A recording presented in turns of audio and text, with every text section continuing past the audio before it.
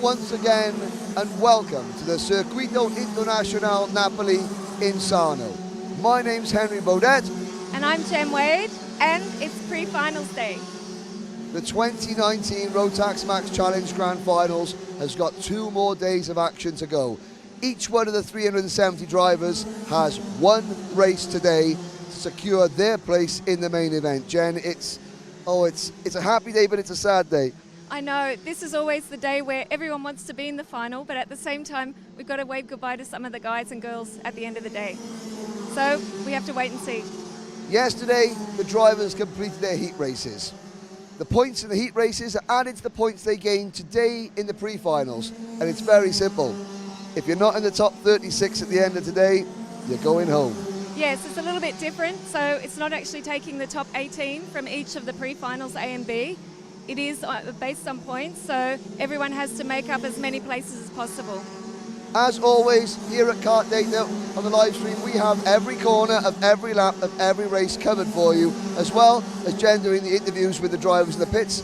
And after the racing's finished, we've got the live studio show with plenty of special guests. Yeah, actually, I've heard there's something really exciting this evening, so even if you're busy, watch on your phone, watch the studio around 6:30 this evening. But in the meantime, keep voting on Facebook. Team France, I believe, are winning, Henry. Is that right? Yep, the Nations Cup, every driver competing for the Nations. Team France are winning the Nations Cup.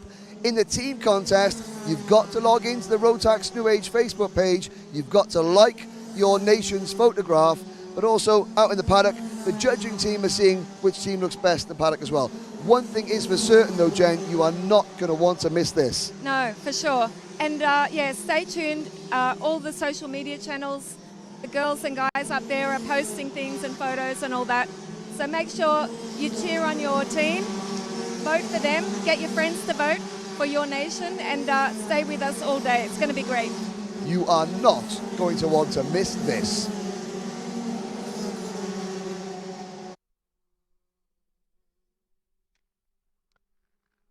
Well, good morning, hello, welcome, wherever you are in the world.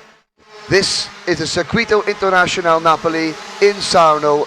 This is pre-finals day for the 2019 Rotax Max Challenge Grand Finals. As we just said, one race for each driver today to try and qualify themselves for tomorrow's main event. You're looking at morning warm-up for each driver this morning. My name's Henry Baudet, and it gives me a great pleasure to welcome into the commentary box from the Circuito Internacional Napoli itself, Claudio Ciccone. Claudio, welcome to the studio. Welcome. Thank you very much for hosting us this year. Thank you very much to you. Good morning to everybody. I'm Claudio Ciccone, like Harry said. I'm in charge for communication for the circuit. Welcome to everybody, and welcome to everybody involved in this fantastic event provided by Rotax. Now, this is, as we know, a very, very special, unique event in the world of karting. This is the second time that Sarno has hosted the event. 12 months ago, we were standing on a stage in Paraíba, Brazil. The circuit owner, Giuseppe Fiorentino, stood on stage and we said, the 20th running will be in Sarno. Take us through what has happened in the last 12 months from your perspective to get this wonderful track ready for this event. Yes, it's a nice question, this one, because I need 1 hour to tell to you what kind of sensation when Mr. Sorrentino said to us that we are in again. So we are honored. In a few words, in a holy word, we are honored, and we are happy to host again for the second time an event like the grand final of Rotax. It's a fantastic event. It's a colored event. It's full of adrenaline. It's incredible colored. What do you need? If you love the motorsport, if you love to enjoy the life, and if you love karting, that's the stage and that's the event. Thank you. And of course, now this circuit itself, it's a traditional circuit. It's been around for, say, nearly 25 years, nearly a quarter of a century. You have seen so many drivers, famous drivers that are now in Formula One and other championships race here. What does a driver need to do to get around Sarno quickly, to be successful at this circuit? Since the first edition of the first time that we host the Rotax Max Challenge, the track layout has changed just to match the request of a new way to intend the karting. Right now, our length is 1.74 meters, and reaching the feeling from the paddock, more or less, it's always the same. The request that this kind of circuit of track asks to the driver. First of all, we have to be smart because the track is very long. So you have to manage in the best way all the aspects. So you have to manage in the best way the chassis setup. You have to manage in the best way the engine, or the engine setup, and the last but not least, the tires. It's a challenge. Apart the race is the mental approach of the driver with this track. And because we have a section with a really fast strength. I think we're looking at it on the live stream pictures now. Right at the bottom of the screen, you can see part of the straight that is the fastest straight, one of the fastest straights exactly. in all of Europe. Yeah, and the end. This section here, the turn 7, there we are looking. We got the recovery vehicle, but that long straight, the driver's 130 kilometers an hour exactly. in DD2. It's so challenging. So the drivers need to be smart, but also they need to be brave. Exactly, you have to be brave. Just we talk about this longest straight. At the end of the longest straight, we found an incredible bend. It's more or less around 180 exactly, yes, exactly. The grease that introduced to us in the second sector of the track, where where a driver need to engage in the best way all the turn that we find. Yes, that's turns 4 and 5, the double apex exactly, right, and then the hairpin at turn number 5. We've seen a lot of people diving up the inside. It is a risky place. Exactly. So to arrive on the last section, the S3 of the race, that introduced to us in our fantastic starting lane to engage again the lap in Sarno. I repeat, you have to be smart and you have to keep care of all the three components of a race, a kart in Sarno circuit. Yes, now thank you for that wonderful description. We did go and ask some of the drivers what it takes to get around this circuit, and I think in a few moments we might hear from some of the drivers on their thoughts on what it takes to get around this circuit. But we look there, the scenery, a wonderful, wonderful view, and yes, the drivers are saying they love the track, they love the speed, and they love the atmosphere around the paddock. Yeah, that is another question. It's another good question. Apart, I repeat, apart the sporting side, we are in Sarno. We are located in a fantastic place, full of interesting venues. And like Naples, I don't know, like Amalfi Coast, like Sorrento, like Salerno, wherever. So you have to match all these conditions, the condition to be a tourist, the condition to make a race in Sarno, and of course win maybe in Sarno or to be competitive in Sarno.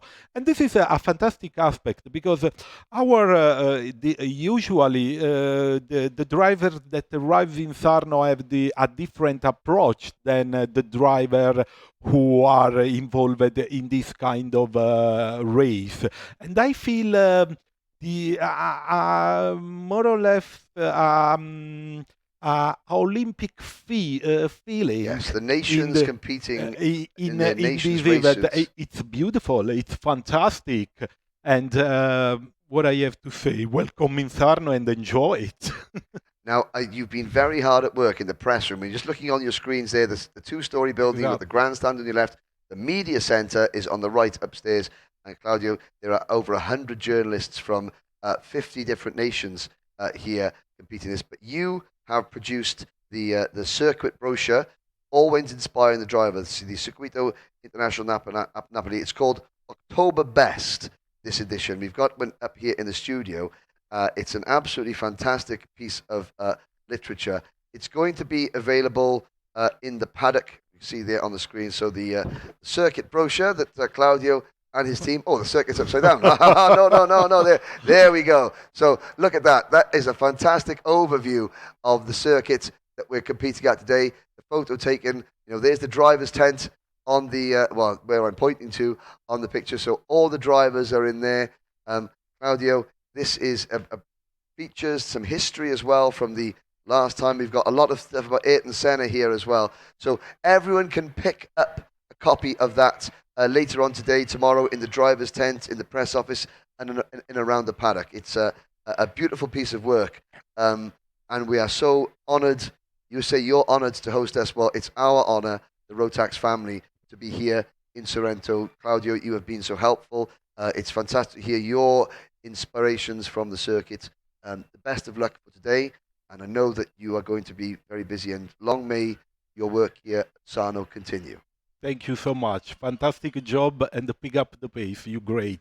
No problems. Thank you very much. Well, that is Claudio Ciccone from Sarno itself.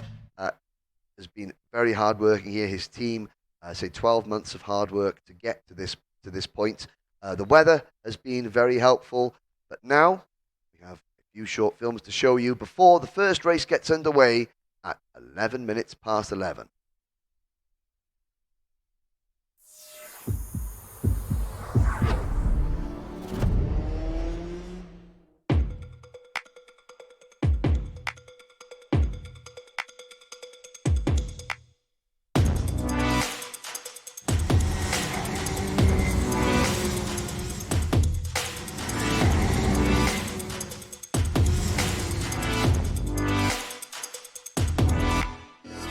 I like this circuit. It's my second time here. I really enjoy it. It's a very technical track, but you have to carry a lot of speed around the track.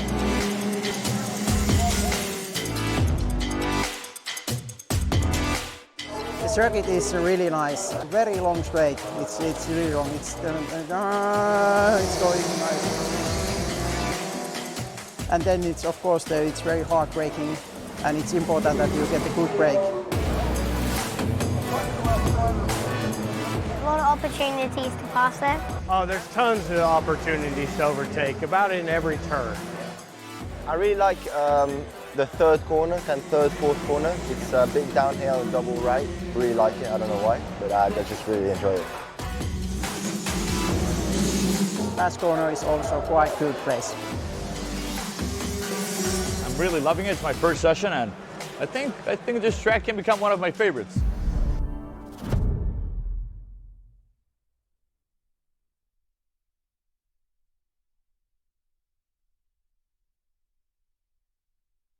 Well, that's what the drivers think of Circuit International Napoli. Big thank you once again to Claudio Ciccone. There is the scene, the grandstand, yet to be filled up, but we're in the final practice session for the DEKM Thunder Karts. We'll take you through a little bit about what to expect today. So at 11 minutes past 11, the Micromax karts will go out for their 8-lap pre-final. All 36 drivers in that class will qualify for the final, as well as those in Minimax. Yesterday, and the day before. Each driver has competed in 3 heat races. They score points based on where they finish in those 3 heat races. And at the end of the day yesterday, they were ranked from 1st to 72nd in junior, senior, DD2 Masters and DD2. And the points they scored today will be added to that. The top 36 at the end of that day, at the end of today, will go through to the final. As always, Jenny Wade has been out and about in the paddock, catching up with drivers that are doing well and some that maybe a little bit of work today.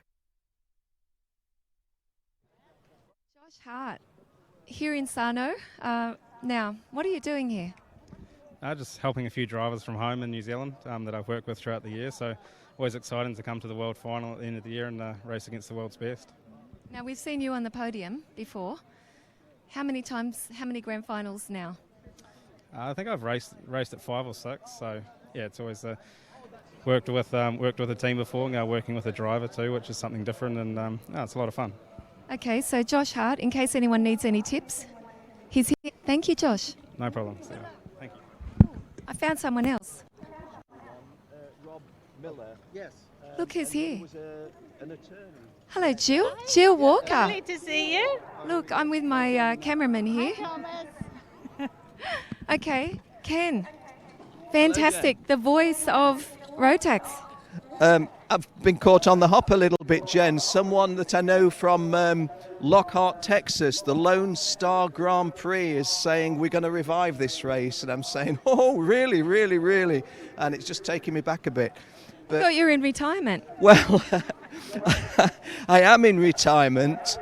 But if somebody says, hey, we've got a great event coming on, like a Rotax World Challenge Grand Final, it's hard to keep away. I've only been to 3 kart meetings this year, of which this is the 3rd, but this is the one which I always said to Jill, and I think I may have even said to yourself, that until I just can't move my limbs anymore, I will always make the effort to come to this one, because this is just so special. You don't have to worry, we'll get a wheelchair if you come. You got to be sure you can, because that may come sooner than you think. With a Rotax. With a Rotax emblem on. Actually, no, with a Rotax engine. We might even put a DD2, so you've got 2 speeds, low speed and high. Okay. Well, you know how in the Paralympics the disabled athletes have been brought on into the mainstream. Well, maybe if you're going to run a wheelchair event for oldies, and they've got to be old, because I'm no good against any of these younger people, I'll give that a go. Come on, Nicky Irwin's here in his wheelchair with his son Jay, and I think he's not going to let you say it can only be oldies. Oh, no, I do admire what he's done. Can I just pick up on that thread with you? If there was an award for the Iron Man of the Rotax World Challenge, I would want that to go to the Danish Rotax distributor Hans Ladfoged. He's had illness of devastating proportions, surgery of even more devastating proportions, and yet here he is, bouncy, little twinkle in his remaining eye, and a lovely, lovely guy. And it sort of makes you think, if ever I'm feeling down, if ever I'm feeling a little bit, life's been a bit unkind, you just got to think of Hans. So not only have we got all these great racers and great interviewers, but we've got the Iron Man. We do, and of course we'll get him in the wheelchair as well. He's going to be in that race. Well, he'll beat me. I'll be chasing him up for that. Okay, Ken, we're going to catch up with you a little bit later. I'm going to walk around the paddock. There's our South African TV over there. Give them a wave. Ah, yes, and Harold's got Kaklas. Follow that man. Okay, thank you, Ken. Thank you, Jill. See you later. Enjoy the day. Alrighty, so let's see what's going on over here. Some photos. Hey, Eric. What are you guys doing? Our distributor. Where's my camera? Oh, there he is. One of our distributors. What are you looking at? For the picture and the calendar for every driver. Wow. How fantastic is this? Let's have a look. Oh my goodness. Check this out. It's beautiful. What a great souvenir. Absolutely beautiful. Wow. Okay, thanks for the tip. We'll be coming back. Good idea if you're here on track. Get your calendar, get your photos. See you later. Very nice. Okay, we're going to have a look what's going on around here. Up your photos. It's busy already. Oh, and there's Renata. Hi, Renata. Hi to everyone in Slovenia. She always runs away from me. Hi, Croatia, Serbia. Slovenia, Croatia, Serbia. Hi, Slovenia, Croatia, Serbia. Thank you. Ah, who we got here? I Spy with my little eye, Philip. Hi. Serbia? Yeah, How's the week been for you? it was good. We started pretty well, always being in top 10 on the practice.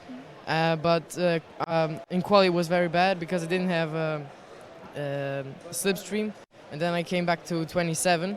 But the heats were very good. I was second, sixth, but bumper penalty put me back to P10 and 14th after big fights. And now I'm 11th and start the pre-final on P6. Fantastic. How's the racing? Is it really tough? Yes, sometimes yes, and it hurts a little bit. I have some neck problems now, but I hope I'm gonna be good. We hope to see you in the final. Sit down, relax. We'll see you later on the grid. Thank you. Hi to his mum too, Helen. She's watching nervously. Okay, so here we are with the Japanese. I Spy. Matsudo-san. Hello. Say hello to everyone in Japan. ハロー、日本の皆さん元気ですか？元気チームですか？チームジャパン頑張ってます。Okay. Alrighty. Thank you. Okay. Going to go back to Henry right now. He's up in the commentary. We'll catch you later. Well, thank you very much, Jen. Some brilliant pictures there from inside the driver's tent. Now, we just saw, speaking to one of the DD2 Masters drivers. Now, there is a change that the DD2 Masters drivers haven't been, well, they're going to be made aware of it right now. But yesterday, Antti Ollikainen, who won his second heat race of the day, at the end of that race, there was a problem with the weighbridge, and Antti was actually excluded for being underweight. Now, of course, every driver has to come in at a certain weight. However, Antti was excluded yesterday. The problem was a transposition error on the weighbridge, and Antti has been reinstated into the results for yesterday. Now, what that does mean, and this is what it means for all the DD2 Masters drivers, is that at the end of the day yesterday, they were ranked from 1 to 72 in points. The drivers finishing 1st, 3rd, 5th, 7th, and 9th, they were put into pre-final A. The drivers that finished 2nd, 4th, 6th, 8th, etc., they were put into pre-final B. However, now that Antti Ollikainen has been reinstated into the results, he goes to the top of the results charts, and every DD2 Masters driver now has to go to race control because their group has been changed. So it's important that all the DD2 Masters drivers, they now have to go to race control because the DD2 grids for the two pre-finals have been altered. So that is something that is happening in the paddock. Once again, all the DD2 Masters drivers must go to race control to get their new heat time, because there will be some drivers that thought they were in the first pre-final and now in the second pre-final. That is something that's happening in the paddock. There is a view of the grandstand once again. Not only are the drivers competing for themselves, they're competing for their nations. Each nation scores points based on where the top placed driver in any particular race. So if a driver wins a heat, they score 100 points. If there's more than one driver per nation in a race, only the best placed driver in that race scores points. And every single race counts. Now, obviously, this means that the drivers that have got entries in every category means that they are best placed to do well. There are 58 nations competing. At the moment, France are leading the Nations Cup standings with 1,847 points. Italy, the home nation of Italy, are second fastest with 1,647. They are just in front of Finland in third, Chile in fourth, and Australia in fifth. There are 9 nations here that have just one entry. Now, in that little competition, those nations are Serbia, Belarus, Croatia, Thailand, Egypt, Ecuador, Algeria, Georgia, and Malta. And of those 9 nations, that little mini competition between the 9 nations that have just one entry here, it is Bahrain who are leading. Bahrain have 2 drivers. It's Serbia who are leading. Serbia, with Filip Janic, they are leading the standings of the countries that have just one nation here. So that was a brief review of the Nations Cup standings and an announcement for the DD2 Masters drivers as well. First race comes up at 11 minutes past 11. It is the Micromax race. It is 8 laps for the 36 drivers who are in that category. 33 nations being represented, and starting from pole position will be Team UK's Macaulay Bishop. Macaulay had a win and a 3rd place in his race. Alongside Macaulay on the front row will be Griffin Peebles. Fantastic little character Griffin Peebles is. He's representing Italy here this week, but he's got qualified through the Japanese Championship, and he's also got an Australian parent, so he's got a mixture, Australian parent, Italian parent, and qualified out in Japan. He starts the number 1 kart alongside Macaulay. Team USA's Adam Brickley and Team Portugal's Salvador Trinidade are on row number 2. Enzo Nienkotter and Len Nice will start from row 3. We have the UK, Japan, America, Portugal, Brazil, Belgium, Australia, Poland, Germany, and New Zealand represented in the top 10. And that is just the first race. So we are just 40 minutes away now from the start of racing today. You're watching the KART-DATA live stream coverage of the 20th running of the Rotax Max Challenge Grand Finals. All day, we're bringing you every corner of every race. Myself and special guests, Alex Goldschmidt, BNL and Rotax Euro Trophy, Scott Campbell, DD2 Masters double champion, and Filippo Laghi, multiple-time Italian karting champion and competitor in this event. We will be bringing you as much colour, as much flavour, as much atmosphere as possible from this wonderful event here in the foothills of Mount Vesuvius, just a short kart ride away from the city of Pompeii and the beautiful Amalfi Coast.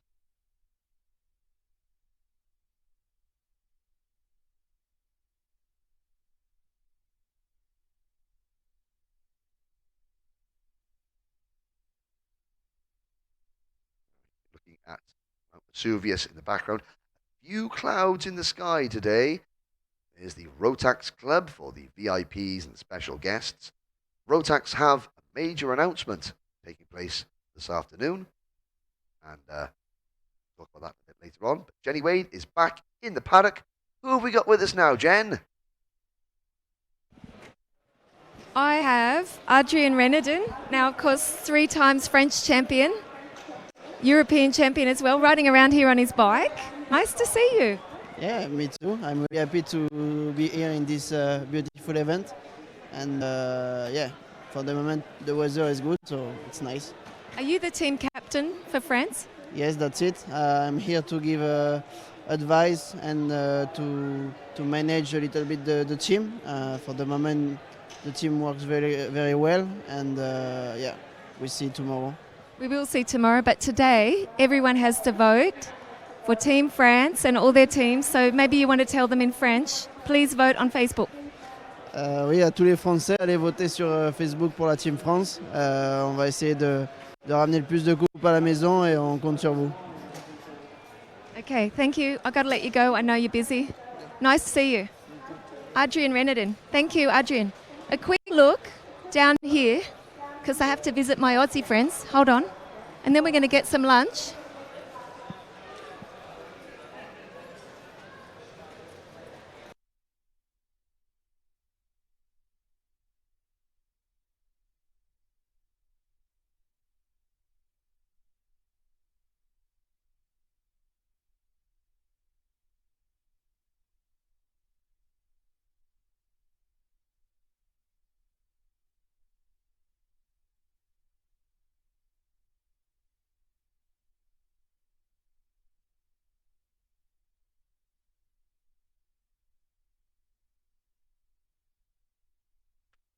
Now you can see the grandstand beginning to fill up. There's the white driver's tent.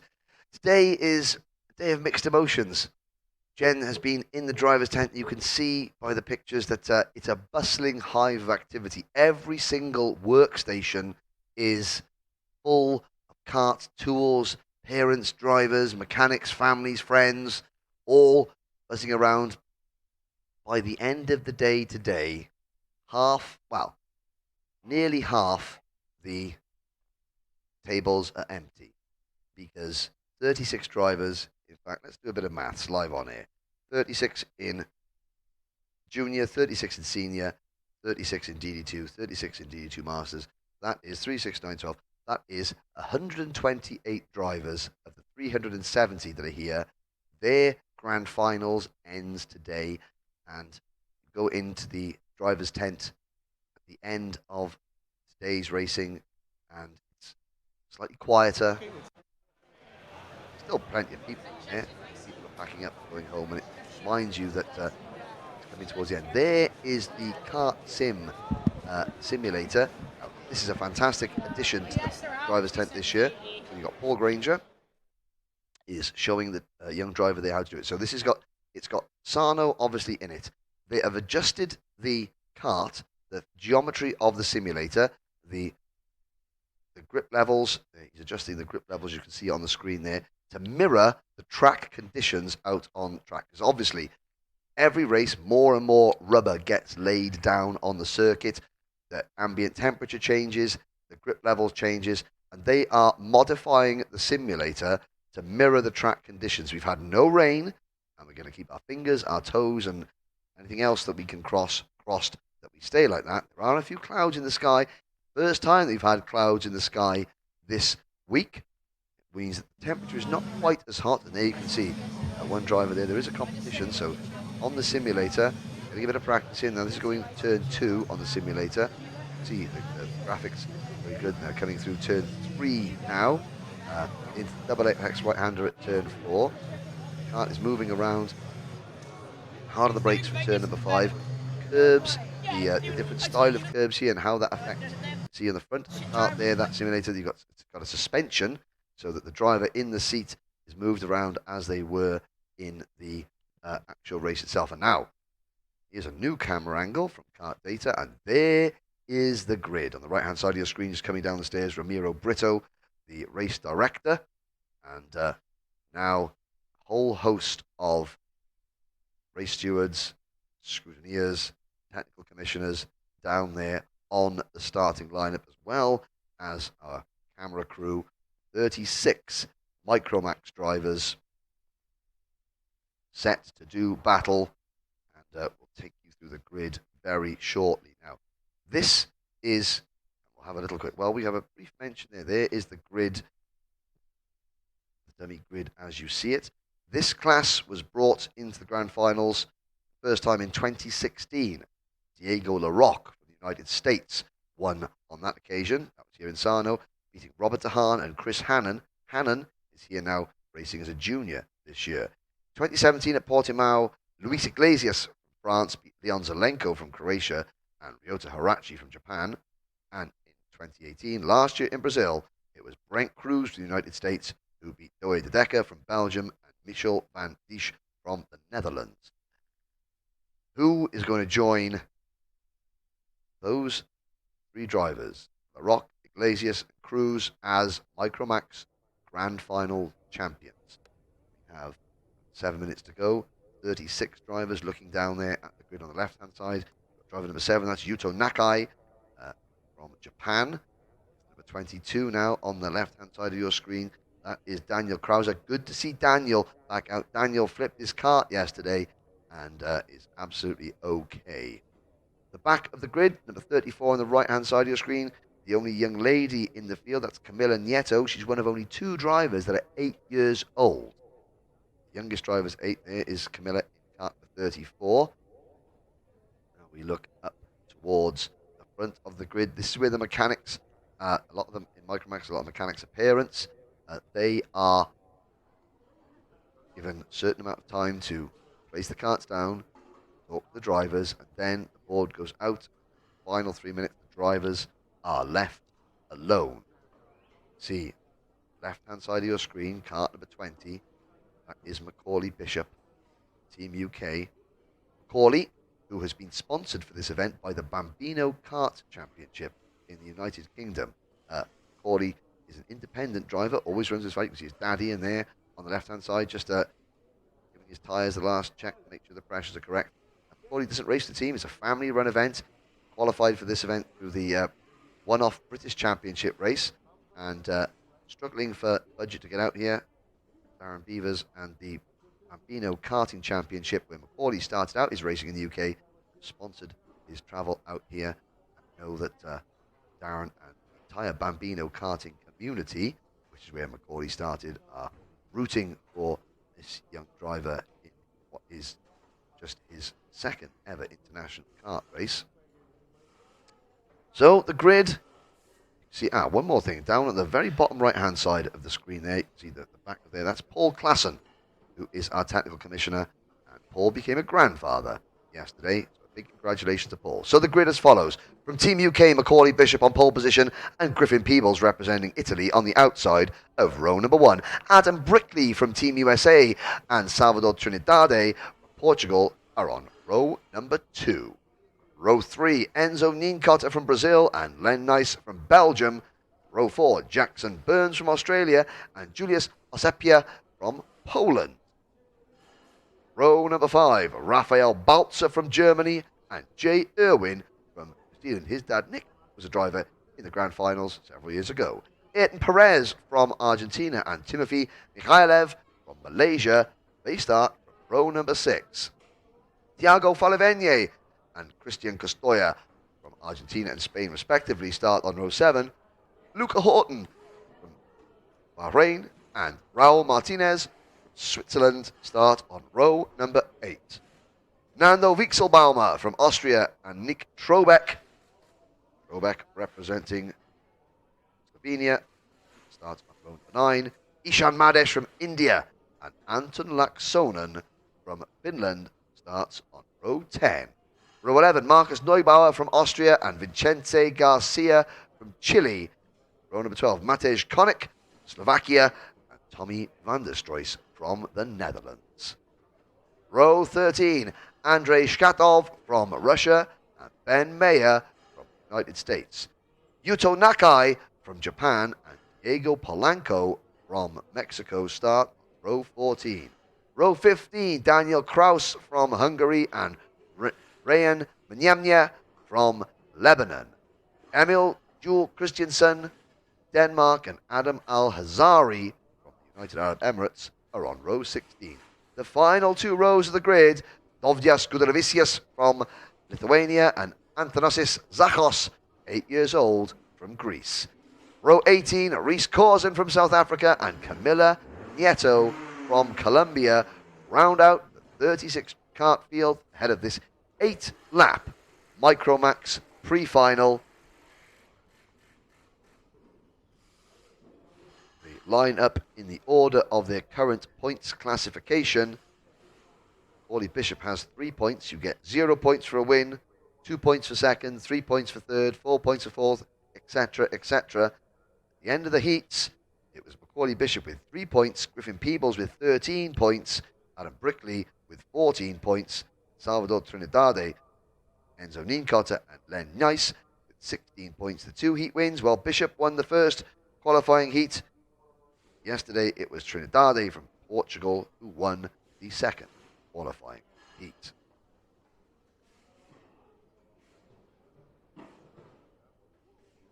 Peebles, a 6th and a 7th place finish in his heats yesterday.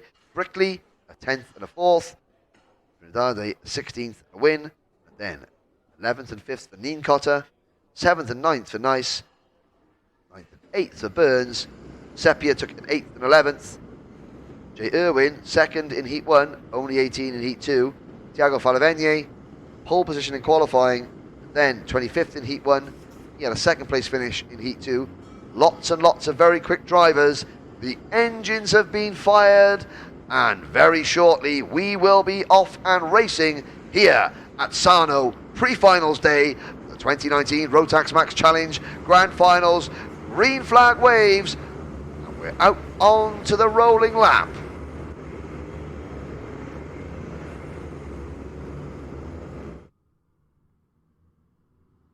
So, kart 20, Macaulay Bishop. Kart 1, Griffin Peebles. Kart 4, Adam Brickley. Kart 6, Salvador Trinidade. Kart 12, Enzo Nincotta. Kart 11, Len Nice. Kart 13, Jackson Burns. Kart 27, Julius Osepia. Kart 18, Rafael Baltzer. Kart 5, Jay Irwin. Kart 14, Ayrton Perez. Kart 36, Timothy Mihailov. Kart 16, Thiago Falavegne. Kart 2, Christian Costoya. 35, Luca Horton. 32, Raul Martinez. 15, Nando Wieselbaumer. 24, Nick Trobeck. 17, Ishan Madesh. 19, Anton Laxonen. 23, Marcus Neugebauer. 31, Vincenzi Garcia. 33, Matej Konik. Ready. Grandstands. 4 or 5 grandstands around the circuit are filling up nicely. There is Team Australia in fine voice to cheer on Jackson Burns, the green and gold of Australia. See drivers from Poland represent there, from Germany, Chile, Team UK. That's just in the one grandstand. The grandstand below the commentary box, that is full to the, well, it's filling up nicely. Team Belgium watching from down here, Team Japan as well.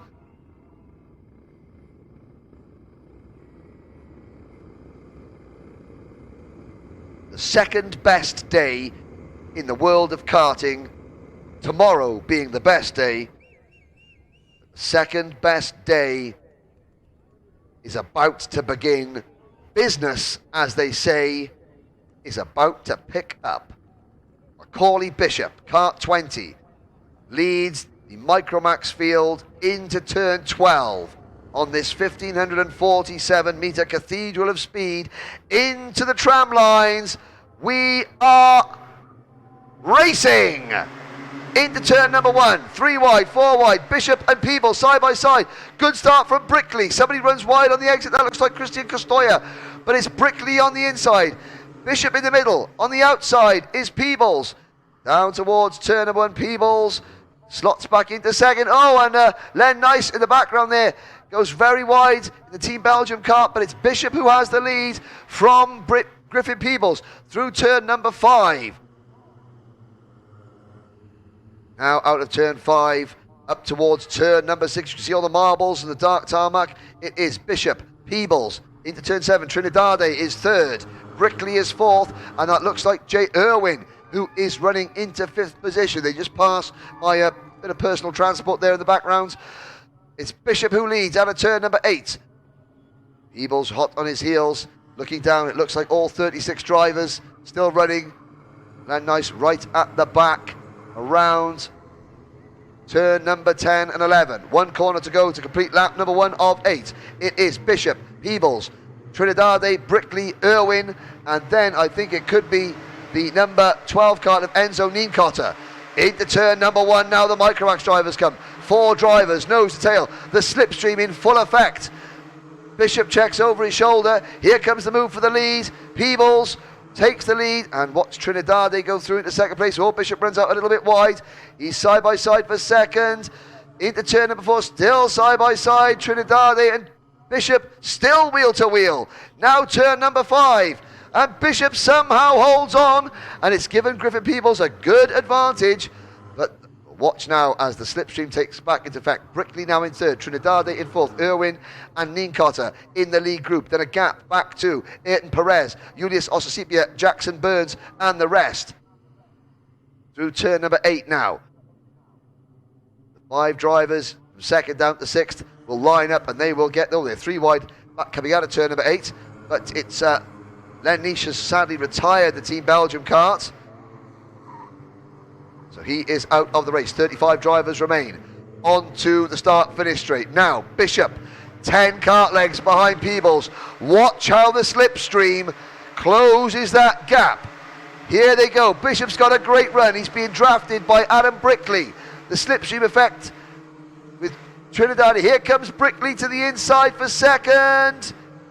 Makes the move. Peebles leads. Brickley now second. Bishop, no, Bishop fights back through turn 3. They're still side by side.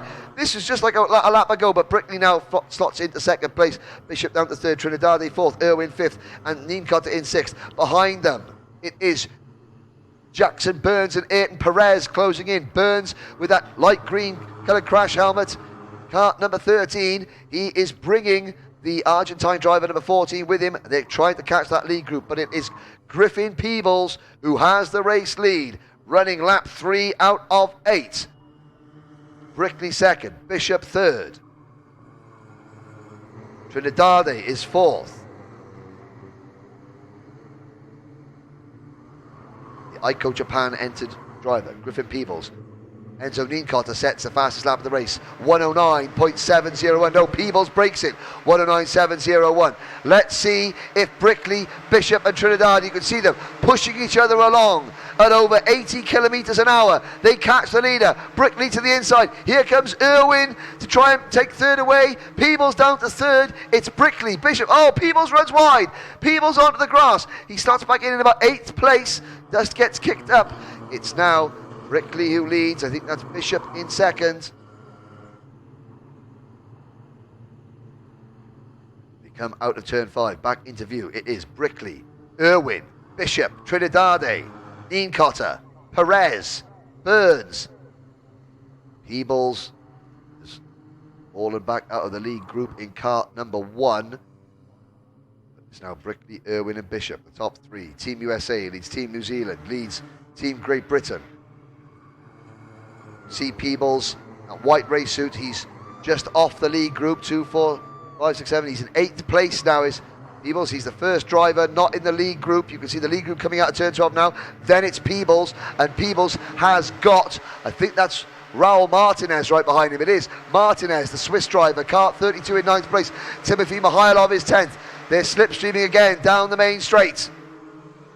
There's Peebles and Martinez trying now to catch the leaders. Change the lead up at turn number 2. Brickley and Bishop now side by side. Irwin on the inside. They're trying to make it 3 wide into turn number 4. And Bishop up the inside for second place. Irwin's on the outside. It's still Brickley who leads, but now Bishop gets a good run coming out of turn number 5. Wheel to wheel into turn 6. Bishop's going to be on the outside for turn number 7. Brickley's on the inside. Then it's Irwin and Peebles and Perez and Martinez have caught this lead group now. Brickley defends from Irwin as they come down. Oh no, that was Brickley defending from Bishop coming into turn number 8. Side by side once again. Brickley on the inside, Irwin on the inside. Bishop's going to get squeezed wide. He's going to lose 4 or 5 places here. But it's Adam Brickley, Jay Irwin, Trinidade third. And now that is Nienkotter, I believe, into 4th place. Enzo Nienkotter into 4th. Jackson Burns is 5th. Then it's Bishop in 6th, Perez 7th. 9 karts in the lead battle as we start lap 6 out of 8. The first driver out of the lead group is Vincenzo Garcia. In 10th place, he's followed by Thiago Falavenye, Yuto Nakai, Tommy van der Stroys. And they're still side by side now for the race lead into turn number 3. That's the 12 kart now. That's Nienkotter, the Brazilian driver. He takes the lead. You can't take your eyes off this for a moment. Nienkotter now has the lead for Brazil. Just being kicked up at the back of the group. Any one of 9 drivers still has a chance to win. It is Nienkotter from Brickley, then Irwin, then Trinidade in 4th. Bishop is now 5th, followed by Peebles. Behind Peebles, it is Burns, Perez, and at the back of this lead group, it's Martinez. Driver number 12, Enzo Nienkotter, the son of Leonardo Nienkotter, who races in DD2 Masters. The only father-son combination in this event this year. We start lap number 7 now. Still, any one of 9. This 9 drivers are nearly 5 seconds in front of the 10th place kart. Still the number 31 of Vincenzo Garcia. Yuto Nakai is next. Yeah, oh, yellow flags waving down at turn number 2. And now the green flag waves. Somebody was off at the side of the circuit there. And it was Ishan Madesh, the Indian driver, who was retired. as you can see now, there's Brickley continues to lead. Mooresville, North Carolina based driver in kart number 4. He has Enzo Nienkotter right behind him. Third is Jay Irwin. Fourth, Trinidade. Fifth is Burns. Sixth, Peebles. Bishop back to 7th. 8th is the number 12 kart of Nienkotter. Last lap board goes out. Perez, the back of the lead group with a black crash helmet for Argentina. Brickley, Nienkotter, Irwin, Trinidade, Burns, Peebles, Bishop, Martinez, Perez. Tommy van der Stroy gets there. Oh, you can see Adam Brickley gets a huge draft there and a bump from Jay Irwin under braking for turn number 2. Now the leader has to defend. It's still Brickley, Irwin in second. They come through turn number 3 into turn number 4. Trinidade's there in third. Burns, that's Nienkotter in 4th. Side by side for 5th. Peebles, I think, making a move up into back into P5. Through turn 6, the checker flag awaits. Brickley on the inside, Irwin on the outside. Trinidade third. Here comes a move from 4th place driver. That is Nienkotter, I believe, in the number 13 kart. No, it's Burns in the number 13 kart. Trying to get to the inside there, too wide. It looks like Brickley. Oh, Trinidade spins. It's still Brickley. Here comes Irwin to the inside. Side by side, Bishop passes Peebles and the number 12 of Nienkotter. But it's Adam Brickley and Jay Irwin. Burns is third. Coming out of the final corner. Adam Brickley takes the win by 12 hundredths of a second over New Zealand's Jay Irwin. Jackson Burns finishes third for Australia. Macaulay Bishop 4th for Team Great Britain. Enzo Nienkotter 5th. Peebles was 6th. Martinez 7th. Perez 8th. On the last lap, Christian Costoya came through to claim 9th place. We saw Christian running very wide in the first lap. He battled back to 9th position and would check there as but Adam Brickley, Mooresville, North Carolina, the home of NASCAR. He takes the win in a race that resembled, with all the slipstreaming, it resembled a NASCAR race at Talladega or Daytona. And Brickley keeps his nose in front, but no restrictor plates in that one, however. Brickley, Irwin, Burns, Bishop, your top 4. Now, Trinidade, finishes 31st. Looking back there, behind the top 6, Martinez 7th, Perez 8th. Here is a replay of the start. Now look for number 2 running very wide, Christian Costoya in kart 2. He gets spat out wide there. He dropped down, he was out of the top 30. He came back to finish 9th. What a drive from the very diminutive young Spaniard. This was the action. That's when Len Nish got forced out wide. You could see that might be a collision with Ayrton Perez, but it was Peebles that led briefly. Brickley took the lead. Bishop followed him through, going through turn number 2. Peebles was then spat out of the lead group over the grass. He fought back well though. But now coming down there, you had Nienkotter with the 12 kart on the outside. Brickley gets a huge shove there. That was being drafted by Trinidade and by Irwin, and you can see Trinidade and Irwin there, wheel-to-wheel contact coming out of turn number 8. That was the end of Trinidade's race. Then it was Nienkotter diving up the inside of Irwin going into there, and that is the scene down in the holding area. The drivers coming in. There's Christian Costoya in kart number 2 with his Spanish race suit. Fernando Wixelbaumer from Austria looking through the gate, and Raul Martinez there just getting his help to get his kart pushed through the Way Bridge.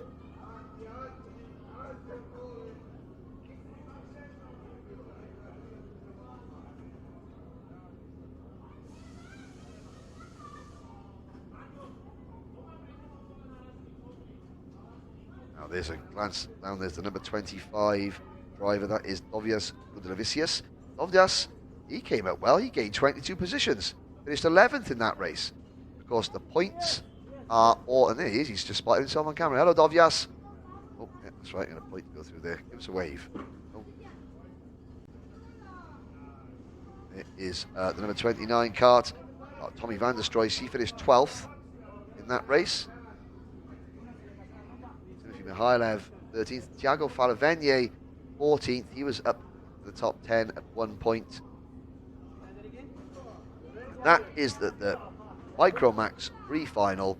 Next time we will see these 36 drivers on circuit, it will be in the grand final itself. Now, the points they've gained in this race will be added to the points they've earned in their previous heats. And Jenny Wade is down in the holding area to speak to one or two of the contenders from that last race.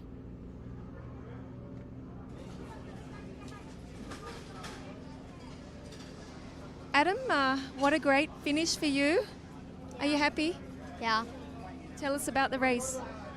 Well, the thing was, I knew I could win and I know I can lose, but that race I did everything I could to block and make sure they wouldn't pass me. Even if they just kept bumping me, I would go block and just... Okay, you weren't really blocking, you were just driving defensively. Yeah, pretty much. Okay, congratulations, and we're going to see you in the final. Yep. Well done. Thanks. Team USA.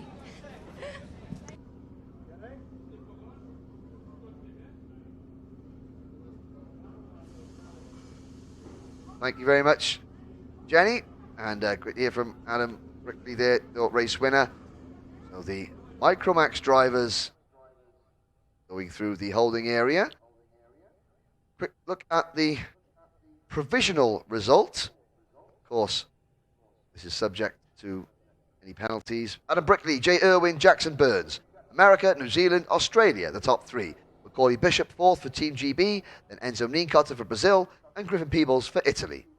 Raul Martinez for Switzerland came second, seventh. Then Ayrton Perez from Argentina in eighth. Christian Costoya, ninth. And Yuto Nakai rounds out the top 10.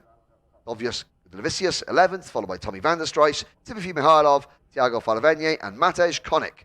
Adam Al-Hazari, 16th, and Luca Horton, 17th, and Julius Osepia, Poland, he rounds out the top 18. The top 20, Andrei Shatov and Nick Trobeck. Ryan Menemniev from Lebanon is 21st, and Anton Laksonen, Ben Mayer, Diego Polanco, Vincenzo Garcia, Reese Corson, Nando Wixelbaumer, Daniel Kraus, Rafael Baltzar, and Marcus Neugbauer, the top 30. Sadly, Salvador Trinidade, they failed, finished 31st. Len Nish and Isha Madesh, they failed to finish. Now, joining me in the commentary box, as always, for the next race, Minimax, is Alex Goldschmidt. Alex, the Rotax Euro Challenge and BNL commentator. Alex, welcome back to the commentary box. Fantastic race, but we've got another great race to come with Minimax. Yes, good morning everybody. I do have to give a very, very big shout out, if you can understand me.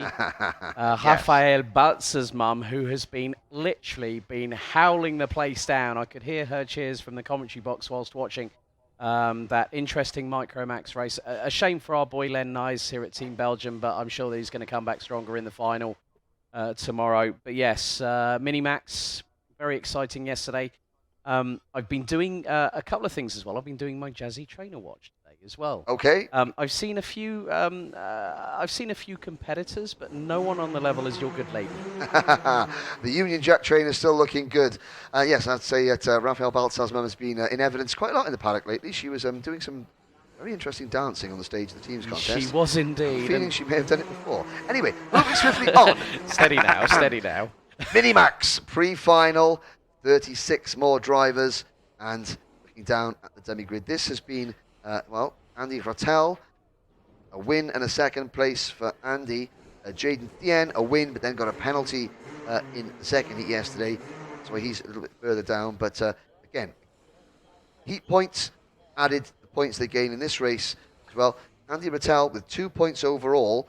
He is 8 points clear of Adrian Malhiero. So a little bit of breathing room for Andy Rattel. Yeah. Again, Alex, a whole host of potential, not just pre-final winners, but still race winners, grand finals winners. Yeah, I mean, just looking through the grid, I mean, I had a quick word with Jaden Thing this morning. He was a bit disappointed, obviously.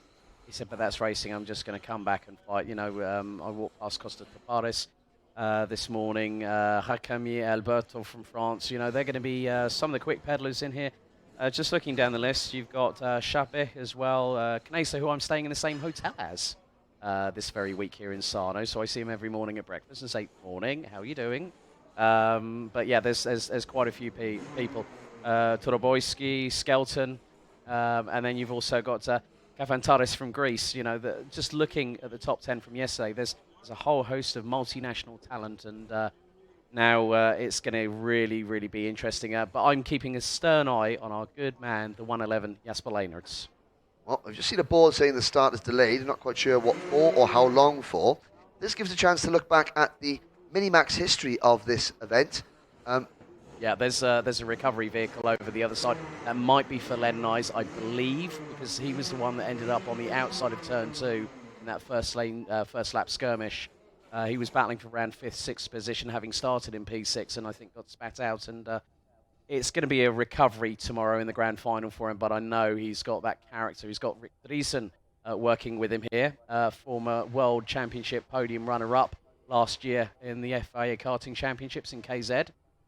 Well, it gives us a chance to have a little look at the history of this class. Well, like Micromax, the Minimax class joined the grand finals officially in 2016.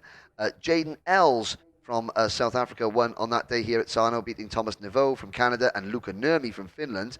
2 years ago in Portimao, we had Marcos Aman from France, Jamie Day finishing second from the UAE, and James Wharton from Australia.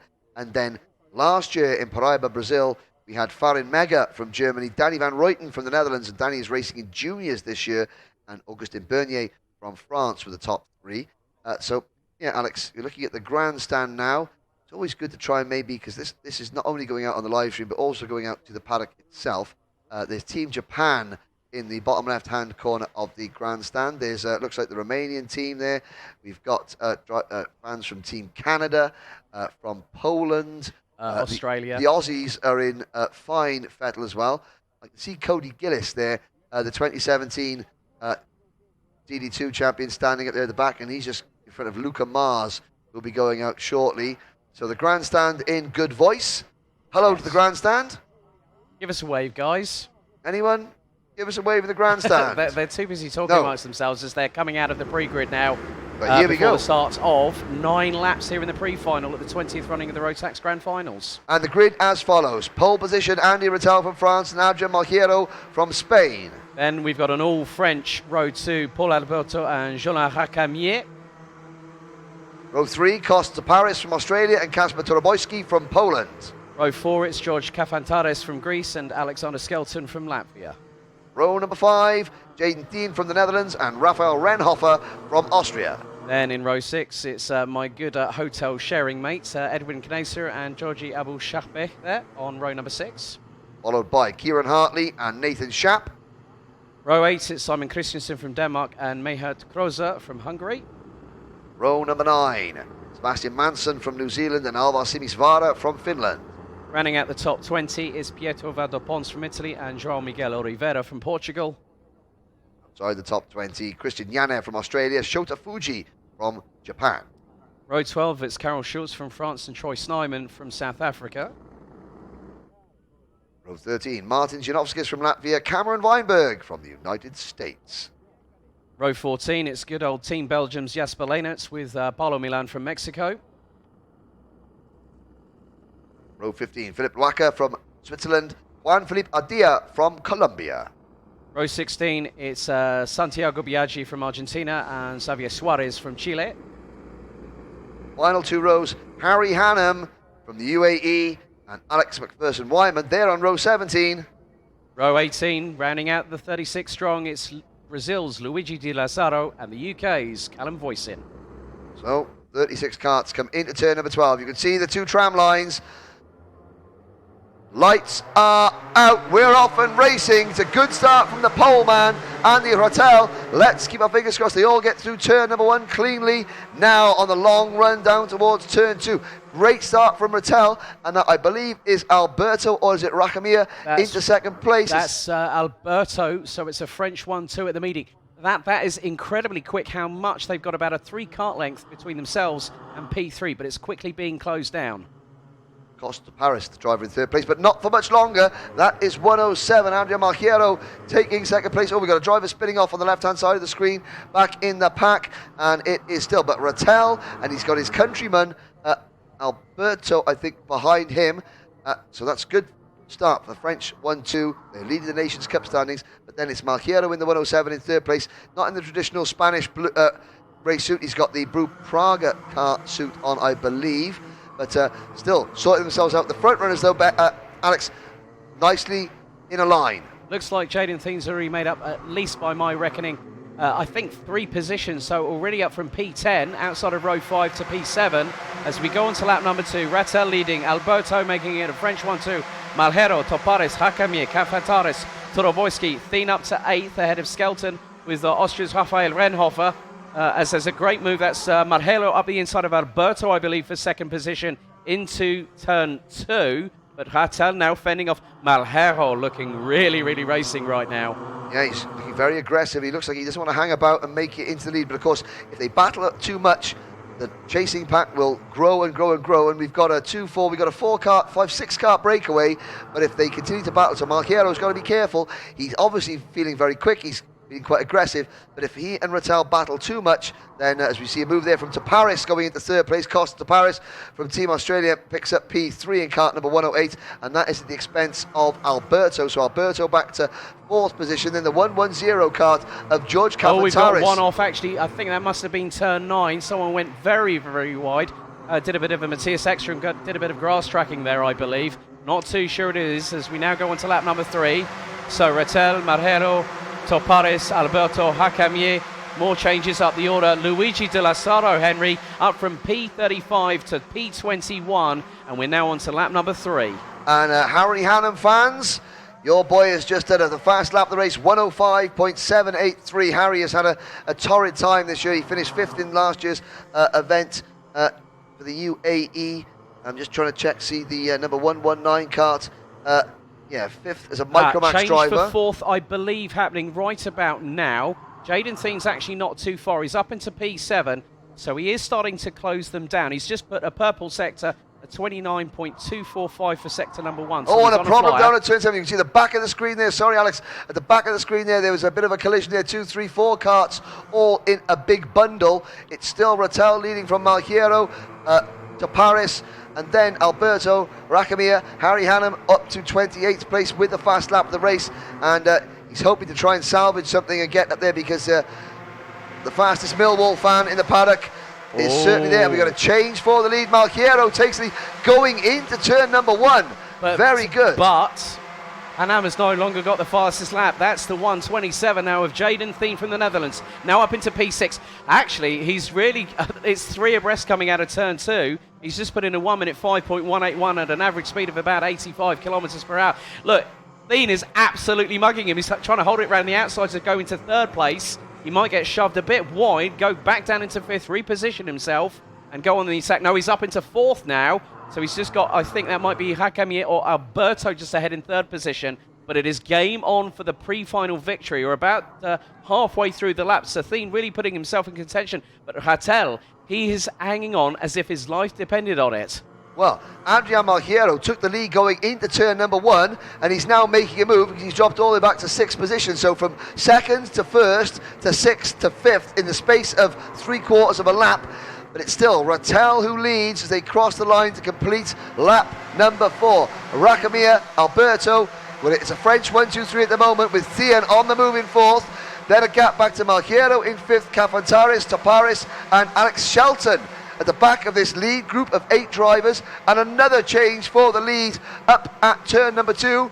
Which Frenchman comes out in front? The answer is, can't quite grab the number, but it is still French 1-2, but it's now Thiene into 3rd place. Yes, there's other positional changes. Good work by Callum Voisin from the UK. He's now up into 26th. Alvar Simisvara up to P15. Shota Fuji now up into P11, starting 22nd. But the biggest mover is Troy Snyman from South Africa, up from P24 to P9.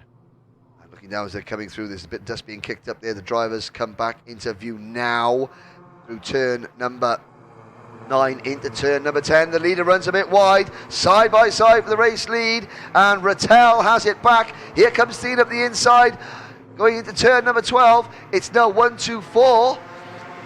That is Hakamier. Hakamier by a whisker, 0.074 of a second, crossing the stripe. So Hakamier, Rattel and Thien. And then just behind we've got Alberto, Cafantares and Topares. They're split by just over 5.5 tenths of a second. Looks to be a change for... Could have been a change there for fifth place, with Topares trying to go up the inside of Cafantares through the exit of turn 2. But the Australian not able to capitalise as Thien goes up the inside for second. All a bit close there between him and Rattel. They were battling at each other's doorsteps yesterday, but as you can hear, well, we can hear the crowds cheering in front of us for everyone down there. Troy Snyman set a fastest sector number 1, a 29.123, and that is about at least 8 carts I count. No, make that 7 with the 2 and 8 more catching in. Yeah, the two more catching. Malheiro and Snyman. And Snyman on a mission. Malheiro in cart number 107 has dropped back a little bit, but he's now got drafting help from Snyman. Behind Snyman, there's a big gap to the 10th place battle. 2 carts battling over P10, and this Snyman has now gone past Malheiro. Shota Fuji in 10th and Rafael Renhofer in 11th. They're trying to catch this lead group, but Adrian Malheiro looks like he's dropping back. Thien's going up the inside of Rattel for second. Nice work by the Dutch driver. Rattel straight back on the counter-offensive. Thien's right on the back bumper of Hakamier as they go through the chicane after turn number 2. So Thien really putting himself in contention. Is he going to send it up the inside of Hakamier that time? Not quite yet. He has a think about it, though. Yeah. And I think that might be sort of testing the waters slightly for later in the race or even tomorrow. But Hakamier leads it from Thien. Then Rattel, Cafanteris. Great drive from the young Greek driver in cart number 110. Got a dark blue race suit. In fact, is no, he's dropped down to 5th place now, has Cafanteris. It's just in front of Costa to Paris. Then it's Skelton. And look at Snyman. Snyman, like a freight train, heading up towards the lead group. He's dropped Malheiro. Malheiro in cart 107 has fallen away. Sebastian Manson's had a crash. He's dropped right down there. So fortunately for Team New Zealand, not going well in this one. But the leaders now on lap number 8. Slipstream in full effect. Rakamier. Thien, does Thien look to the inside? Oh, yes, he close. does. That's a great move from Jaden Thien. But look, Andy Rattel there to pounce on his buddy at Team France. So Thien now takes the lead on the penultimate lap of the race. He's now going to have to start defending. He's now going to be smart. He can't make a mistake because otherwise Hakamier, Rattel, Alberto, Cafantares, Topares, they could all pounce on him at a moment's notice as we now come round towards the back straight, actually just going past the main awning where all these 360 carts are being housed. So Thien now leading what looks to be, I think that is... an 8-cart train at the front. Now, Thien needs the widest comp cart in all of Italy to hold off this pack. If he gets nudged wide offline, it's not going to be 1 place he's going to lose. It's going to be 5 or 6. Last lap board goes out. Thien, Rakamier, Rattel, Alberto, Cafanteris, Toparis, Skelton, Snyman. Pick a winner. Down towards turn 2. Thien defends. He does very well, but goes wide. Nice move by Hakamier. Side by side between the two leaders. It's nip and tuck. But Rattel is... No, Thien's held on to it. Thien has done a brilliant job just absolutely making sure he was at the right place in the right time as we go towards the final sector here. Lap number 9, it's still all to play for. Thien depending on the defence that's going to put him on the best motivation possible for tomorrow's grand final. At the back, about 6th or 7th place, sorry Alex. Nearly a change for the lead. Oh, Thien goes grass tracking. My goodness, and that is Rattel back in the lead. Hakamier in second. Thien now down to 3rd, could be forced by Alberto to go wide for 3rd position. But the checker flag waits, and now it is going to be Andy Rattel. He's going to get the crossover move there. Is that Rakamier? It's going to be Rattel who takes the win in cart number 128. Rakamier 2nd. Thien salvages 3rd. See if we'll get a replay of that later on. Cafanteris in 4th. Troy Snyman. Great result for Snyman in 5th, Toparis 6th, Shelton 7th, Alberto sits back to 8th, Malheiro in 9th, Shota Fuji in cart 105. completes the top 10 ahead of Renhofer, Christensen, Knesser, then Simisvara. And looking down there, oh, poor Harry Hannum after that earlier on. Now, let's have a look at this replay. Here's the start, Alex. It was a good start from Rattel. It definitely was. He got the purchase, and then Akemi just slotted into position behind on the 128. So they surged their way down to turn 2. And this is where it got a bit dicey. You had 108 of Toparis from Australia just really coming alive, but it was... Malheiro take the lead earlier on. Now, he did take the lead there, but it lasted a whole straight. Then he dropped back, and sort of the race boiled down to... And Thien, great run from Thien to take that lead there. Good move. Yes. And at this point, though, how does Andy Rattel try and get back into contention? It was, and then this was the move where we thought, and there's where Jaden Thien goes doing a Matthias Ekstrom, so to speak, going into the final sector, but to salvage third and kept, or what was it you said yesterday, on the 7th day, thou shalt keep the pedal to the metal. And he did so, and he salvaged third, which was a great run from him. So let's have a look at the provisional results, shall we, Henry? Yeah, I think it was actually Rattel was up the inside of Thien going into turn number 8, and he just ran out of racing room. Rattel, Rakemir, Thien, the top 3. France, and the Netherlands, the top 3. George Cafantaris from Brazil. Greece in 4th. Troy Snyman, great result. Being run by Wesley Orr, former multiple Grand Finals champion. He finishes 5th. Costa Paris, 6th for Australia. Alexander Shelton, just going through the bottom left-hand side of your screen there in the weighbridge. He finishes 7th. Paul Alberto falls back to 8th. Adrian Malheiro beat disappointed in 9th. Alex, top 9 separated by less than 2 seconds. Incredible. Then we get to Shota Fuji from Japan in 10th. Rafael Renhofer, a good day in the office for the Austrian. And then we had Simon Christensen from Denmark, Edwin Kneser, Oliver Simisvara up from P18 to P14. Cameron Weinberg from the US rounded out the top 15, so really good work and from him. Also, good work from Callum Voisin there in P26, just ahead of Belgium's Jasper Leenerts. Yeah, gaining 10 places. Leenerts will be disappointed, I think, with Leenerts. He gained a couple of places. Poor old Harry Hannum. All 36 drivers finishes, but I think Harry, well, he must have either run over a black cat or walked under about 20 ladders on the way to the circuit, because he was making good grounds. Very fast kart. Obviously got caught up in a late incident. He will almost certainly be starting shotgun on the field in the final tomorrow, but it'll, well, for Harry, you know, he's got Lions in his heart. That's because Millwall Lions, not the Detroit Lions, sadly, although we'll call him a Detroit Lions fan. But I'm Harry, not going to say anything about Yolanda. It'll be a top gear from the rear for young Mr. Hannum tomorrow. As we look down at there's the 105 kart of that Shota Fuji going onto the weighbridge, and seeing the drivers coming in. The view here, there's Manfred from Mojo Tyres. There's the man with the cap there. He's responsible for this whole gigantic festival of karting. He came up with the idea over 20 years ago. And, but it's just, I love these shots. This is where you get the real emotion coming in, the highs and the lows. First time a driver sets their eyes on their mechanic or their parents after the race. And I can just see a bit of Team Belgium in the background. Jasper's dad there waiting for him to come through and to go onto the weighbridge there, where they check, make sure that drivers are not underweight. So if they are underweight, they are then excluded from the race itself.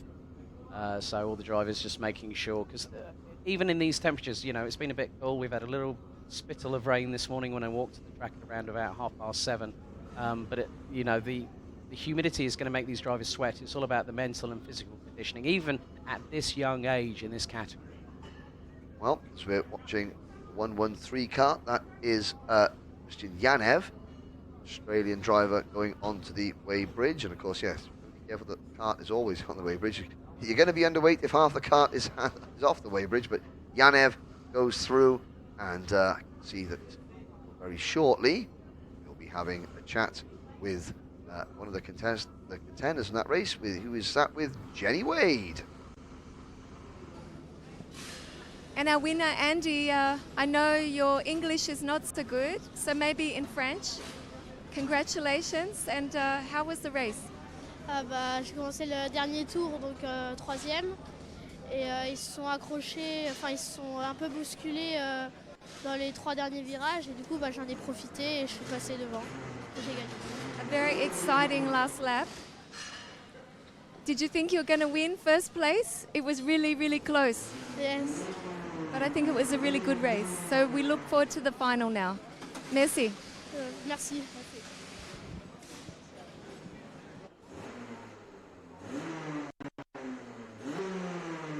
Oh, well, there is a happy race winner, and second race win of the day. Pre-final A in Junior Rotax will be up next. Alex, you're doing a fantastic job for Team Belgium, keeping everyone back home in Belgium and the Netherlands up to date with what is going on in the Rotax Max Challenge Grand Finals, and we'll be definitely catching up with you later on, if not tomorrow, for the main event itself. Well, I'll be happy to join you whenever you ask me, whenever you request me, sire.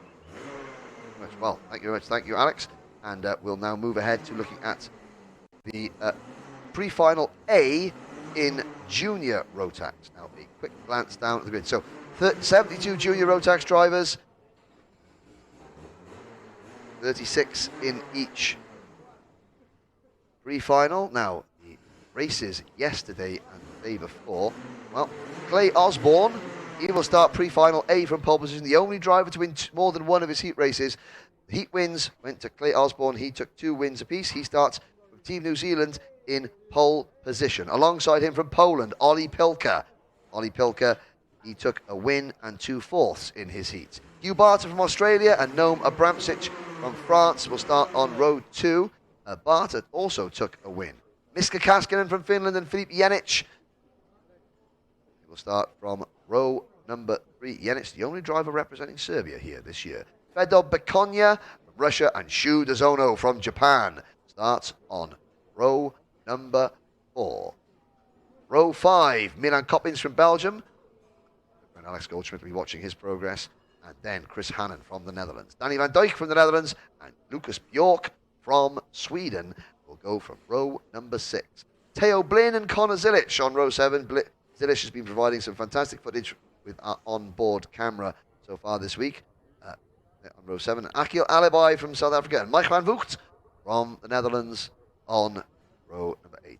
Eric Alanis Bosch from Spain, Thomas Dolshamanis from Latvia on row 9, Vilgot Etqvist from Sweden and Geronimo Barrio from Colombia start on row number 10. Georgi Zuin and Enzo Calderas on row 11, followed by Jose Cordova Belduma and Khaled Ray Saab. Row number 13, Georgios Kafalitadis, Dani Kuzarov. Row 15 from Sri Lanka, Yevan David and Taiwan, Yan Chen Cho. Row 15, Raja Arif Raja Azmi and Vigo Hovard. Rohan Madesh and Luca Zambarini are on row 16. Final 2 rows of the grid will be Lucas Svoboda and Zunyan Chen from China, Andrea Paducha and Aliska Babikova.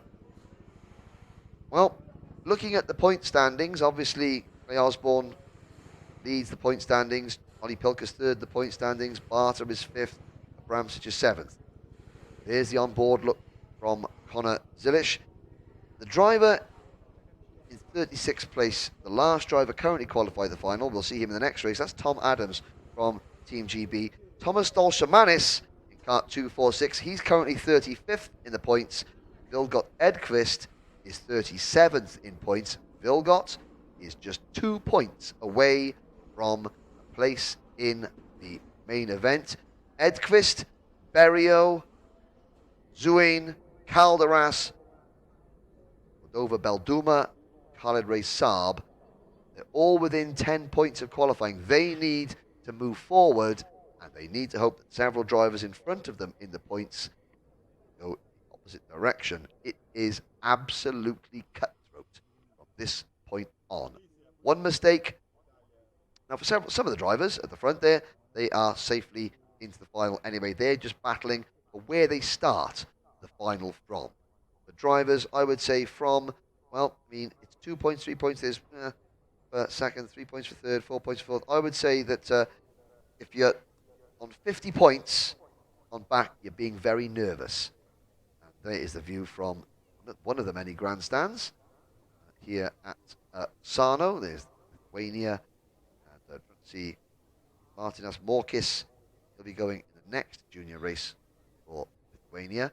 But yeah, I would say drivers like Alibi, Verfügt, Alanis Bosch, Stolsemanis, Edqvist. What? They're the ones that are nervous, most nervous. What? Alibi, Van Voogd, you can get 30 points, or 36 points you can get for coming last. So the moment the cut-off point is at 60 points, the higher you finish, the fewer points you score, and that's good. Points do not mean prizes in karting. Here we go then. 12 laps.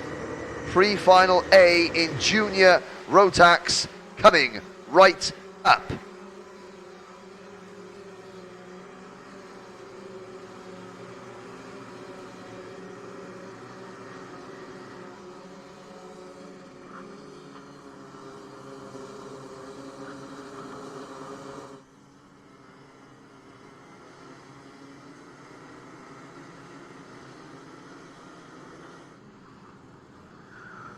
On the rolling lap, there goes Zono through your screens in kart 208. So it's Osborne, Pilka, Barter, Abramsic, Kaskinen, Jenic, Viconia, Zono, Coppins, Hannon, Van Dijk, Bjork, Blin, Zilish, Alibi, Van Voogd, Alanis Bosch, Tolstomanis, Edqvist, Berio, Zuane, Calderas, and Cordova Belduma. There is Team Ukraine in the grandstand. They are cheering their driver on, Daniel Kukuzerov. Well, Kukuzerov, he's 51st in the points right now, but he's less than 10 points. He's got 73 points. The higher you finish, the fewer points you score.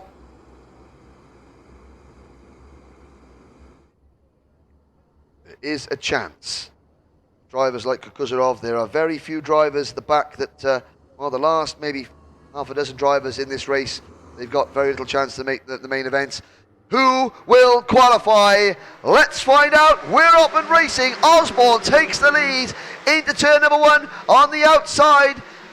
Pilka runs a little bit wide. Hugh Barter makes a good start in kart 222. Abramsic is there as well. Now, hold your breath. Down towards turn number 2. One mistake. Oh, there's a big crash. And karts going over. Oh, my word. There's 2 or 3 karts in the air. Half the field have been taken out. Now, one driver is underneath. I cannot say who that is. And we will not mention who that is, but there are half a dozen drivers and more. Red flags, I think, are being shown. We'll have a little look now. I can see one red flag being shown. They've got to get that driver out from underneath his kart.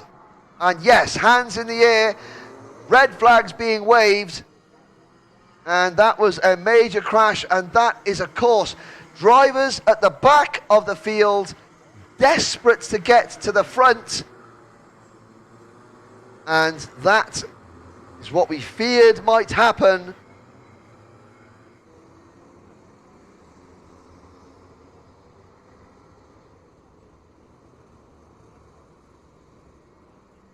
And we will bring the karts down. It was a good start. Osborne, Pilka, Barton.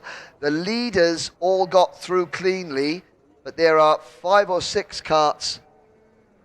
5 or 6 karts that are still up at turn 2. One driver rolled the kart and landed underneath the kart. Now, I will not give out any names because, quite frankly, I'm not quite sure who. However, I can tell you that, and obviously there are people here in the paddock that are watching there, and they know that the driver that rolled his kart is up on his feet and is okay, walking away. That is good to see. I'm sorry if the X-ray specs out in the commentary box just to see, but I can tell you.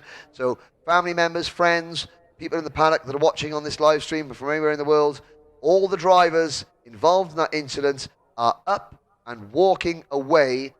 We'll get number checks, name checks next time by. But the start, well, Osborne on the left-hand side of your screen, Pilka on the outside row of your screen. A good start. It's very closely bunched indeed. This is possibly what was the trigger point. You got 36 drivers all coming through turn number 1, and it was a good start from Barter, who slots into second place. And now you can see 3 wide, 4 wide down in the pack. And you can see 1 or 2 drivers at the back of the field almost easing off a little bit. The number 248 was amongst them. Now we get to the second corner, and it was in about 5th or 6th position that 2 drivers crashed, and then there was a big schmaltz, and I think it was number 217, Mike van Voogd, the driver that rolled the kart. I can see the Dutch race suit. So 217. Now he did drive over another kart, and I think that may, well, we'll get the number, but certainly there was another driver that Van Voogd went over, and Van Voogd, you can see there, frightening pictures there, Van Voogd underneath his kart, but I can tell you he's okay, he's up. You can see the Spanish race suit there of possibly Eric Alanis Bosch, also involved in that. The remaining drivers are down. There will be a full regrid now. Of course, there will be some drivers that have got damaged karts. There will be some nose cones that have been dislodged. It's a full restart. I'm not going to try and guess what the rulings are, but certainly those karts that are able to drive. Now, if you've driven away from the incident, then you can, I think you'll be able to retake the start. If you are still up at the top of the circuit, and I can see at the far end of the circuit, there's definitely 2, 3, 4 karts that are not going to be able to take the restart because they're stopped at the front of the circuit. Trying to guess who was involved in that is not my role at the moment, but there were drivers in the top 10, and this is the situation now. There were drivers in the top 10 on the grid that were involved in that. They are going to get big points. Now, 36 points is what you get for coming last. If you've got anything above 40 points, that is going to make you very, very nervous. So drivers like Bjork, Blin, Zilish, Alibi, if they are involved in that and they're not going to take the restart, they're going to score more than 30 points. That is going to take them to around 75, 76 points. At the moment, you need to be, at the moment, 36th place is 60 points. So there are several drivers now that are going to be trying to get in. It's 1 point per position, so 36th place is 36 points, 35th place is 35 points, so on and so forth. You can see race director Ramiro Brito now discussing with the circuit staff who can take the restart and who can't. And drivers putting them so well. We can see some of the drivers that are still in the race. There's Akil Alibi in kart 211, pushing his kart into position. Now, Alibi, 29th in points at the moment. He will take the restart because he showed Zono. You can see the number 237 kart in the middle of the track. That's Filip Janic. He's okay. He's now saying what's going on. Put in the original positions.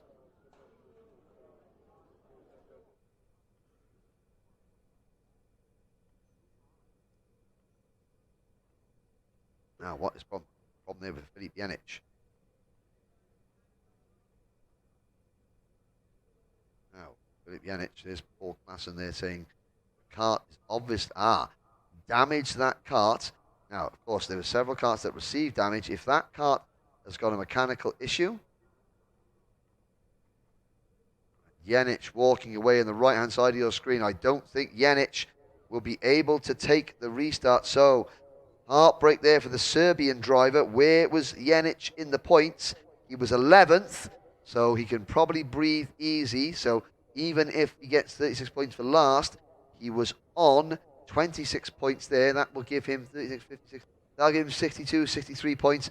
That'll still be okay because, of course,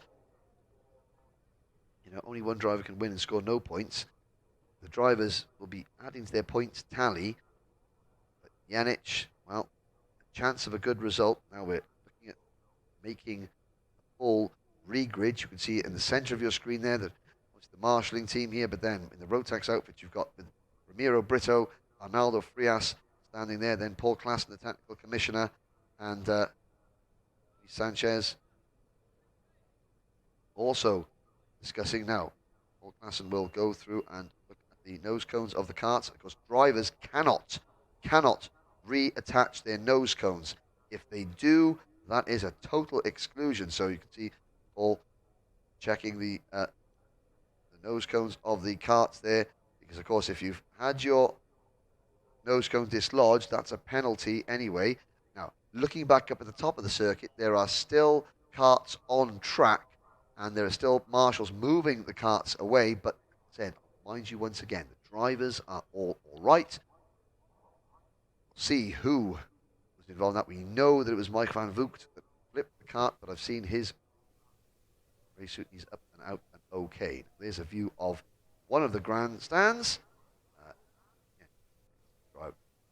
There's some of those drivers, family members, mechanics, supporters. Now, there is Sean Carter on your screen, the sunglasses there, with the navy blue shirt on. Sean is actually one of the, I think he holds, doesn't hold the world record, but he is the defending Grand Finals champion in the Mojo tyre changing competition, which happens to take place, the qualifiers take place at the welcome party, and then the finals take place, the closing party, on Saturday evening. The mechanics have to take 4 Mojo tyres, so you have to put the rims on them and then take the rims off them. And I'll tell you that Sean and his brother Russ, they can do it in less than 30 seconds. The world record is held by America's Wes Boswell at 23 seconds. So, watching Wes, the Brits are coming for your world record. Here's Bradley Barrett in the white shirt. He is one of our DEKM drivers from Team UK. His dad there, his dad Mark Barrett was standing there. Yesterday he was in Brazil last year for the Grand Finals and wasn't feeling particularly well. Flew home on the Monday after the Grand Finals. Was admitted to the hospital on Tuesday for quadruple heart bypass. So he said, I'm going to chill out a little bit. We're only going to go racing 30 weekends a year this year. So, look now at the thing. There is Geronimo Barrio. He's giving the thumbs up there saying, no, my cart is okay. And Aldo Frias just checked his cart. Of course, if there's any carts with damage on that make them unsafe to race, you cannot go back out and make any repairs. There is Eric Alanis Bosch, number 203. What's he doing? Just checking the front. That's checking something on his cart there. Now there's a couple of empty grid spots. There's Eric Alanis Bosch, who's due to be starting there. Mike Van Voogt's cart obviously not there now. I can't see Connor Zilish either. Now the driver that Van Voogd drove over was wearing a white race suit. That may have been Connor Zilish, who started directly in front of Van Voogd on the thing. There's Noma Bramsic's cart. Ollie Pilker on the outside of the front row of the grid. So, looking down, the line has been formed. There's Abramsic. He's got representing France, but family based in Israel, as you can see by the top of his crash helmet. And now Eric Alanis Bosch is kneeling by the side of his cart there in the red and yellow Spanish race suit. And not quite sure what he is doing. No, drivers are not allowed to reattach their nose cones if their nose cones have dropped.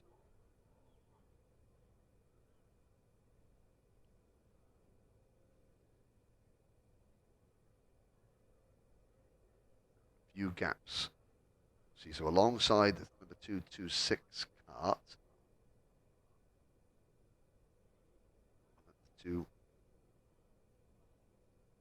cart 225, that's Miska Kaskin. Philippe Janic's cart is not there. I think Janic had damage. He will not take the restart. There's the 208 Shooter Zono is there, alongside the 204 of Fedor Bekonia. Behind them, I can see Milan Kopinch's cart, but I cannot see the number 269 of Chris Hannon. Danny Van Dyke in cart 252. I think Danny is there. But I also, Luke Bjork, cart 247 is there as well. But then Theo Blin in cart 257. Theo there. I don't think Theo Blin is out there. So, I mean, I'm looking at there. There's definitely 3 carts that are off there. So Blin, Blin, Zilish, Van Voogd, possibly Hannon. All not going to take the restart. We'll get a confirmation on that when the timing monitors just themselves. So, Jose, Andres, Cordova, Balduma. I don't think Van Duma will take the restart. Van Voogd will not take the restart. Now we'll get a full list. So, the green flag waves. We'll have another rolling lap. And the surviving karts will go out and take the restart. But Danny van Dijk is not out there. Neither is Mike van Voogd. Jose Andres Cordova Balduma is not there. Neither is Connor Zilish. So our camera kart, the American driver Connor Zilish, will not take the restart either. Filip Janic will not take the restart. Chris Hannon will not take the restart. Theo Blin will not take the restart.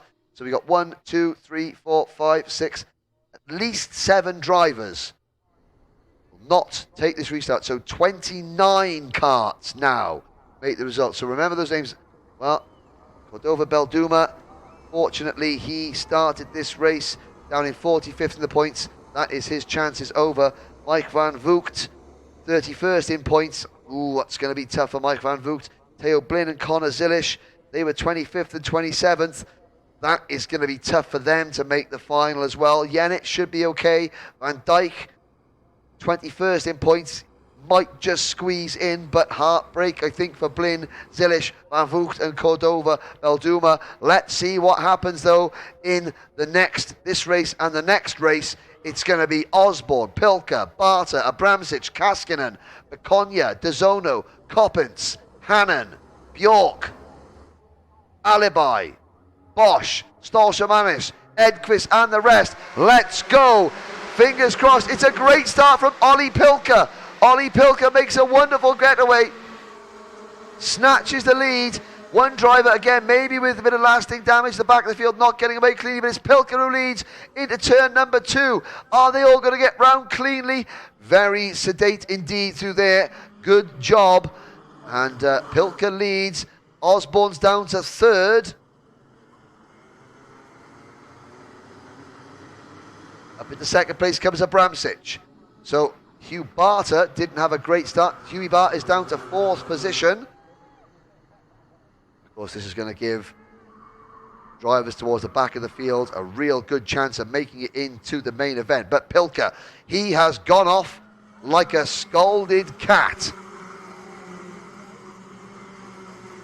Great big lead, and already you see all these drivers at the back of the field with damage their karts. So I have a feeling we had 29 karts start this race. We're going to have fewer than that finishing, I'm sure. It's going to be a real battle for survival. Pilker leads Osborne. Osborne back in the 2nd place. There's the number 259 kart going slowly. That is Zhu Yao Chen, the Chinese driver. They come out of turn number 2. It's Pilker, Osborne, Abramsic, the top 3. Then, just behind them is Barter. A gap back to Kaskinen in 5th position. And Kaskinen's got DeZono right behind him. But DeZono's just getting passed there by the Australian driver. No, the South African driver, Akil Alibi, apologies, the green race suit. So Alibi up into 2, 4, 5, 6th position. And now DeZono fighting back. Alibi over the grass, comes back online. But Pilker now with Osborne right behind him. Abramsic and Bart in the top 4. Kaskinen trying to close that gap in 5th place. This is lap 2 out of 12.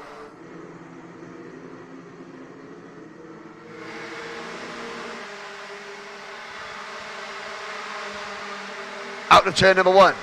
Can Shu DeZono in 6th position. Oh, and somebody going over the grass there outside of turn number 1, kicking up the dust. That could have been Enzo Cal, the racing kart number 271.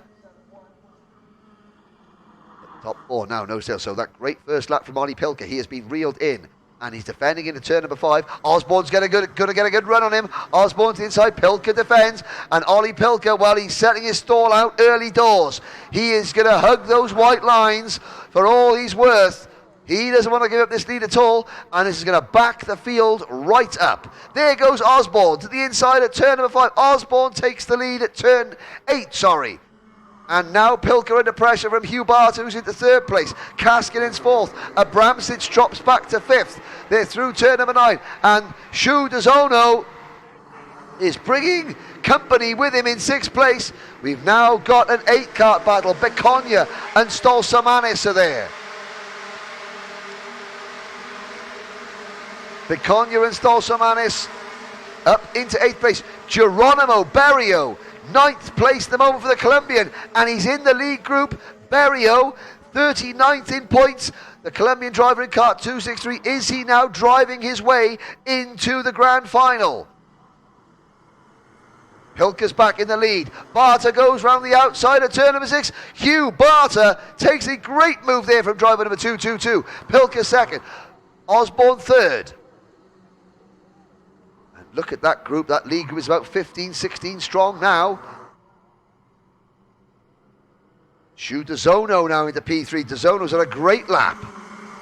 Started the lap back in 6th. Now runs in 3rd. Kaskinen has fallen back a little way. 29 drivers still running. It is Barter, Pilker, DeZono, Osborne, Kaskinen, Bekonia, Berrio up to 7th, Stolsamanis 8th, Alibi in 9th. Then it's Bosch, Abramsic down to 11th. Bjork is there in 12th now. Pilker takes the lead into turn number 2. A lead group of 9. Akil Alibi from South Africa at the back of this lead group. And change for 5th position. That is Shu DeZono losing a spot. Here comes Akil Alibi, trying to pick up a place. The top 4 now trying to break clear with Kaskin in the blue race suit. Kart 225 in 4th place.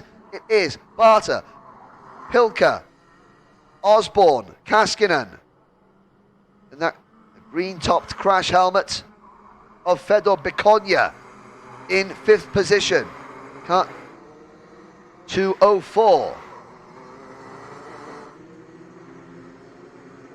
They come out to complete lap number 5. Approaching half distance. Now the 4 leaders are getting away. Pilker, Barter, Osborne and Kaskinen. Bekonia and DeZono trying to give chase in 5th and 6th. Alibi's back to 7th. Berrio is a fantastic 8th. 9th for Stolsamanis. Abramsic struggling now in 10th. Vilgot Edqvist has retired. So Edqvist, 37th in points at the moment, has retired. He will not make the grand final, I am sure. Who is that going to open the door to? Someone like Calderas, someone like Zuane, who's 13th and 14th. Berrio is up into 8th place. Bosch is 11th. Bjork 12th. Change for 5th position. DeZono moves up into 5th for Japan. Alibi now tries to pass Bekonia for 6th. And Pilker beginning to pull away now from Barter, Kaskinen and Osborne. Osborne has the fastest lap of the race so far. We're on lap number 7 out of 12. There goes Alibi round the outside of Bekonia at the second hairpin. No, not quite. Stolsamanis in 8th position, but still. Ollie Pilker from Poland, kart number 213. Pilker's heat results. A win and 2 4th place finishes for Pilker.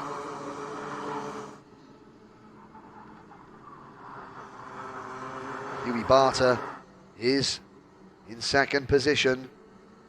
Kart number 222, head down. Kaskinen now falls behind Osborne. So Osborne moves up to 3rd for New Zealand. Kaskinen 4th for Finland. Then it is DeZono, a very diminutive Japanese driver in kart 208. Behind him is Bekonia. And it's Alibi. Behind Alibi is Stolsamanis. On to lap number 8.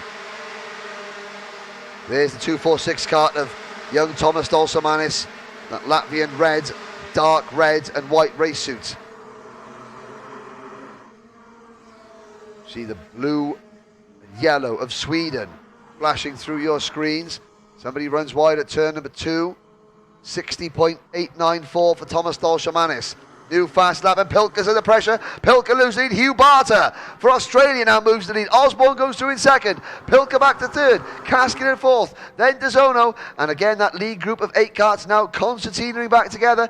And there's another group of 8 right behind them. Berrio, Zuane, Bosch, Abramsic, Bjork, and Coppins in that group. Followed by Calderas, Kafalidis, and Viggo Hovard from Sweden.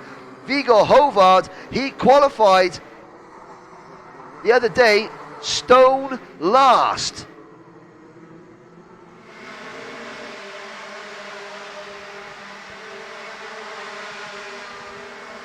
He's up to 15th, so Viggo Hovard started this race 30th. He's now up to 15th position. Alibi having to defend. Here comes a move. That is Berrio by the looks of it. Or is it? No, Kaskinen. So Kaskinen's dropped back, now he's trying to move forward again. But the top 3 are breaking clear now from 4th and 5th. It's still Pilker from Barter and Osborne. Osborne up to 2nd at turn 5. This is lap 9 out of 12. Zono and Beconia 4th and 5th, trying to close in. Kaskinen in 6th position. Then a gap back to 7th place driver. Stolsomanis, possibly. No, it's a dark blue race suit of possibly Noam Abramsic. Stolsomanis has had a problem.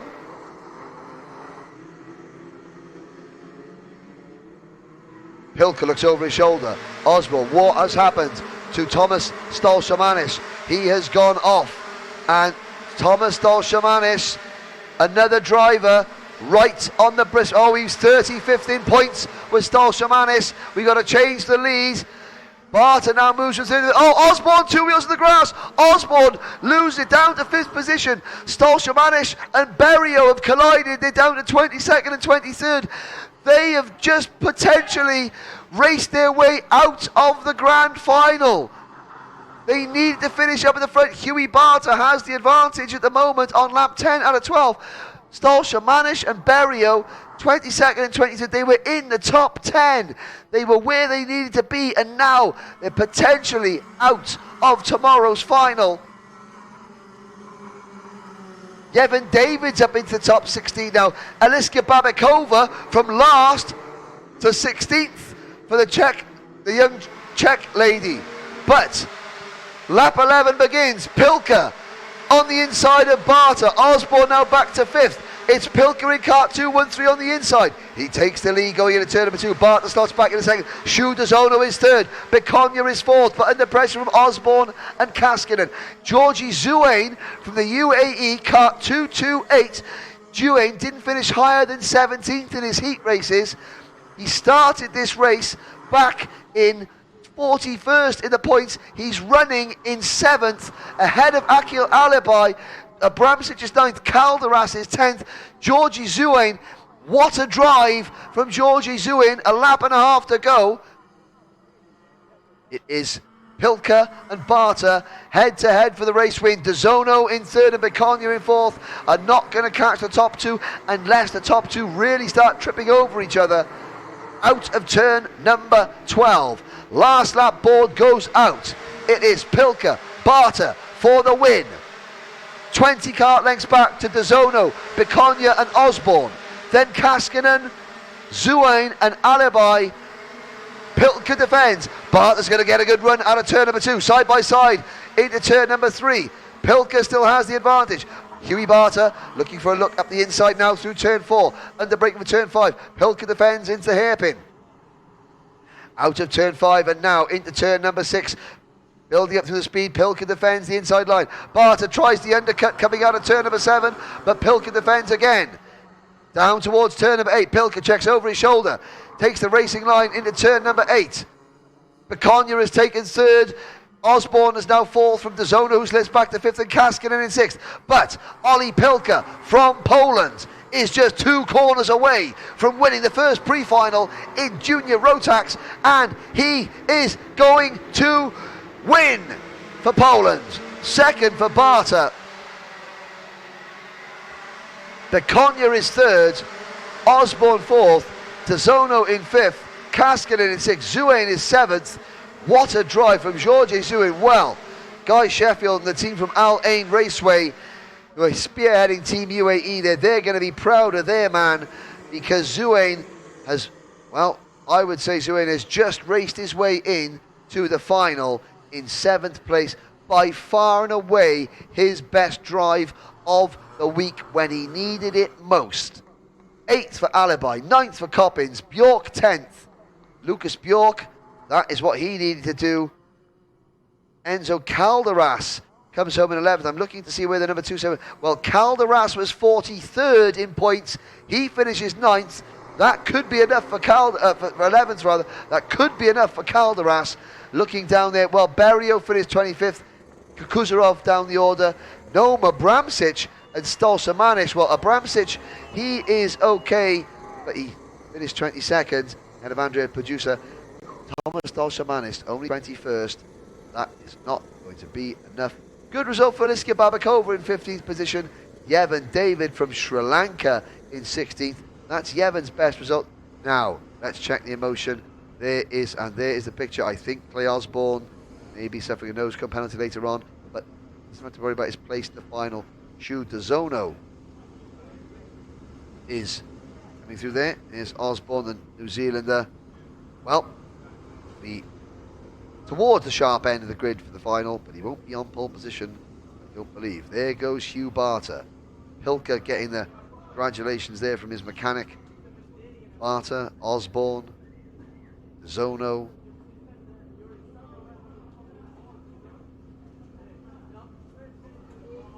Go through the weighbridge. There you are, on screen there, number 228, Georgie Zuain, driver from, well, our Canadian, based in Dubai. He runs a program called Racing for Happiness, where his supporters sign up, and every time he races, a small donation goes to underprivileged children. Well, he's made himself very happy and his team. But a great story, a great drive for the driver that finished second in the United Arab Emirates Championship this year. Here's your pre-final result, provisional result, of course. Pilker from Poland wins, Barter second for Australia. Konya from Russia third, Osborne, New Zealand in fourth. Zono from Japan fifth, and Miska Kaskinen in sixth, Zuain in seventh, Alibi in eighth, Milan Kopic, Belgium finishes ninth, Lucas Bjork from Sweden rounds out the top 10. Important results, Enzo Calderas 11th, Vigo Hovard 12th, Eric Alanis Bosch 13th, Kalifatidis Greece is 14th, Liska Babakova, well, that's her best result, but she was 71st in points. I don't think that's enough to get her into the final, but a strong result and a way to finish the week for Aliska. Now, the drivers on screen, apart from Abramsic, who was pretty well placed, I think, grand finals for Khaled Reysabs, for Boda, also Manis, Ucha, Madesh, Berrio, Kuzarov, Raja Azmi, Chen, Edquist, possibly Chris Hannon as well, are over. Chris Hannon 19th in the points. Well, that's going to be very close for Chris Hannon. Might see the Dutchman 30th, but Jen Wade, speak to some of the contenders down in the pits. Ollie Pilka. Okay, Ollie, what a race. Yeah, very hard race. A lot of overtake. I think it's the best race of the weekend because, you know, a lot of overtake with guys in places, hard to overtake. Good race. Are you enjoying this hard racing with lots of guys from all over the world? Yeah, it's very, very good because you can learn a lot of. But I think you made the best start so far the whole week. Maybe. I think so. Okay, congratulations. Good luck in the final. Thank you. Hey.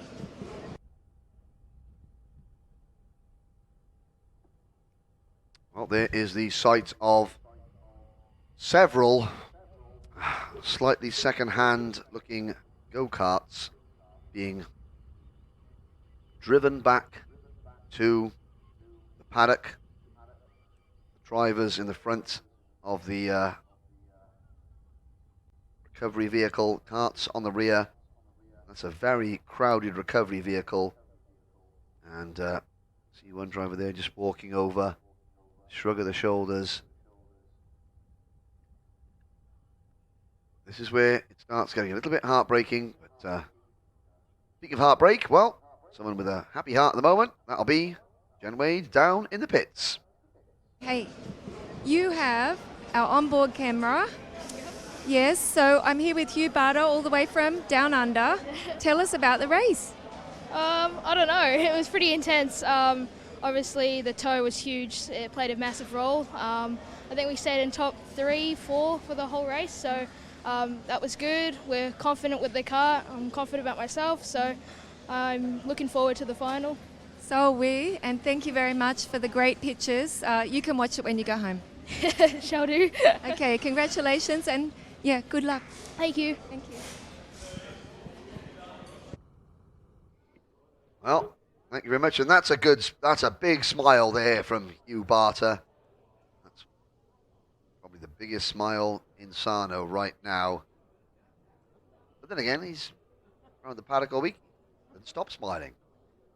We look ahead now to pre-final A in senior Rotax. So you don't have 2 junior races back to back. This is now pre-final A for senior Rotax. Vincent France from Germany on pole position. Oakley Pryor from Team UK on the outside of row number 1. Clayton Ravenscroft from Team UK and Elia Galvanin from Italy on row number 2. Guillaume de Oliveira from Portugal and Guy Cunnington from Team UK on row 3. Teresa Babikova from the Czech Republic and Axel Charpentier, Spain, on row number 4. Jace Denmark Gessel from the United States and Paul Verhemen, France, are on row 5. Tita Schmiedli from Switzerland and Daniel Vasile from Romania on row number 6. Row 7, Shahan Ali Moshin, India, and Jordi Westerleken from the Netherlands. Michael McCulloch from New Zealand and Santiago Fabani from Argentina, row 8. Bensi Valent from Hungary and Andres Devetsoglu from Greece on row 9. Kairo Kivi and Hyoge Krasko are on row 10 from Estonia and Ukraine, respectively. Matilda Olsen from Sweden, Jakub Kolasa from Poland on row 11. Francisco Perez from Chile, and Charles Michael Visser from South Africa. They start on row 12. Patrick Rundqvist from Sweden and Mario Novak, Austria. Mario finished 3rd in this event a year ago. He starts 26th in this one. And Mohamed Matar from Bahrain and Griffin Dowler from Canada. Row 15, Gabriel Vico from Slovakia and Zhao Cunha from Brazil. Row 16, Wu Jinshin from South Korea and Chen Han Lin, Taiwan. Row 17, Sofian Salhi from Algeria and Thomas Alvarez from Chile. 35th and last, we've had a withdrawal. Gustavo Gomez from Colombia starts 35th. Sadly, Salvatore Toscano from Malta suffered an injury yesterday. The only Maltese driver here no longer participating. He's had to withdraw due to an injury. Once again, point situation as follows. You see the damaged carts from the first junior pre-final being taken back to Parc Ferme. Here's number 261 on the trailer there. But in seniors, well, obviously, pole position man Vincent France, a win, a second, and a third in the heats. Him, he's first in the points. Oakley Pryor, second, a third, and a fifth. He sits third in the points. He starts on the outside of the front row of the grid. Ravenscroft, win, 2 wins. Back Clayton Ravenscroft, but an 11th place finish in the middle of that. He's fifth in the points. Now, the drivers that we're looking at. So at the moment, 36th place is Mads Rees. We'll see him later this afternoon. He has 54 points. He is tied with Andreas Devetsoglu from Greece. Devetsoglu on 54 points. Bensi Valent on 51 in 33rd. Santiago Fabani with 50 points in 31st. 36 points for coming last. So really, if you've got 40 points, or well, 36 plus 36 is 32. So you're looking at anyone from about 15th place on back. Axel Charpentier, 15th in points. Jace Denmark Gessel, Paul Verhemen, Tita Schmiedli, Daniel Vasile, Shahan Ali Moshin. A bad race here. And drivers like Verhemen, Schmiedli, Vasile, Moshin, Westerleken, McCulloch. Babani, Valent, and Devetsoglu, a bad result for them. They kiss goodbye to place in the final. Just outside the top 36, Kaido Kivi in kart 356 for Estonia. Georgi Krasko from Ukraine in kart 335. They're 37th and 39th in points. Matilda Olsen is 41st. There are, well, how many drivers in this race? 54 points for Mad Reese. 62 points for Jakub Kolasa in 43rd. So Olsen, Kolasa, Perez, Visser, Krasko, Kivi, they are all on the outside looking in. They all have a fighting chance. Some of the drivers down at the very back of the field. Oh, Gustavo Gomez starts last. He's got 92 points. So possible for him to qualify for the final, but he'll want to go out on a high. Nothing else. So you're looking at anyone. Well, Visser on 71 points. It's going to be tough for Visser. He'll need the type of drive that Georgi Zuane put in that last junior race, getting himself into the final. But it can be done. We've seen it before. Could we see it again? There the Ukrainian flags flying in the grandstand for Georgi Krasko. Team Australia still watching on. Plenty of other nationalities in that paddock. Poland well represented, I can see in the middle of the picture.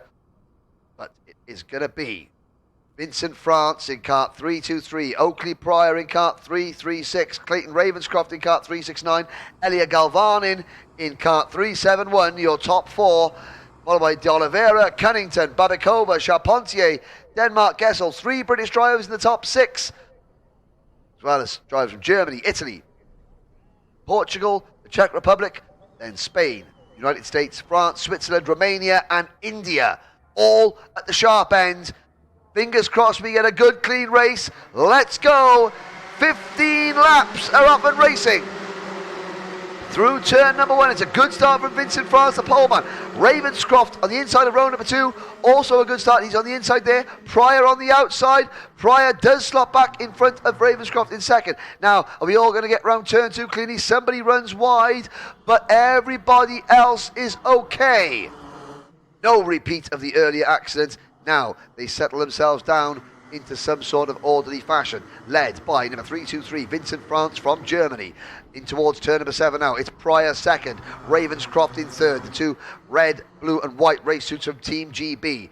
Dark crash helmet of Pryor is the first of those 2 cars, a slightly taller driver with a very distinctive driving style, bolts upright in his seat. You'll see Oakley Pryor moving his body around in the seat to counteract the weight of the cart. Not a lot of other drivers do that, but Pryor is now looking for the race lead. France runs a bit wide coming out of turn number 10. Ravenscroft pounces.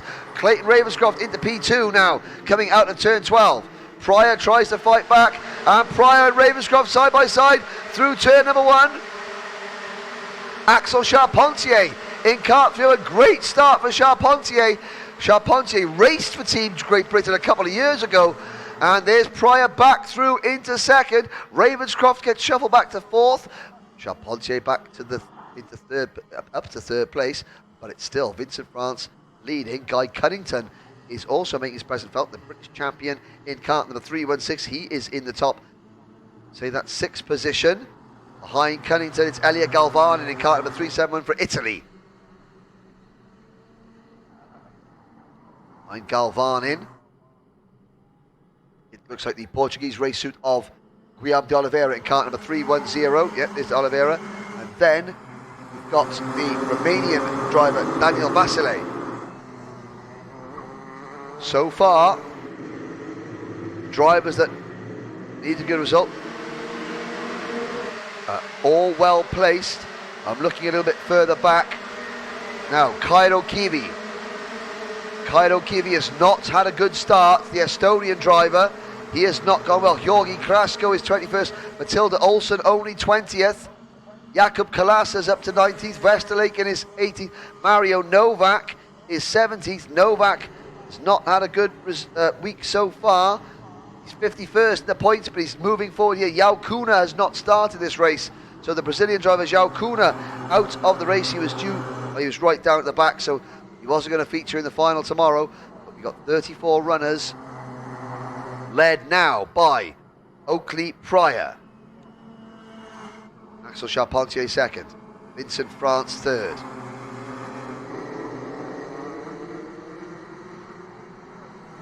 Titus Schmiedli, that red and black race suit from Switzerland. He's in the fourth place now. Fifth is Cunnington, sixth is Ravenscroft, Galvan in seventh, then it's Oliveira, Babakova, Jace Denmark Gessel from America is 10th, then it's Vasile 11th, 12th for Devetsoglu, that's good for Devetsoglu. Jean Ali Moshin is 13th, he's doing all he can. Drives from Greece and India, 12th and 13th, that is good enough for them at the moment. Kaido Kimi now moves into 22nd at the expense of Jorgen Krasko. So the drivers 37th and 39th in points. They're running 22nd and 23rd. Matilda Olsen is 20th. Rundqvist is 21st. Kolassa is 19th. Vesterlaken is 18th. McCulloch 17th. Betsy Valent having a good drive. He's up in the 15th place, the Hungarian. Fast lap, Teresa Babakova in car number 364. Babakova is 9th at the moment. You'd have to forgive me, I'm trying to concentrate on the race for the win, but also the race further back in about 12th or 13th place for the last couple of places in the grand final itself. But Pryor has the lead from Charpentier. The tall figure of Charpentier pointing his fist at Pryor saying, go, just drive, I'll push you. Vincent France is third. Schmiedli is fourth for Switzerland. Then it is Cunnington and Ravenscroft, 5th and 6th. Galvan in 7th. Behind Galvan in, it's Babakova. Then it is Oliveira and Jace Denmark Gessel rounds out the lead group in 10th place. 10 drivers. And oh, there's a move. There goes Ravenscroft. Or was that? That was Ravenscroft making his move on Titus Schmiedli for 4th place. He makes the move. It cost him time though down at turn number 8, and suddenly the top 3 are broken clear again. Pryor, Charpentier and France, with Ravenscroft next in line. He's been followed through by Guy Cunnington into 5th position. Titus Schmiedli down to 6th. Oliveira 7th.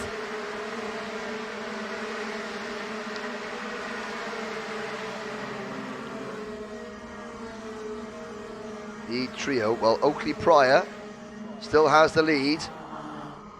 Down at some of the penalties that have been dished out. Well, in this race,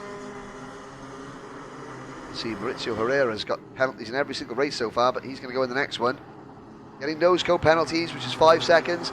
Going out of the start line formation early, that's a 3-second penalty. And of course, contact is a 10-second penalty. So if you get the full triumvirate, you mess at the start, you drop your nose cone and you fire someone off, cost yourself 18 seconds.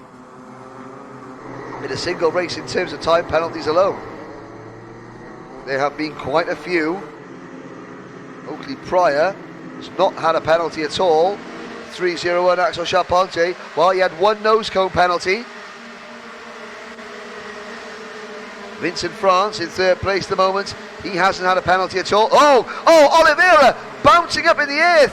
Down the kink on the back straight there. Oliveira somehow gathered that together, but it's dropping them back. The top 5 are now pulling clear. Oliveira was 6th, and he has now gathered himself in about 9th or 10th place, but that was a frightening moment for Guillaume Oliveira. Up at the front, it is still Pryor, followed by France and Charpentier, then Ravenscroft and Cunnington closing in. Schmiedli is next, ahead of Galvanin, Babikova, Oliveira, Gessel, and Fokwemin, Vasile, Devetsoglu, Ali Moshin. That's a Devetsoglu, I think, running a little bit wide. That's number 305, KART of Michael McCulloch. Charles-Michael Visser has had a problem. He has dropped to the back of the field.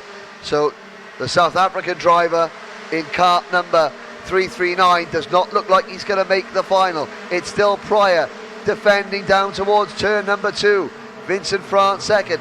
Now Ravenscroft and Cunnington move past Charpentier into 3rd and 4th places. Charpentier back to 5th.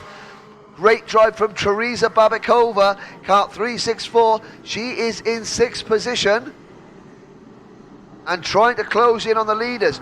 She's ahead of Titus Schmiedli. Oliveira is 8th. Galvanin slips to 9th. Now looking back to see where Matilda Olsen is, she's up into 16th position. Olsen trying to squeeze her way into the final. The European champion in kart 314 from Sweden. There's a move from Ravenscroft into second place. Clayton Ravenscroft takes P2, and I think that's Guy Cunnington's going through, so we've got a British 1, 2, 3 at the moment. And now you see the frantic hand signals. It's Pryor from Ravenscroft, from Cunnington. Then a gap back to Vincent France and Axel Charpentier.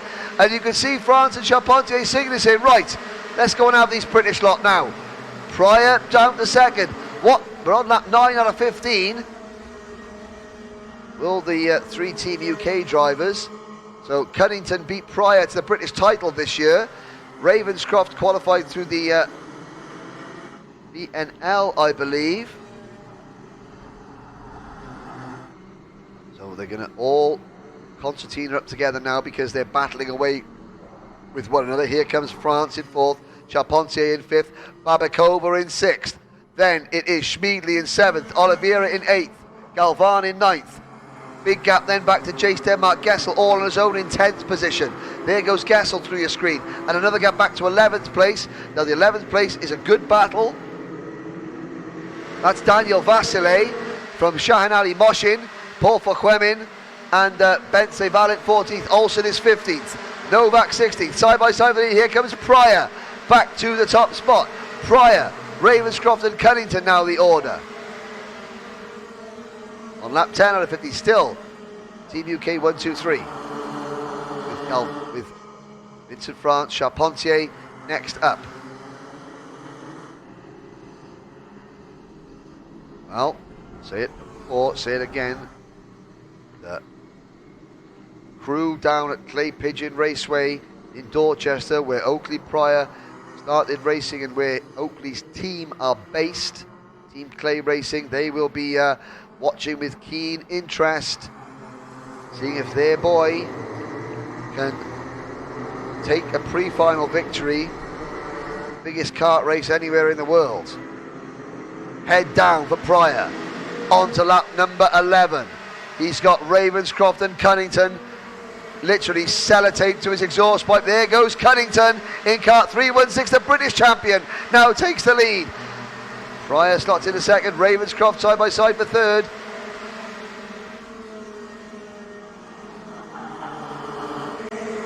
No, there are deputation have arrived at the circuit from Motorsport UK. They're going to be quite pleased the way their drivers are performing, although I don't want to speak too soon. There's still 4 laps for them all to fire each other off. France 4th, Charpentier 5th, and Babakova in 6th place. Babakova has just passed Charpentier. Teresa Babakova up into P5. Charpentier down to 6th. At a gap back to Oliveira in 7th. Schmiedley in 8th.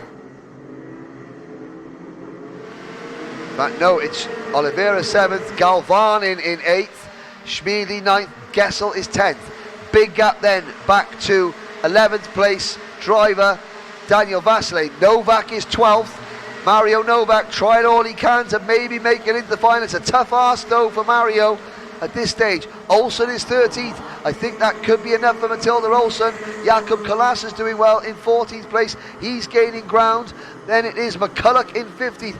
Michael McCulloch 29th in points, 15th in this race. Ooh, that's going to be okay, I think. Kaido Kivi up to 17th. Kaido Kivi, kart number 356, 17th place. He needs to be sure there's a change for lead. I think Kivi would like to gain a couple more places. Oakley Pryor now moves back into the lead, but Kaido Kivi, 26 years old from Tallinn, the fastest. He's a maths teacher now in his full-time occupation. He's a maths teacher. He's the fastest maths teacher in Sarno. He's going to be doing the sums in his head to see if he's done enough to get into the final itself. On to lap number 13 still. It's Pryor, Cunnington and Ravenscroft, followed by France, Charpentier. And look at that, turning around, they're doing over 100 kilometres an hour. These senior cars may have 110, 120 kilometres an hour. Pryor turns round, looks at his mate, gives him a thumbs up, Cunnington responds, and they carry on. Incredible to see the drivers communicating with each other, and that is, I think, Cunnington saying, right son, I know I beat you to the British title this year, but I'm going to follow you here because we want to finish 1-2. Ravenscroft in third. Not sure what Clayton's thinking. You're never quite sure what Clayton's thinking. Probably thinking, you guys carry on. I've been here before. I raced in this event in 2017 and I know what it takes to win. He's just got to get himself into the final. He won everything in Ravenscroft as a junior in 2017 in the heats. And then a terrible misfortune in the pre-final and missed out. Vincent France is still fourth. Charpentier still fifth. Babikova sixth. Another big thumbs up. Come on, let's go. Right, is that a signal to pass? No. Ravenscroft round the outside of Cunnington for second. Takes it. Still a British 1-2-3. The order changes slightly. Clayton Ravenscroft in P2. Is Ravy going to have a little nibble up the inside of Pryor going to turn and 5? He thought about it. Vincent France in fourth place, closing in. Now, what does Vincent France do? Does he try and break the British stranglehold on the top three here? Charpentier still fifth, being pushed along by Babikova. Schmiedli and Galvanin and Oliveira are next. In fact, no, Titus Schmiedli has fallen back a little bit. It is last lap board going out. It's Charpentier, Babikova, and then it is the Oliveira and Galvanin. Then a gap back to Jace Denmark Gessel. Oh, now it's game on with 3 wide. Down the main straight, it's Guy Cunnington who takes the lead. Ravenscroft from the outside, no. High, wide and handsome. Cunnington and Ravenscroft, first and second. Into turn number 4 now. It is Pryor back to third. Into turn number 7. Ravenscroft leads, Cunnington second, Pryor third. Vincent France holding on to fourth, ahead of Charpentier and Babikova. Charpentier depends from Babikova. Now turn number 8. Clayton Ravenscroft defends into 10. Cunnington second, Pryor third. France closing in fourth. 1 corner to go. Clayton Ravenscroft's going to defend, but Team UK, it's a 1-2-3 finish for Great Britain in the first senior pre-final. Clayton Ravenscroft puts the ghost of 2017 to bed. Guy Cunnington takes second, Oakley Pryor third, Vincent France is fourth, Axel Charpentier is fifth, Babikova is sixth, Oliveira seventh. Then it is Al Galvan in eighth, Gessel in ninth, Schmiedli is 10th, Mario Novak finished 11th. He started this race 51st in points. He's got 74. It's going to give him 85 points overall. That's 30. Well, I don't think that's going to be enough for Mario Novak. Vasile from Romania. Unofficially, I think Romania have got a driver in the final. Well done. Matilda Olsen, 13th. She was 41st in points. That is going to put her right on the bubble. She may have done enough there as Matilda Olsen. Let's have a look at a couple of replays. There's the final corner. Ravenscroft, Cunnington and Pryor in team formation. Great Britain did well to get... Well, Ravenscroft didn't qualify in the British Championships. Qualified for the Belgian Championship, but they're Oakley, Pryor in third. While Pryor and Cunnington, they're making their Grand Finals debuts here. And what a result for Team UK. Looking further back, well, Paul Forquemin fourth at 27th place.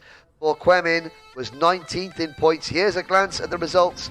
Schmiedli in 10th, Novak 11th, Vasile 12th, Olsen 13th, Michael McCulloch 14th, Jakub Kolasa. Not a bad result for Jakub Kolasa, the 46 Racing Team driver from Poland. Is that enough to get him into the final? Rundqvist is next, then Vesterlaken, Cairo Kivi 18th. Well, 18 more points for Cairo Kivi. Is that going to be, if he is going to be watching the second pre-final very closely indeed. There's Bensi Valentin 19th, Santiago Fabani 20th, Griffin Dowler 21st for Charles-Michael Visser. I don't think that's enough for Charles-Michael Visser. Andreas Devetsoglu, he was 35th in points. He is 23rd in that race. He was up in the top 15. Definitely some very, very nervous drivers now. not wanting to eat lunch because we've got 2 more races to go. Now we've got the pre-final A for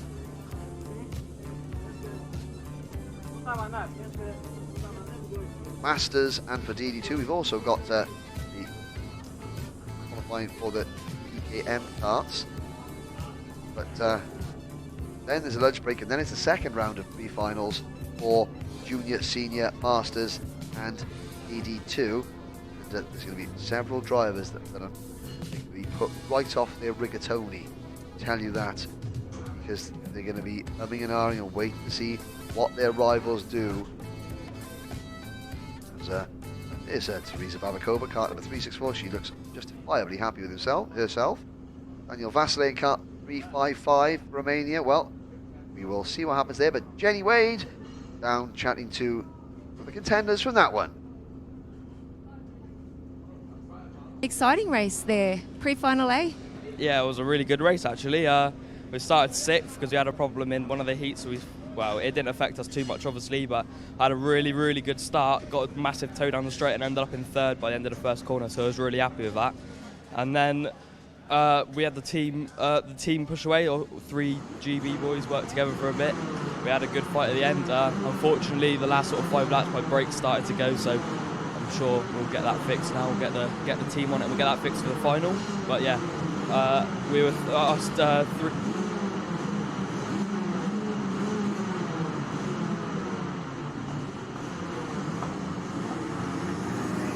Well, after that earlier incident in juniors, we're running a little bit behind schedule. So here is the grid for DD2 Masters. I'm joined once again in the commentary box by former DD2 Masters champion 2010, Scott Campbell.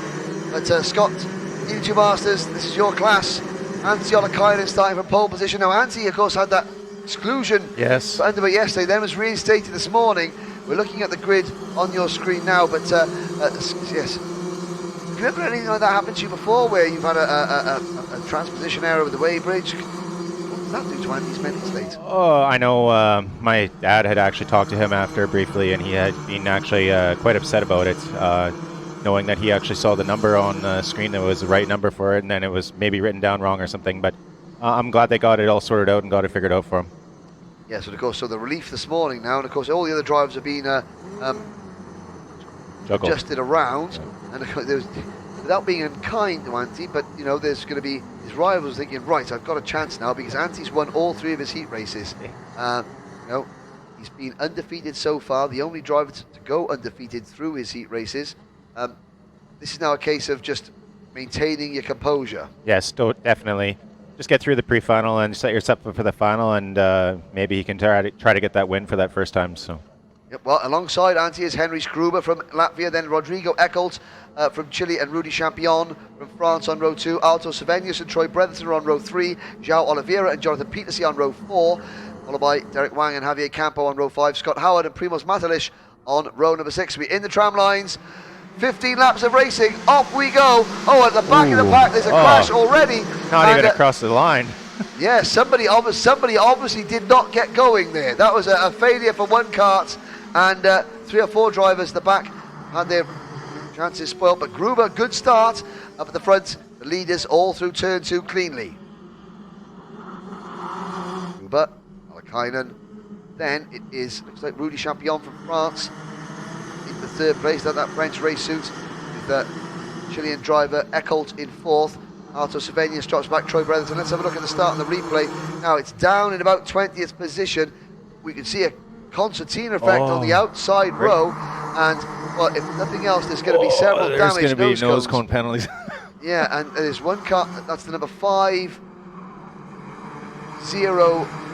kart, I believe, of Maxim Shapashinkov off the side of the circuit. But again, those drivers, Scott, they were in the zone where, you know, they needed a good result to make it into the final. Yeah, and if you don't get that good start, then you can't get up, and now that accordion effect just happened, and they got all bummed up in there, and yeah, going to be some nose cone penalties for sure back there.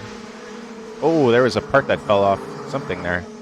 Well, there's a change for 2nd, and that is Olakainen is he's back in to 4th, yes. Now, that says maybe a setup. It's a long race. saving tyres. Of course, Olakainen, of course, the point situation is that Olakainen has got no points because he's won all his races. And saving tyres, perhaps, or maybe just the way that the kart is set up. We've got Champion up in the second place. Gruber leads. Then it's Eckholt.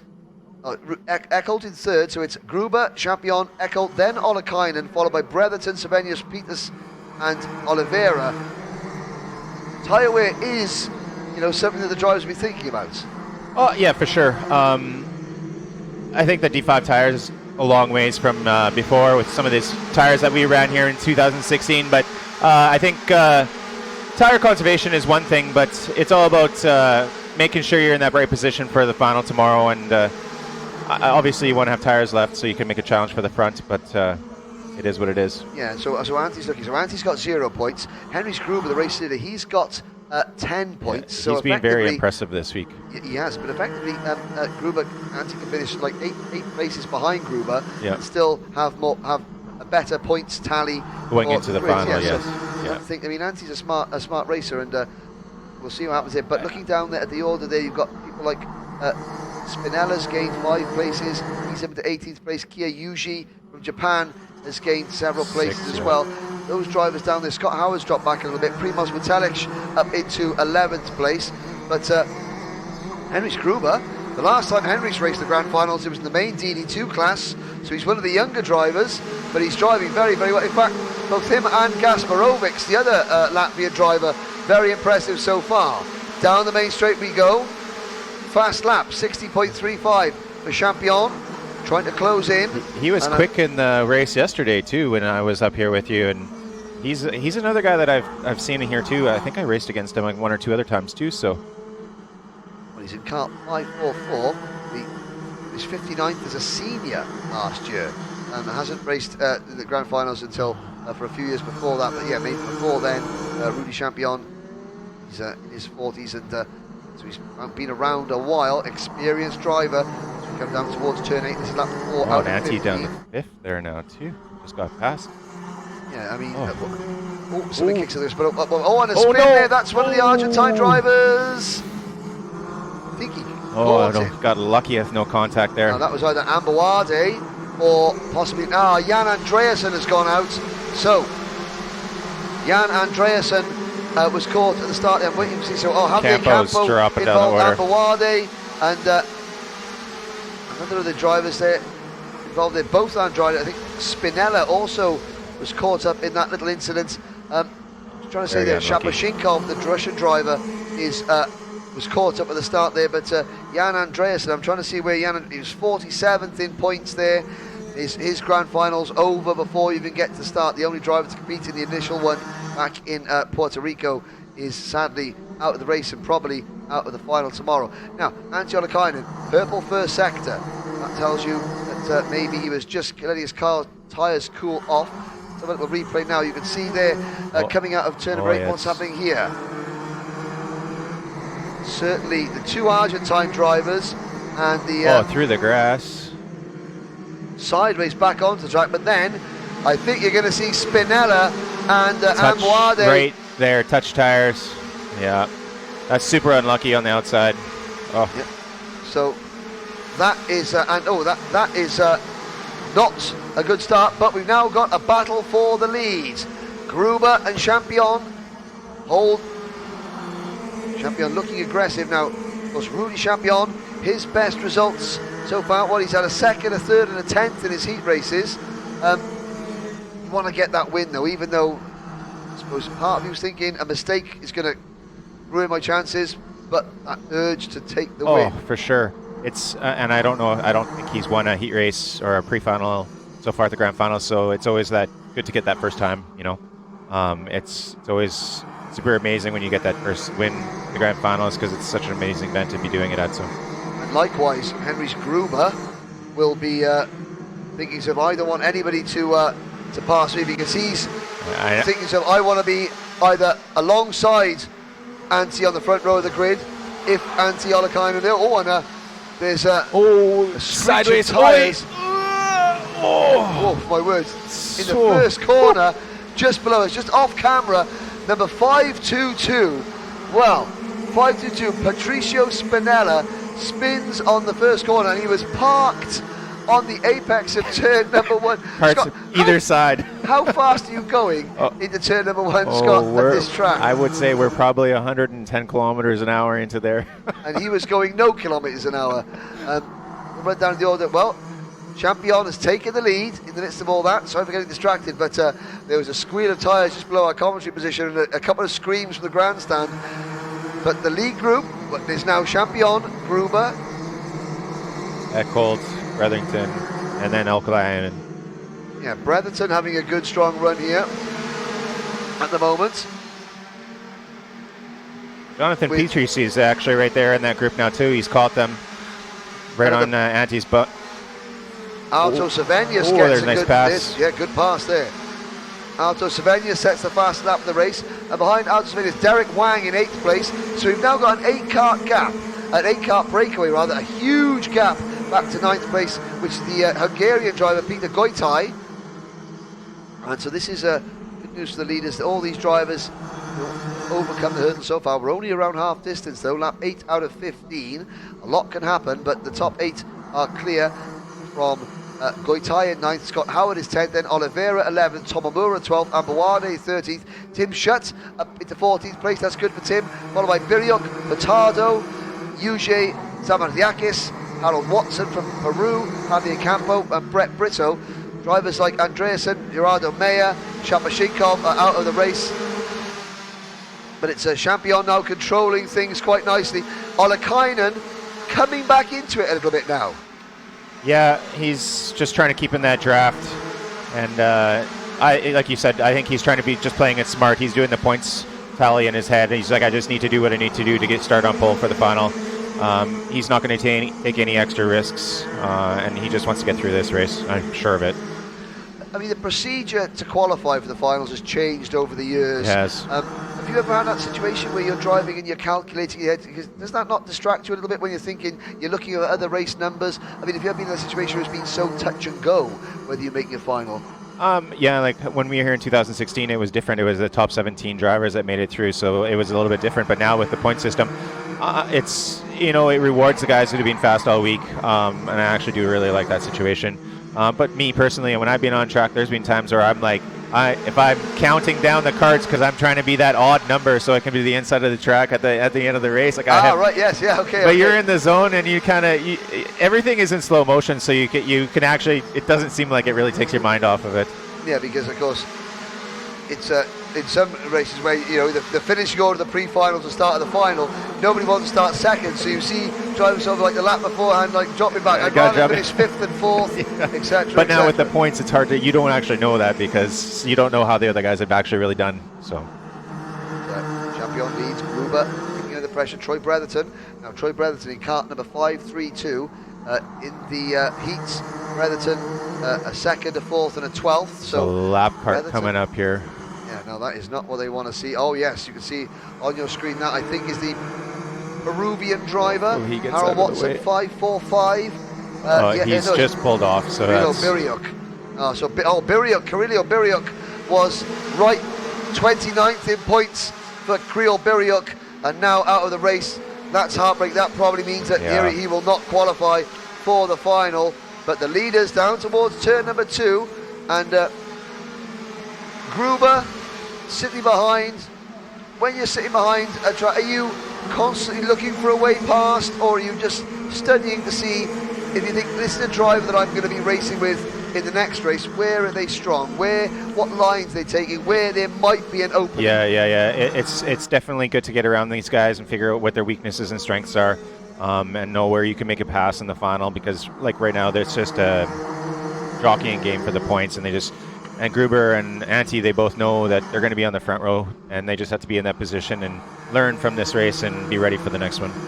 Last lap from Derek Wang in kart number 514. He is still trying to catch. He's up to 7th. So Rodrigo Eckholt has been dropped a little bit. So Eckholt in 8th place. You can see now falling away from the lead group. Derek Wang in the predominantly white race suit from Team USA. He's into 7th, and he's chasing Arto Savenius and Jonathan Peterse, who run 5th and 6th. Because you're watching them, you're thinking, well, they just follow each other around. They're not just following each other around, they're constantly studying and learning. Bretherton now looking a little bit aggressive. Coming into turn number 5. Champion easing away ever so slightly. We're on lap 12 out of 15. He's running quick, and the other 3 are following. They all ran their fast laps on that last lap, so much for saving tires. Yeah, I mean, but it's supposed that racing driver instinct inside you takes over, and it's very hard to go as slow as you can, but still try and win a race. Yes. The Alain Prost way of doing things. But leaders come out of turn number 11, so we've got Oitai in 9th, Oliveira 10th. A bit further down, Tim Schutz dropped back to 26th place. That's a shame for him. Harold Watts up to 17th. Samartiakis is 16th. Campo is 15th. Hurtado is 14th. Tomomura 12th. Amboare 13th. Scott Howard in 11th. Oh, and there is a driver in the Spanish race suit trudging off. No, it wasn't Javier Campo. It may have been Javier Campo. Again, yeah. Samartiakis and Brett Brito are also dropping down the order. Or Javier Campo out of the race, I believe. It's a long race. 15 laps. Javier Campo, where was Javier? 18th in points. So that's going to be touch heartbreak. and go. Really, and of course, a lot depends on what happens in the second final, but that is very, very touch and go. Mikolas Mazinas from Lithuania now up into 19th place. Frederick Bacon from the Netherlands in 20th. Alexandre Gauthier, your driver, Team Canada, he's gained 9th place to 22nd. Was this a case of saying, right, just go out and enjoy this race? Oh yeah, definitely. He's kind of known that he wasn't going to be making the final, and he's just trying to take in as much as he can and learn and be ready to do what he needs to do next year and come back and have this experience. So. Well, the race leaders coming around turn number 4. And in 5th position, Arto Savenius, the second driver on your screen with the bright blue race suit from Team Finland. He's coming to play now as well. Champion is, I'd say, holding them up, but certainly he's now under pressure on the penultimate lap. Antti might have a little bit of threat here coming up right in behind him in this next lap. I would straightaway could be touch and go. It depends on how aggressive they are, both Finns, so maybe they have a little thing where he's talked to him. So. Yeah, and certainly we saw that in the previous scene race. The 3 British drivers, they certainly sort of had a little bit of sign language, the karting sign language communication as you're racing. Say, right, we can come 1, 2, 3, doesn't matter what the order is, or we can come 21, 22, 23. Yeah. Last lap board goes out. Henry Skruber in 2nd place, chasing Rudy Champion. Troy Bretherton in 3rd. Olakainen in 4th. Down towards turn number 2, Champion beginning to defend, Scott. Yeah.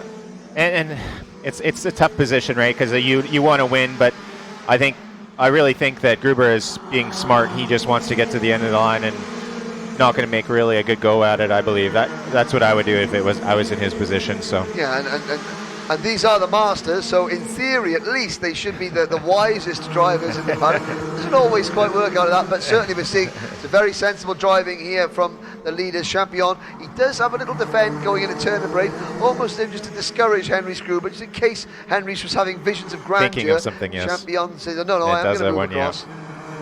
But out of turn 10 now.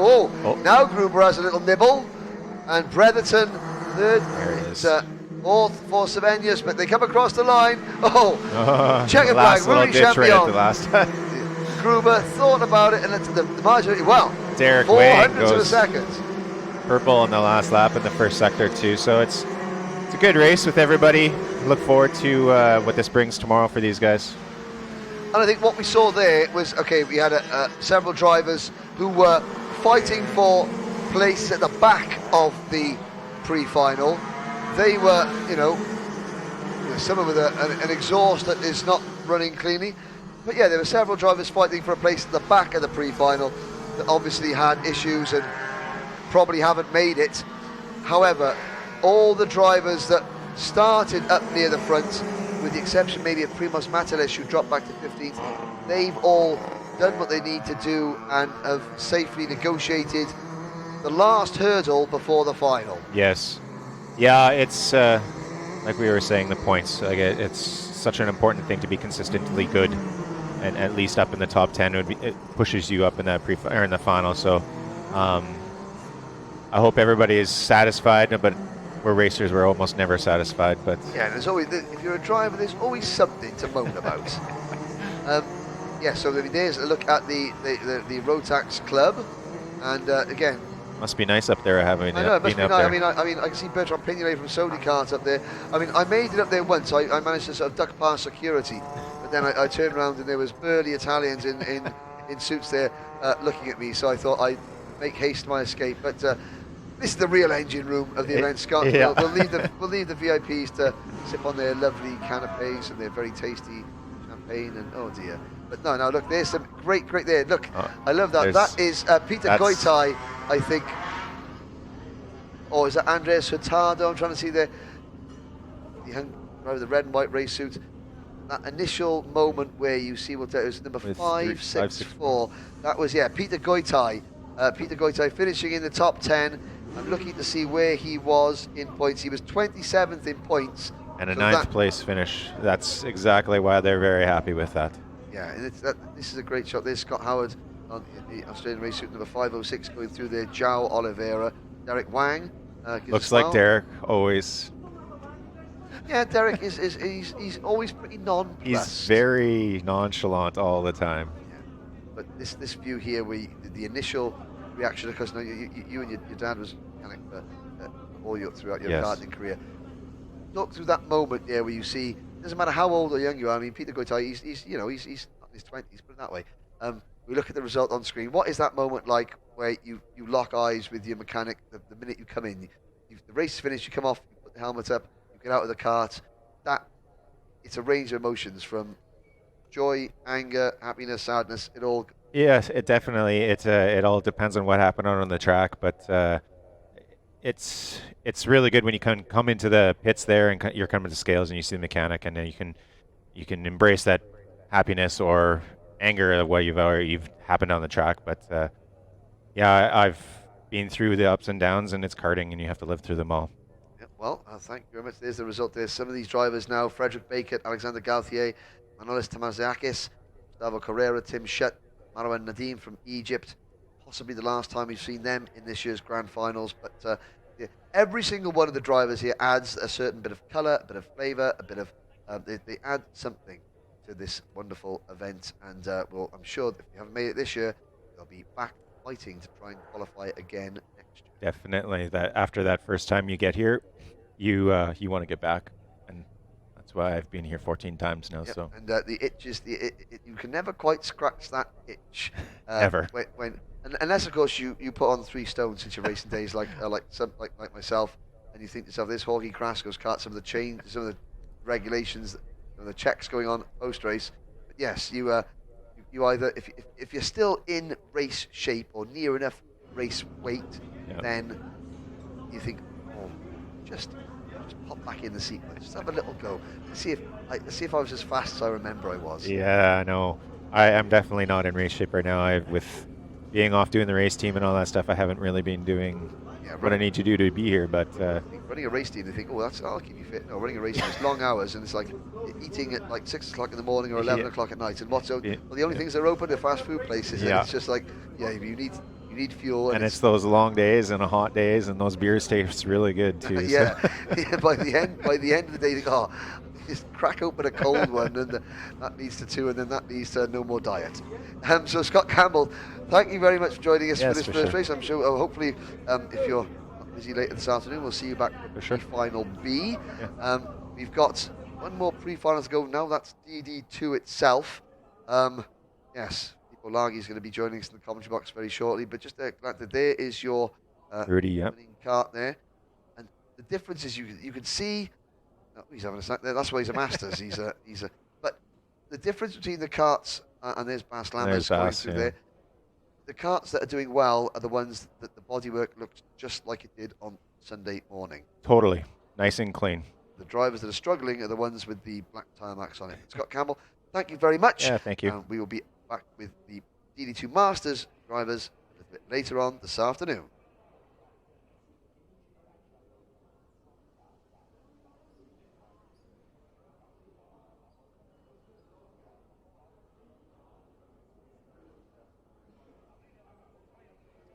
So welcome back.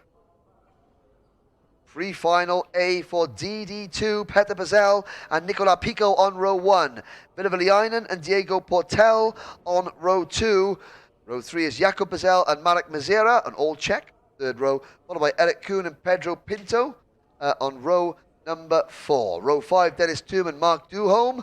Then Daniel Masicek and Matves Makusins from Latvia on row number 6. Row number 7, we have Ragnar Virus and Kaspar Bilecki. Row 8, William van der Keesch and David Remy. Row number 9 is Pascal Carigier and Joshua Bethune. Then row 10, Matthias Miller and Noel Dowler.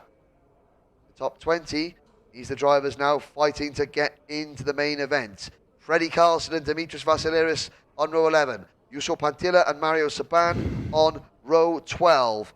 Row 13, it is Sivert Moylan and Rafael Rees. And now the real outsiders, the drivers that their grand finals, this should be their last race. It's Eshian Piris and Imke Arts. Imke Arts, she's got a full trifecta. 3 races, 3 penalties so far, nose cones. Matias Villanueva, Francesco Palladino, Waylon Wyman had a big crash in his first heat and hasn't recovered yet in terms of the points. Ivan Lipka, David Incallan from Ecuador, Jakob Robinson from UAE, Bond Roby, and Max Jaeger. Joining me in the commentary box, as always, for the DD2 class is Filippo Laghi. Good morning, Filippo. Good morning, Harry. Very fine. Nice to be here again with you. Yes, you've been obviously working with Elia Galvan in the senior race. We saw Elia in the lead battle, you know, okay? Yeah, okay, but starting at first, starting from the outside is totally different than starting from the inside, as he did all the week until now. And he had a lot of bad luck at the beginning because he was in the outside, also in the straight, and he lost a lot of positions. But I think he has also a little bit problem with the chassis because we did a little bit change and it didn't work as we hoped. And let's see for tomorrow, but he's still in the battle. And I think he will start also in a good position for the final. Everything can happen. Yes, and we've still got the one senior pre-final to go. So again, his grid position has not been decided, as have none of the grid positions have been finally decided. Now, 36 drivers go through. At the moment, the driver in 36th place, Max Hewitt, he goes to the next race. But Joshua Bethune, 35th, Pascal Carigier, 33rd, David Remy, 31st, William van der Keesch, 29th. They're very nervous right now because they know a bad result here will knock them out of the final. And the drivers on the outside looking in, well, Matthias Miller, 37th in points, Noel Dowler, 39th in points, and Freddie Carlson, 41st in points. Dimitris Vassiliris, 43rd in points. They're the drivers that are desperate now to move up and get themselves in the final. You've been here before, Felipe. You've been here before with where you've been definitely in the final. You've been here before where you've been trying to get into the final. Yeah. Very, very nervous moments. Yeah, very, very nervous moment. We have to say that yesterday we were speaking about, okay, some drivers are fast but don't need to take very much risk. Today is totally different because here we are fighting for the best position possible for the final. And so everybody will push at 100% of their opportunity. So if it's possible to pass, I think they will pass. If they need to defend, they will defend. What we have seen also before in senior, because I was watching the race, of course, a lot of drivers that we have not seen in the previous days at the top positions, they are climbing the group very fast because they are pushing on their limit. Yes, the desperation kicks in. But so you've got to have, there's going to be 2 battles in this race. The battle for the race win between Bazel, Pico, Viliainen, Portel, and the battle further and back. Also the battle to stay in the final. Yes, yes. And we have seen this is a race where heartbreak or heart full of joy. Yeah, of course. It's going to be one of 2. Of course. First row on fire because Bezel and Pico, 2 drivers very, very fast all the week. But watching the starting grid, we have also Jakub Bezel, that is Petr's younger brother. Now he starts from the top positions. He did a lot of great comeback during the heat, and now we can see him from starting from a better place. Yes, and 3 drivers from the Czech Republic in the top 6, And, with Marek Mizera as well. Pay attention also on Daniel Makacek, because he had 2 bad hit, but the last hit he was great. And he had a I nose think cone he will. penalty. He's had a nose cone penalty, so 2 second place results, but then 1 very bad result, which has pushed him back. Here we go, though. Lights are not out. No so start. False start. Go around again.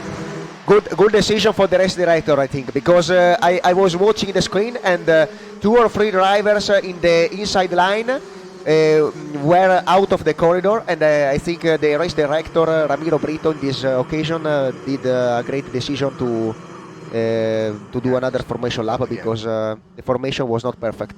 Now, we talk about another driver that we've been watching through there, Kasper Bileski on your screen, Yeah, going through the black crash helmet from Poland. Now, he was excluded from 1 race, so Bileski, he's 29th in, no, he's not, he's 27th in points, 2nd, 4th, and then an exclusion. He's starting a little bit further now, so like Bileski, he is starting at about 12th or 13th place. For him, it is difficult because he is quicker than, say, the 5 or 6 drivers in front of him, but he has to be so careful, because if one mistake and he's definitely out. Of course. He has the power to climb the group, of course. But making overtakes is very difficult, because in the end of the straight, everybody stay at the inside to not to protect the line, and the other corners is hard to make the overtake. Let's see, because it will be more interesting. In the two, sometimes it can be easier because they have the front brake, and so sometimes it's easier to brake later and make the overtake. But it's also difficult to climb the group at this level. And it shows now, again, we've got a little bit of a false start. Now we go, though. It's a spread out start. We're off and racing. Oh, no, there's hands in the air again. Difficult. There we go. One driver hand in the air, so a false start again. That looked like it was very, very spread out. To show how competitive this is, yesterday, in the last heat race that we covered yesterday, Filippo, it was Matthias Miller in kart 426 from Argentina, who was set the fastest lap of the race. Matthias Miller, at the moment, is the first driver not in the final. It's only a point, but just shows the strength in depth now. Okay, so we have red flag. What are you saying is the demonstration, of course, of the level of the event. Yes. Because the fastest driver on track in the last heat now is fighting to reach the final. And this is unbelievable, because it means that a lot of drivers are fast, and a lot of drivers can have the opportunity to race the final and to be fast. Of course, this is a consequence of the parity, the level, okay, the flat level of the parity of the race. Everybody on same chassis, everybody on same engine, and this is one of the demonstration of it. So we're now going to play. This is your first time you've seen this. This is the game we call Shut Up and Listen, which is where Ramiro Brito gets the 2 drivers in the front row of the grid, Pico and Basel, and he tells, right, shut up, listen. And he now explains to them how to correctly start the kart race.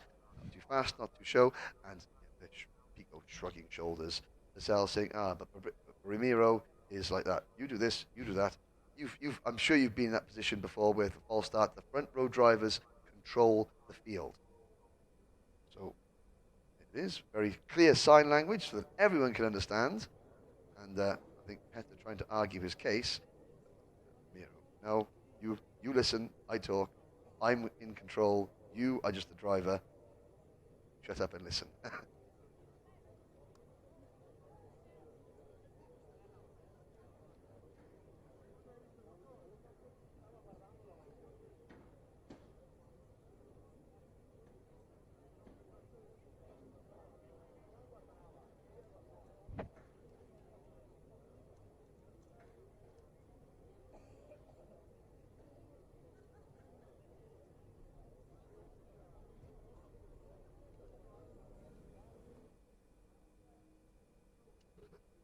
Well, the slightly longer game. Now, we did have one game of Shut Up and Listen for the senior drivers on Thursday, That was a very short game because the senior drivers they nodded. I think Elia Galvani may have been involved in that little game.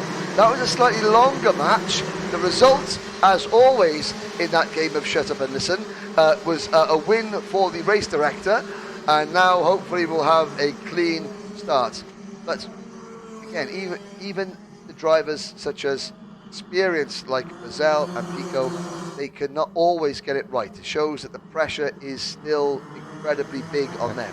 Very high pressure for the driver in first row, and this situation explains the level also, because everybody, I think, both Bezel and Pico are trying to do the best start possible and stay in the best situation possible for themselves.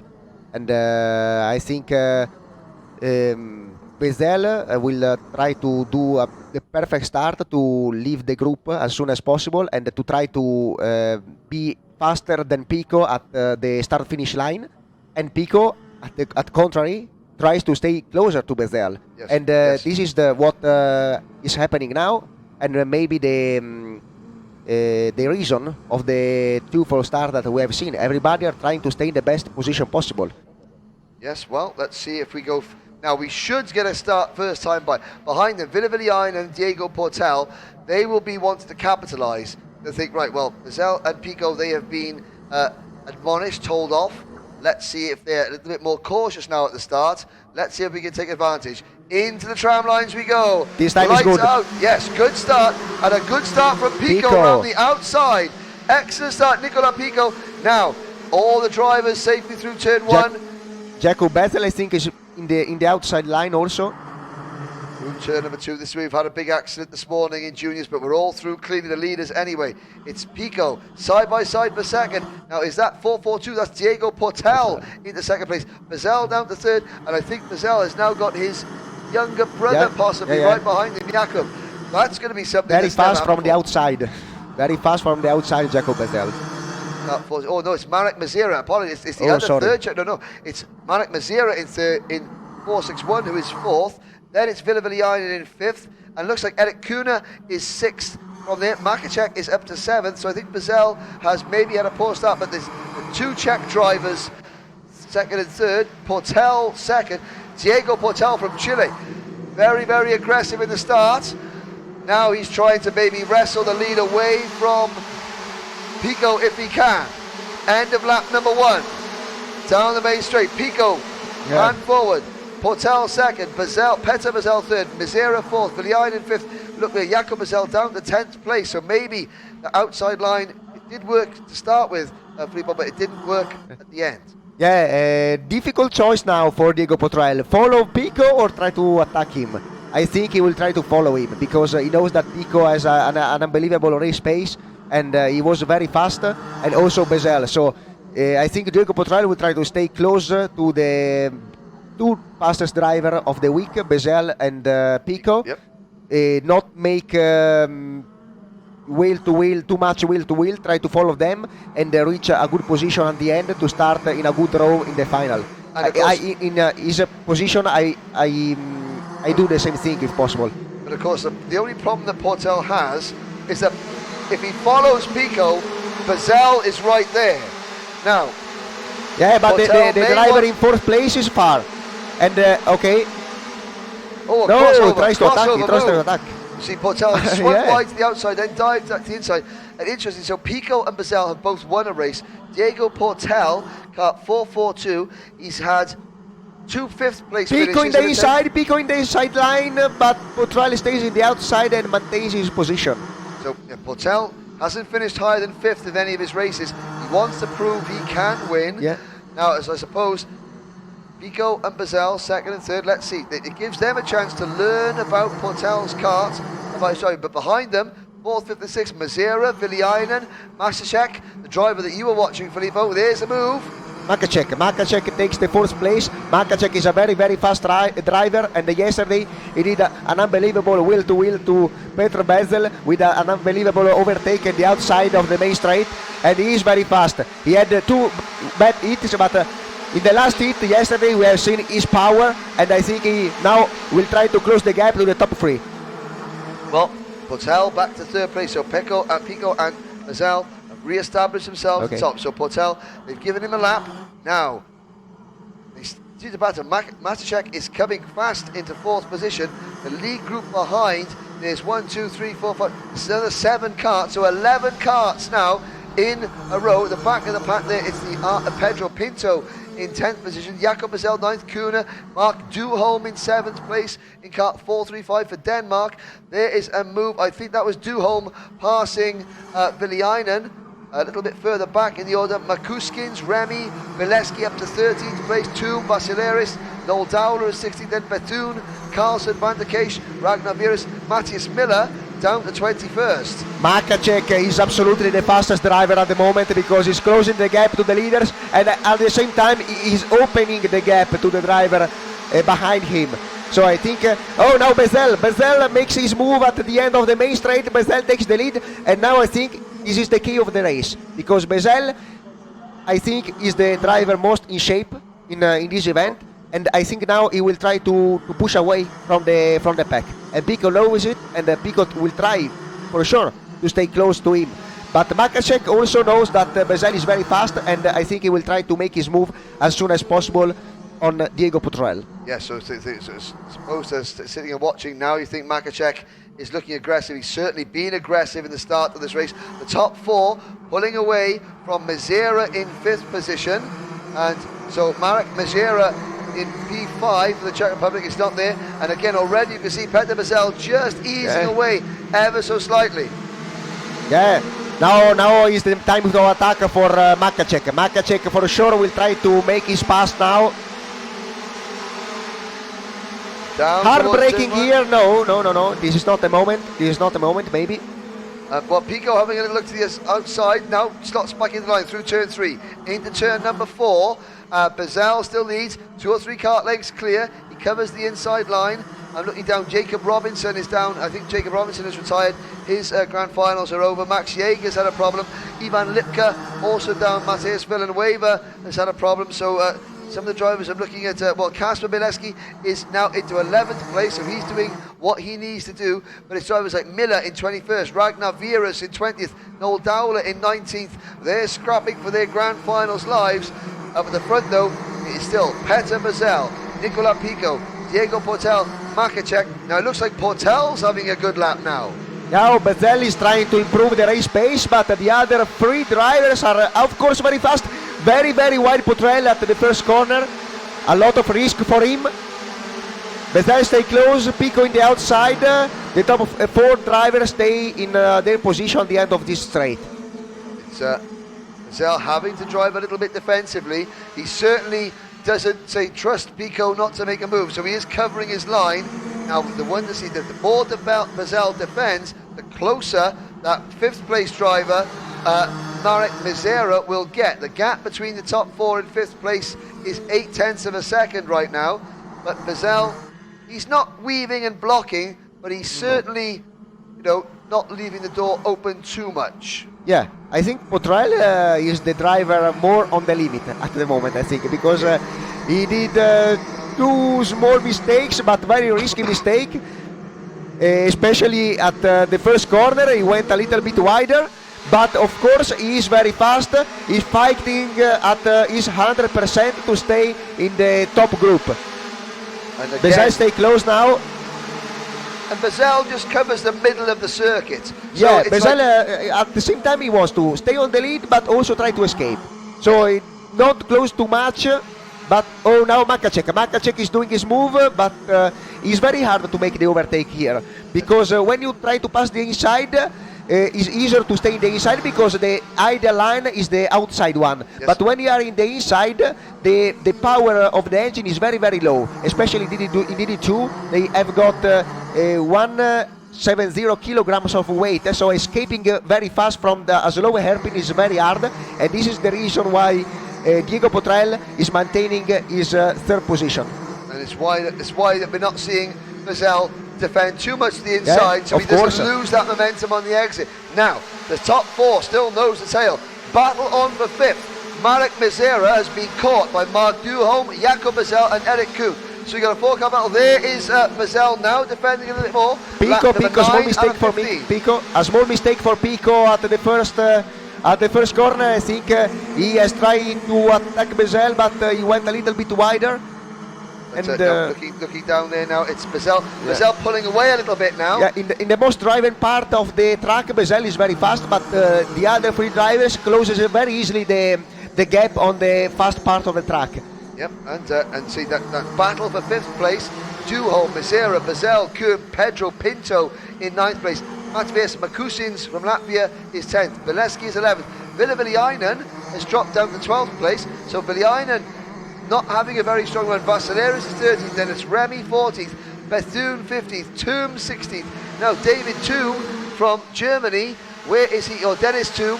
He was 17th in points. That's okay. But look at that now. Miller up in the 17th place.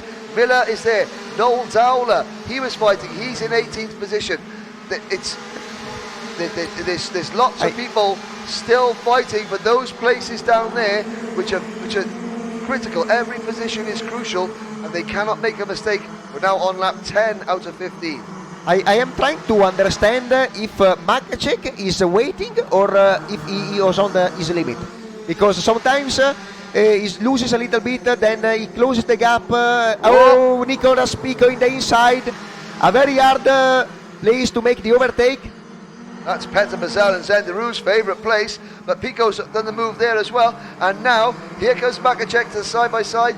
Makacek was very, very aggressive early on and is now sitting and watching. We're going to come to start lap number 11.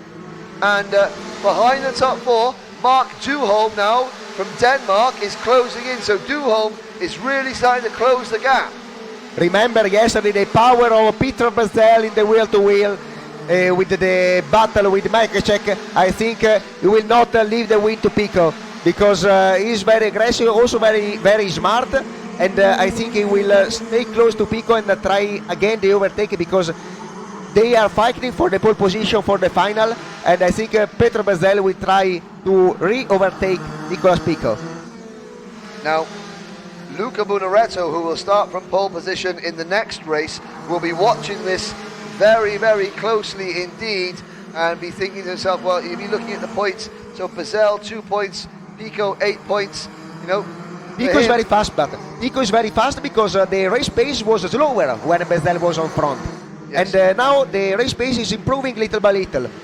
Let's see the lap time: 59.1, the fastest lap of the personal fast lap of the race for Nicolas Pico.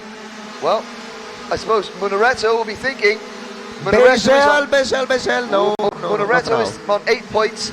Lucas Pico is on 8 points. So if Pico wins, Pico stays on 8 points. But if Bezel wins, Pico will get 2 points for second, and that means that Munaretto could get a place outside front row or third. Do you think Bezel can be satisfied for the second place? Because in this case, he will start as well from the pole position. Yeah, but Peter Bezel is comfortably clear. He's only got 2 points, so he is not as, I think personally myself, that Bezel is quite happy to let Nicolas Pico. In fact, Peter Bezel might be happy to let Poitrel and Makacek back, because it would still be Peter Bezel pole position. Pico is trying to escape, and Bezel is, I think, is more concentrated on defending now from the rest of the pack, because Pico is not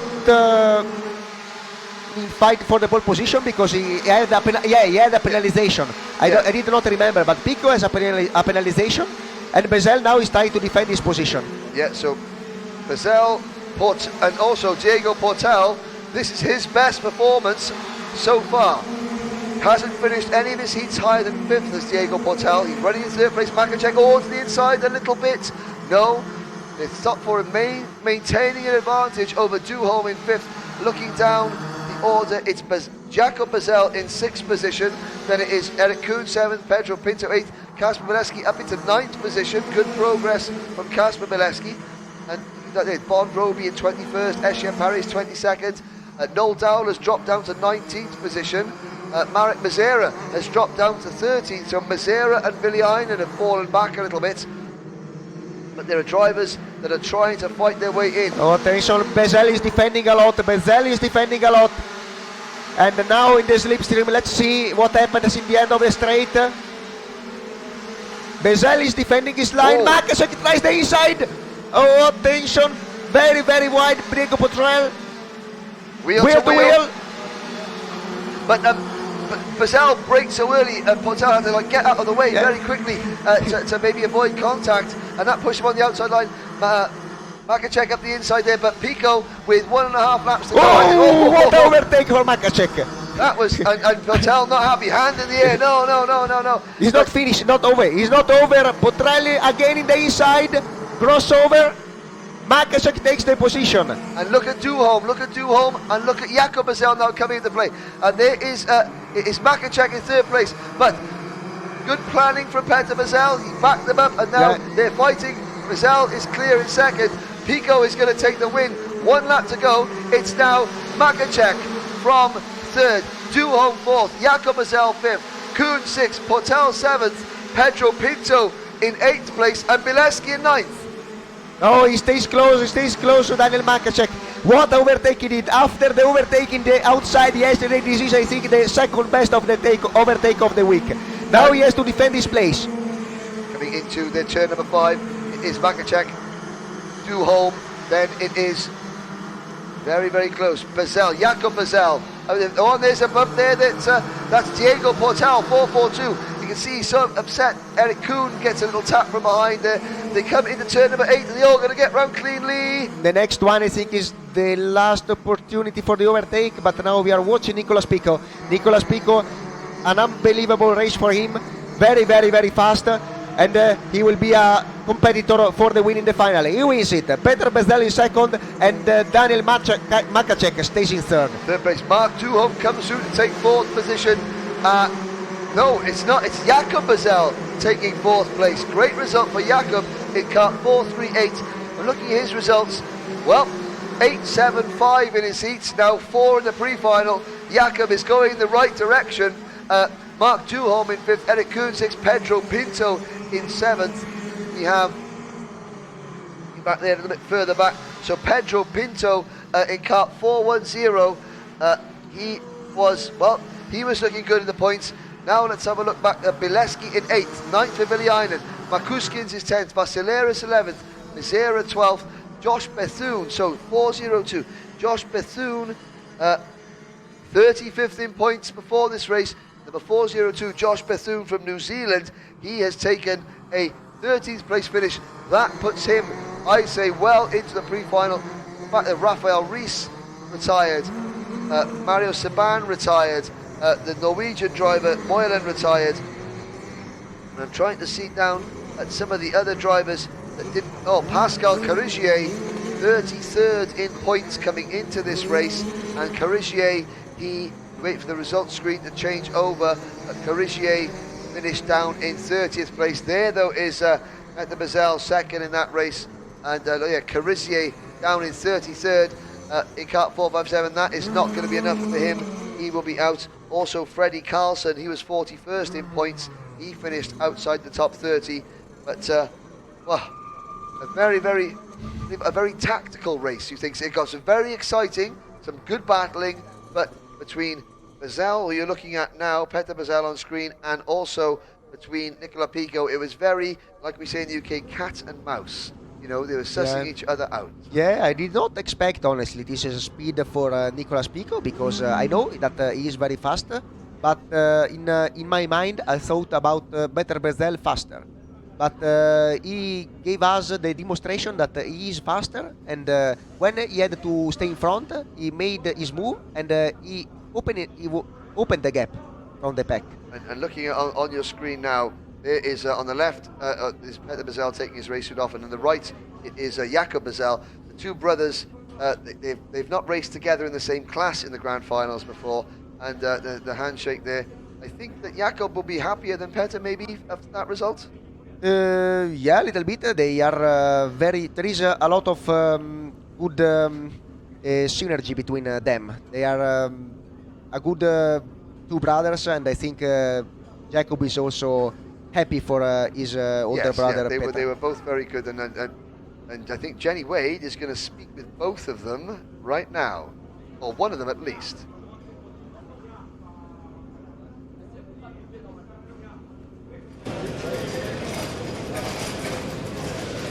Yesterday I spoke to your big brother Peter. Yeah. A couple of places ahead of you. You were, I think, fourth?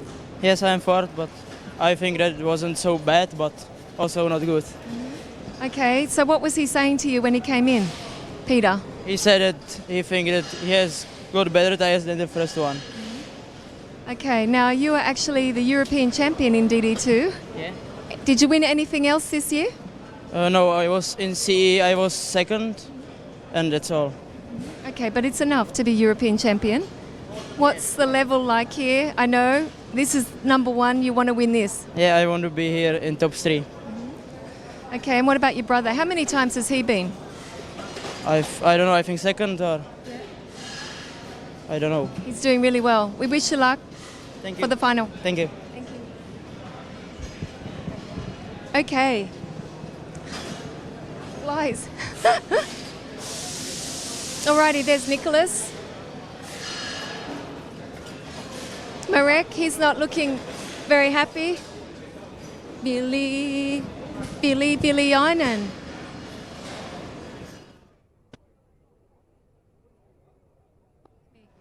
All the way from Finland, are you hot? Yes. Okay, it's a little bit warmer here. What's happening? I don't know. You just warming up for tomorrow's final? Yes, I hope so. Okay, Finnish champion Billy Einen. How many grand finals?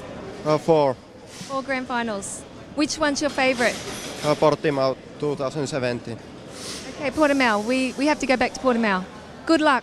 Okay, thank you. Well, good job there, Jenny Wades, to get the thoughts of Jakob Bazel and of Ville there. There's the result. Filippo Nicola Pico by 1.4 seconds over Peter Bazel. Daniel Makacek in third place for Austria. Jakob Bazel for Czech Republic in fourth. Mark Duholm, good drive from Mark to finish fifth for Denmark. Denmark have always been quite strong in this class. Eric Kuna from Estonia is sixth. Pedro Pinto from Portugal is seventh. Vilecki from Poland in 8th. Ville ninth for Finland. Matvias Makusins from Latvia rounds out the top 10. Vasileris from Greece 11th. Marek Mazera 12th. A great drive for 13th for Jonathan Bethune. Then Dennis Thum in 14th. Matthias Miller 15th. Well, 37th in points coming into this event. Another new well spotted there for another new fastest lap for Matthias. I think that might be enough for him. Some of the drivers now on your screen here. Mantia, Bondrobi, Max Jaeger, Esham Piris, Imke Arts, Palladino, Van der Kees. Well, William Van der Kees, he came into this race 29th in points, only finished 25th in that one. That is going to be touch and go. And it's always sad to see these names on the screen for the last time because some of them have not qualified. Yep. It's a part of this event. There are the highs and the lows, and you can already hear back in the driver's tent. Not allowed to do it, but it stops. When they take the exhaust off, they give the engine a quick rev with no exhaust on. It makes a big noise, but it does mean that that driver, their event is over. Well, we have one qualifying practice for the Thundercarts to go. People argue, I know you have to get back to Elia Galvanen and the rest of Team Italy. We will see you later on this afternoon. Thank you again for joining us. Thank you so much to you, and see you in the afternoon. I'm very excited for the next pre-final of DD2. I think it will be as fun as this one we have just finished to watch. No problems. Thank you very much. Well done, Filippo Laghi. We will see you later on this afternoon. And now we look ahead to the last race of this morning session. Well, morning. It's nearly 2 o'clock in the afternoon, local time. And it is the qualifying for the Thunder carts. Now, this is qualifying, 8-minute qualifying for the second final. And we have 10 drivers once again. After this, there will be a break for lunch. And then this afternoon, we have 5 more races. The second pre-finals for Junior, Senior, DD2 Masters, and DD2. And then the pre-final 2 for the kart you're looking at on screen now, the Thunder carts.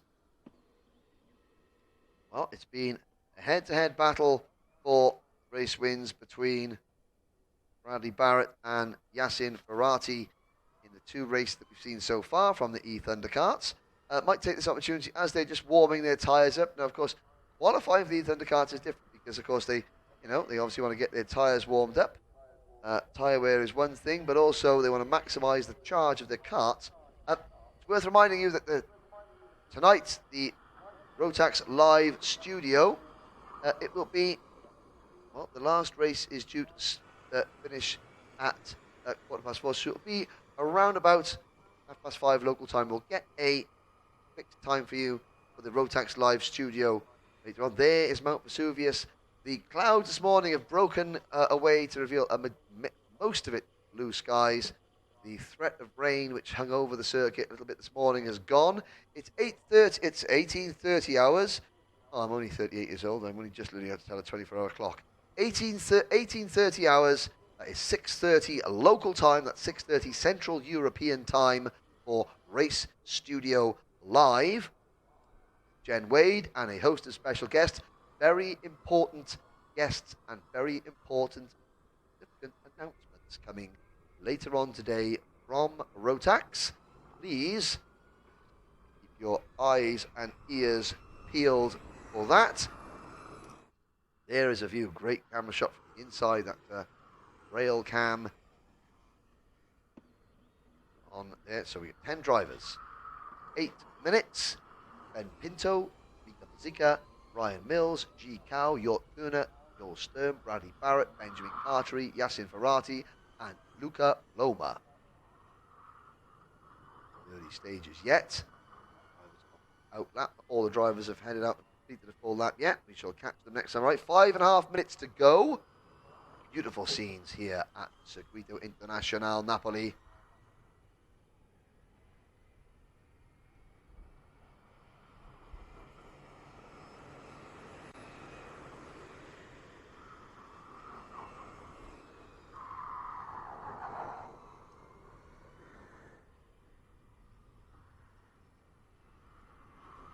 And 5 minutes time, we will be having a break for lunch. We are running a little bit behind schedule because of that accident in the junior pre-final. Get word on those drivers are all okay. I mean, certainly they all walked away. Ryan Mills on your screen now, kart 603. It's Ben Pinto fastest of all, 66.005 seconds. So these karts 6 seconds a lap slower than the DD2s, but first generation, that's still very, very impressive indeed. Drivers like the way the karts feel. Mika Mosika in kart number 602 is second fastest. Ryan Mills third in kart 603. Ji Kao is fourth. Ben Pinto, Israeli driver, kart 601. On a quick lap. Purple sector for Pinto. Loma second. Now Yassin Ferrati goes to third.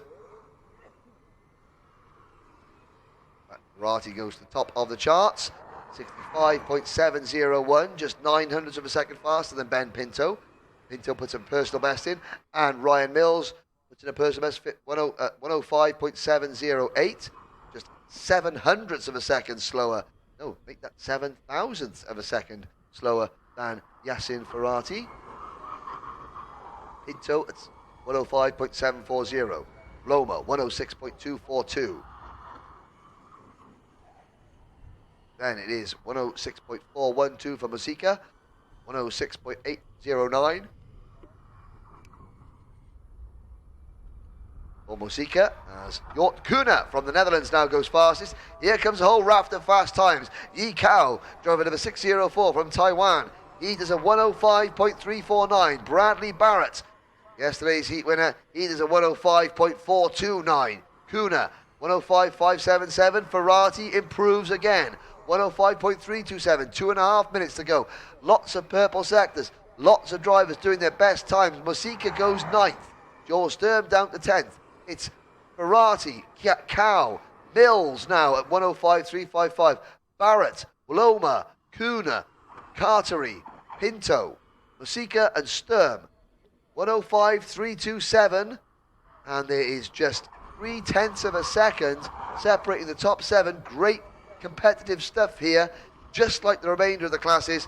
These DEKM Thunder E Thunder karts are absolutely showing that electric karts can be just as entertaining and just as fun to watch and drive as traditional karts. The parity amongst them, just like the other drivers there. There's G-Cow, 105.045 seconds.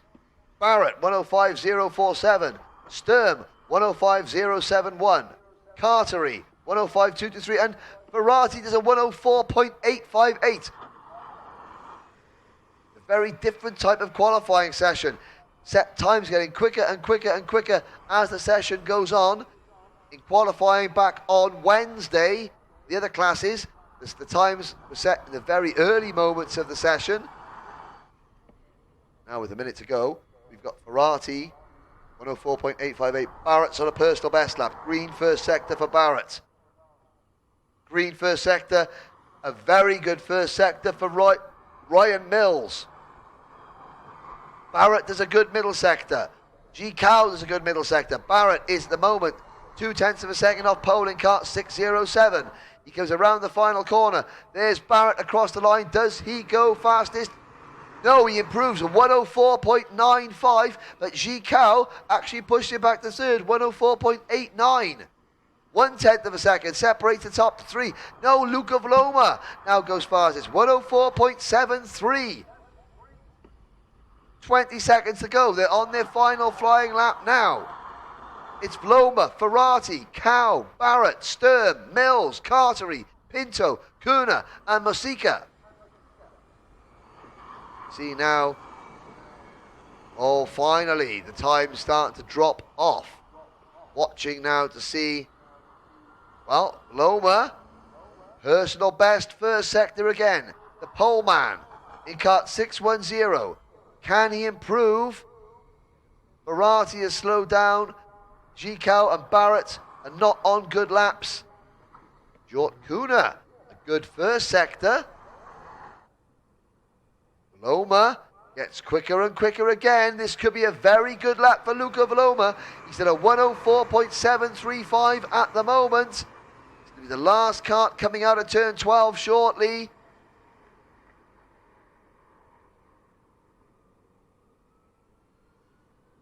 Wait.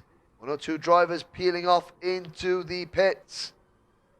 I think Luca Vloma may have abandoned that lap. Well, it would have been quicker, but it doesn't matter. Oh, who is this now? This is 603. That's Ryan Mills. He stays sixth. Luca Vloma, there he is. He did come in. I bought that last lap, but it would have been quicker. But it doesn't matter because he's still on provisional pole. That is unofficial pole position before on the 610. Germany's Luca Vloma. That's in Ferrati, kart 609. He is second quickest. Chris team 104.805. G Cow third for Taiwan at 104.895. See Ben Pinto, Israeli driver, he is 8th at the moment. Overall 105.273. Well, that is very good. Less than a second separates the entire field. Is 10th in the kart field. 105.463, so only 0.7 of a second off Luca Vloma's unofficial pole time.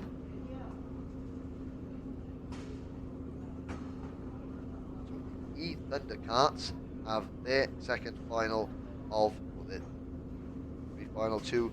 The last race of the day at it's gone 2 o'clock local time now. Over 20 minutes. We'll be back on track with the junior second pre-final.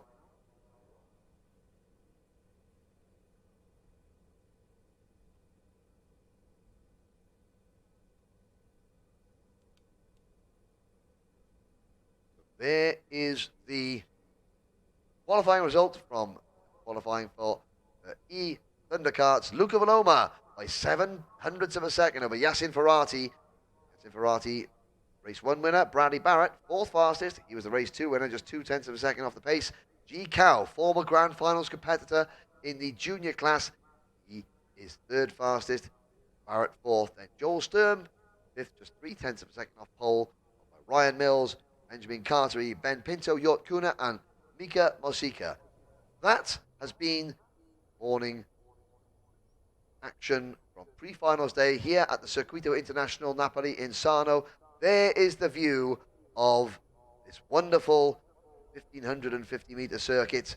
We now break for lunch here at the circuit, so thank you very much for joining us on the live stream courtesy of KART-DATA. We hope you've enjoyed yourselves. We'll be back just before 2:25 local time in about 20 minutes for the last 4 pre-finals and the second final for the Thundercard. Thank you very much for joining us. We'll see you in approximately 20 minutes time.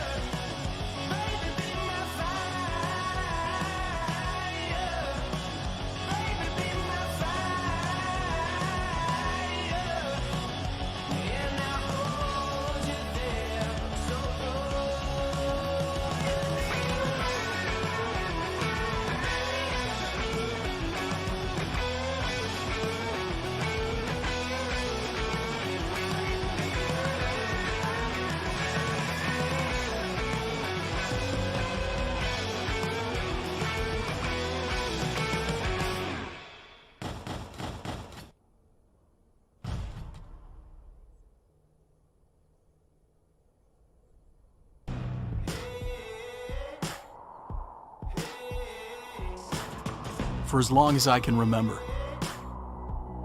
This is what we do. Rising early to take on the desert. Owning our freedom. Ripping our own lines in the sand. Launching outside our comfort zone. Chasing our friends to the horizon, and then back to the campfire. We're built for good times that last forever. But we're never able to get enough. This is what we do. Every weekend, every month, every year, we ride Can-Am.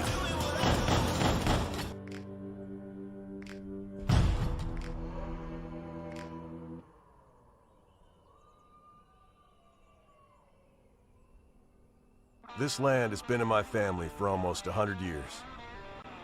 My grandfather started this farm, Dad ran it, and now it's my turn. They say the first generation starts the farm, the second generation builds the farm, and the third generation runs it into the ground. Well, I ain't gonna let that happen. I am not gonna let them down. I give 110% every damn day. It's all on the line here. I'm reimagining the way I farm. I'm built for this. I'm proud to say I'm a third-generation rancher, and I'm proud to own a Can-Am.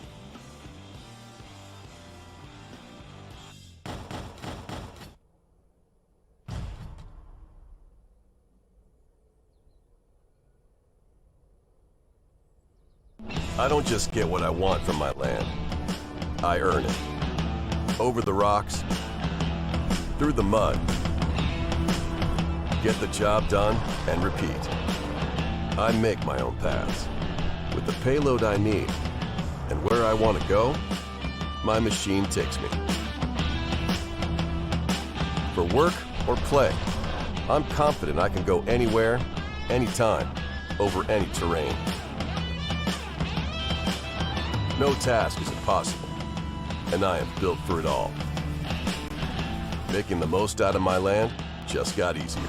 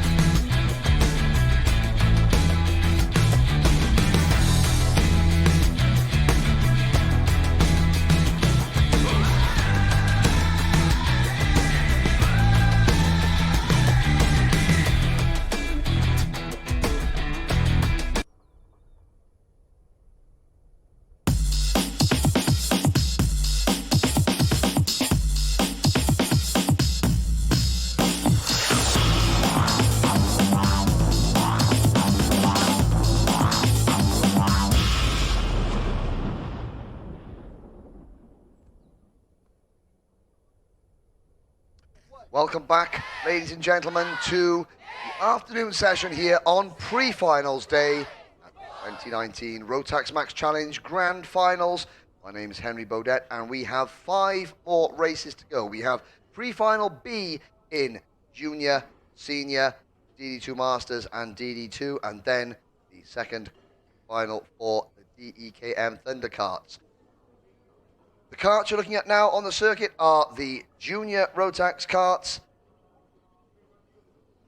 supported by the Praga chassis and pole position from Austria, Charlie Wirtz. Alongside Charlie on the front row of the grid, Sacha Majouet from France. Marcel Cermax from Poland, and Jason Leung from Canada are on row number 2. Luca Mars, United States, starts from row 3 alongside Bro Pronesti. Sami Joe Abinakle from Lebanon starts from row 4 alongside Japan, Hitoshi Sakai. Row 5, Lucas Bogdanovic from Argentina. Tim Meltzer from Romania. Tom Reinhardt from Belgium. Justin Arseniou from Canada. Troy Delenchik and Danny Van Ruyten are on row 7. Oscar Christiansen and Lucas Strabinskas are on row number 8. Row 9, Martin Morkis and Tom Adams. Row 10, Gregorio Batoccio and Alexi Yalava. Row 11, Josh Pearson and Gustav Winivski. Luke Pink and Balas Valent are on row 12. Row 13, Lucas Montemayor and Brian Cavedo. Thomas Ribeiro and Lucas Silva Mendez are on row number 14. Row 15, Junho Yang and Vincenzo Morales, Rasmus Anderson and Felipe Bernasconi on row 16. Row number 17 on what is a 36-kart grid, Alejandro Milan, Alessio Barone, Frank Escher, Alexander Apkazava on row number 18. This race, 12 laps.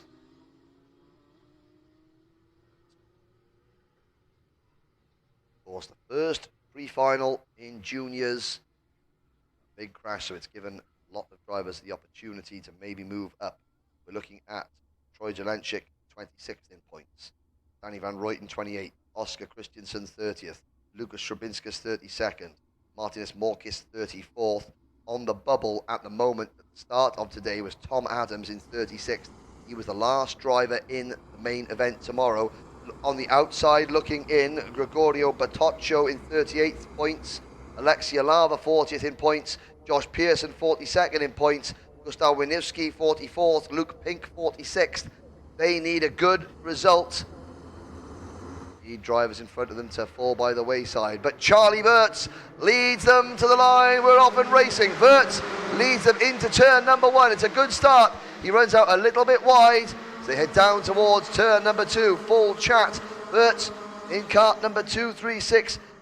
2/3 and a second place finishes in his heat races. He's yet to win, but it doesn't matter about winning now. It's matters about winning tomorrow.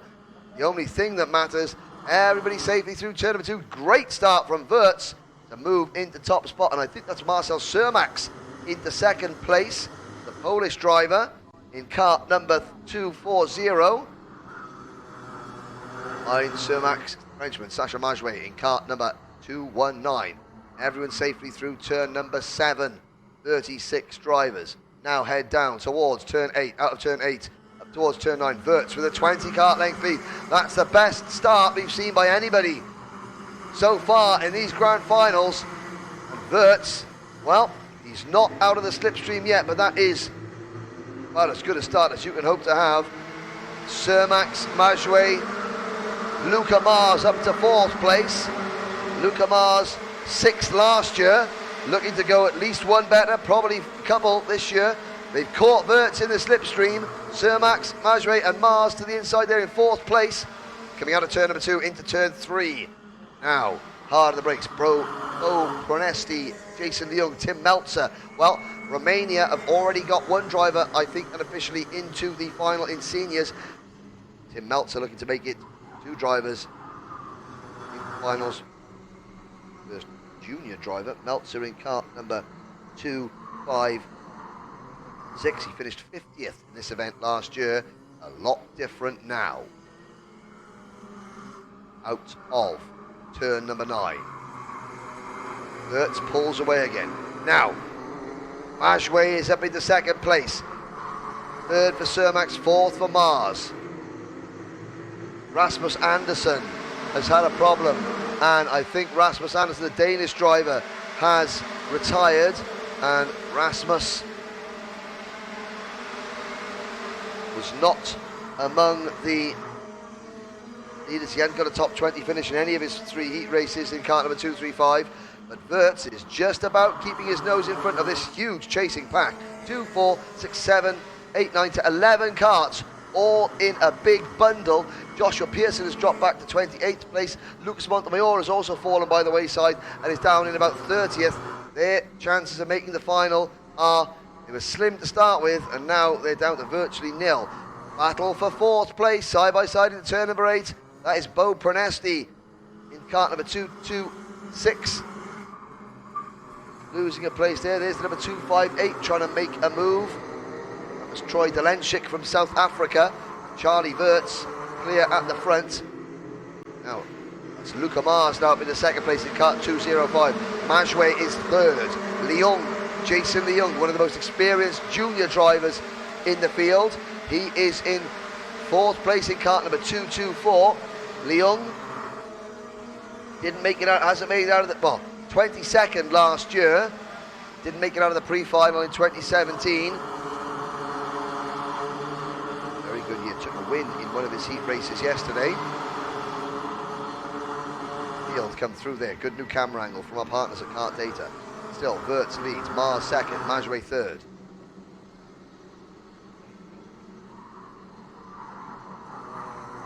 Majway, Leung, Cermax, Prenesti, Meltzer, Bogdanovic, Abinakle, Sakai, Delenchik, Van Rooij, Tom Reinhardt from Belgium is 13th, then Lucas Robinskas, Arseno, Quevedo, Ballas Valent, Luke Pink 18th, Tom Adams 19th.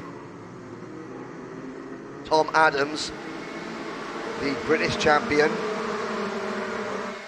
down in 19th place. Gustav Vanevsky 20th. Adams needs to pick up a couple of places to make sure of a place in the final. He is the 36th and final kart in the final as of this morning. Don't have the updated points, but they're a bit irrelevant now because is very close indeed for the final few transfer spots into the final event. Wirtz still leads. He is looking to try and sew up pole position for the final because Clay Osborne, who finished the heats overall fastest, he didn't win this morning, finished mid down the order, so outright pole position is there for the taking. Charlie Wirtz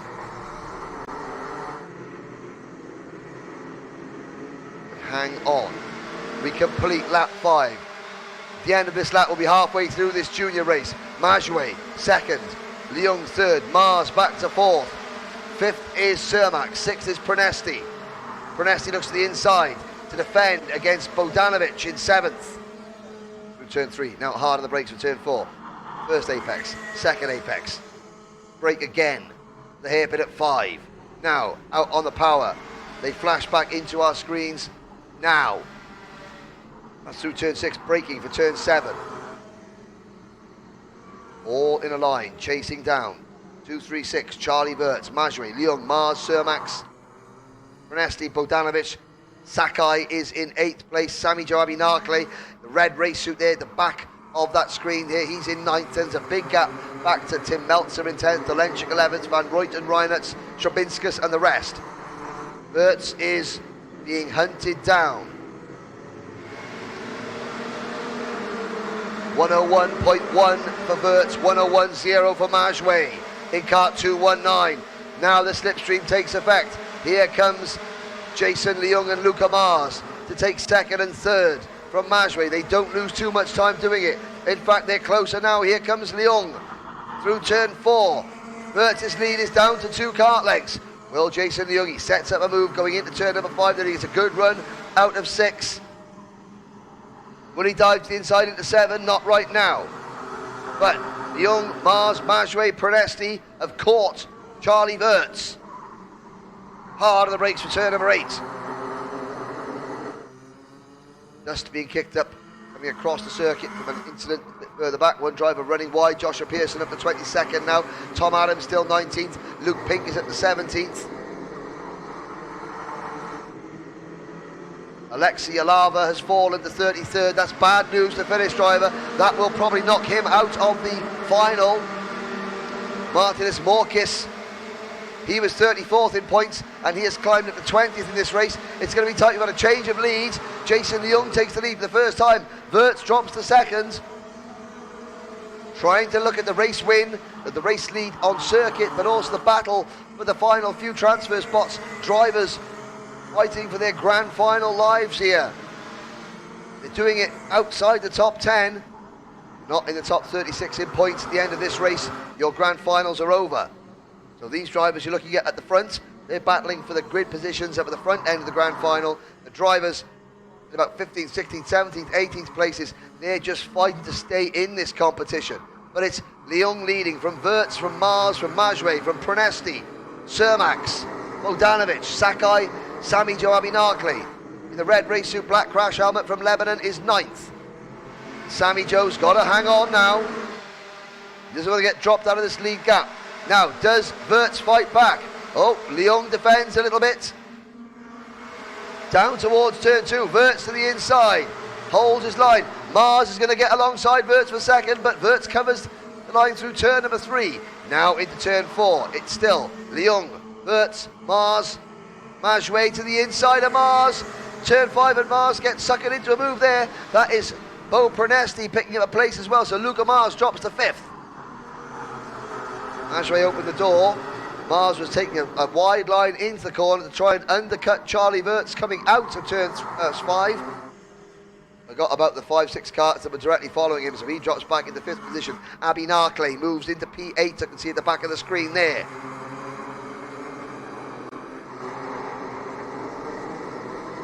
Young, Wirtz, Mars, Majwe. But no, Young, Wirtz, Majwe, Pronesti, then Mars. Sorry. Majwe signals, looks over his shoulder, sings to Bo Pronesti saying, come on, push me, push me.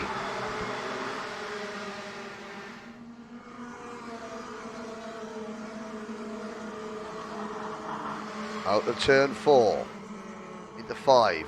See Luca Mars in 5th position, he covers the inside line this time around. He's got Bogdanovic right behind him.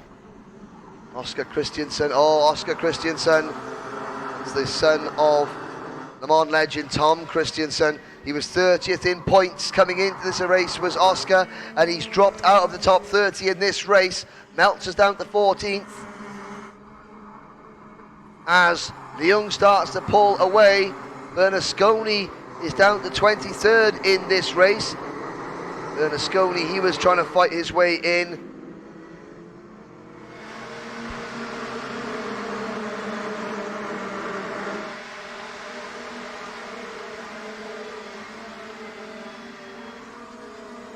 Leung under pressure from Wirtz and Majwe. Going into turn number 2. This is lap 11 out of 12. We're at the business end of this Junior Max pre-final B. Rasmus Andersen is retired. Alexi Alava down in 34th. Christiansen down in 33rd. Their chances are over. Tom Adams, 19th. Wisniewski, 17th. Crevedo in 18th place. They are right on the bubble. Petoccio, Bernasconi, 21st, 22nd. They're also, I think Petoccio too far back, Bernasconi a bit too far back, Crevedo a bit too far back. They needed to gain more ground. But as they come out of the final corner, this is the battle for the race win. Leung takes the last lap board in front for Canada. Wirtz for Austria in second. Wirtz is in the slipstream though. Majwe and Pronesti, 3rd and 4th. Down towards turn number 2.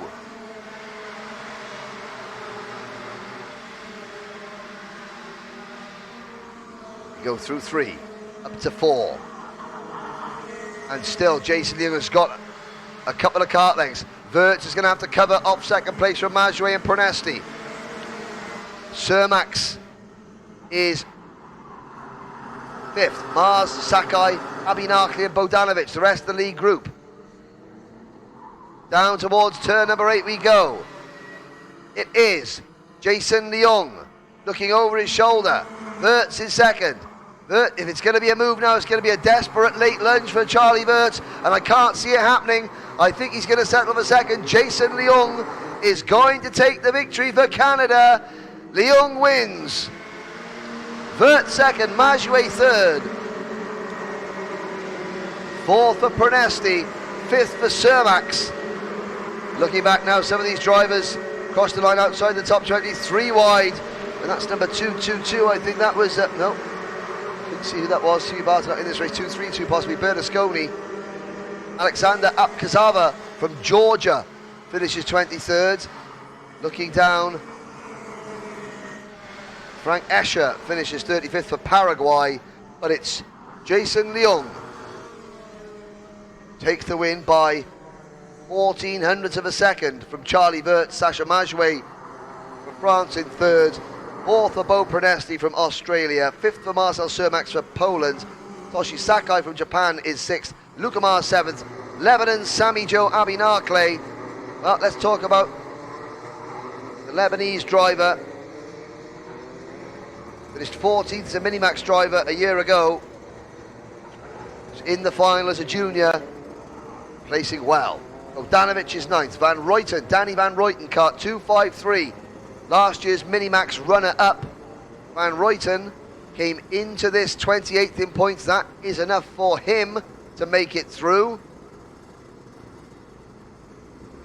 Tom Reinhardt is 11th. Strabinskas is 12th. Delenchik 13th.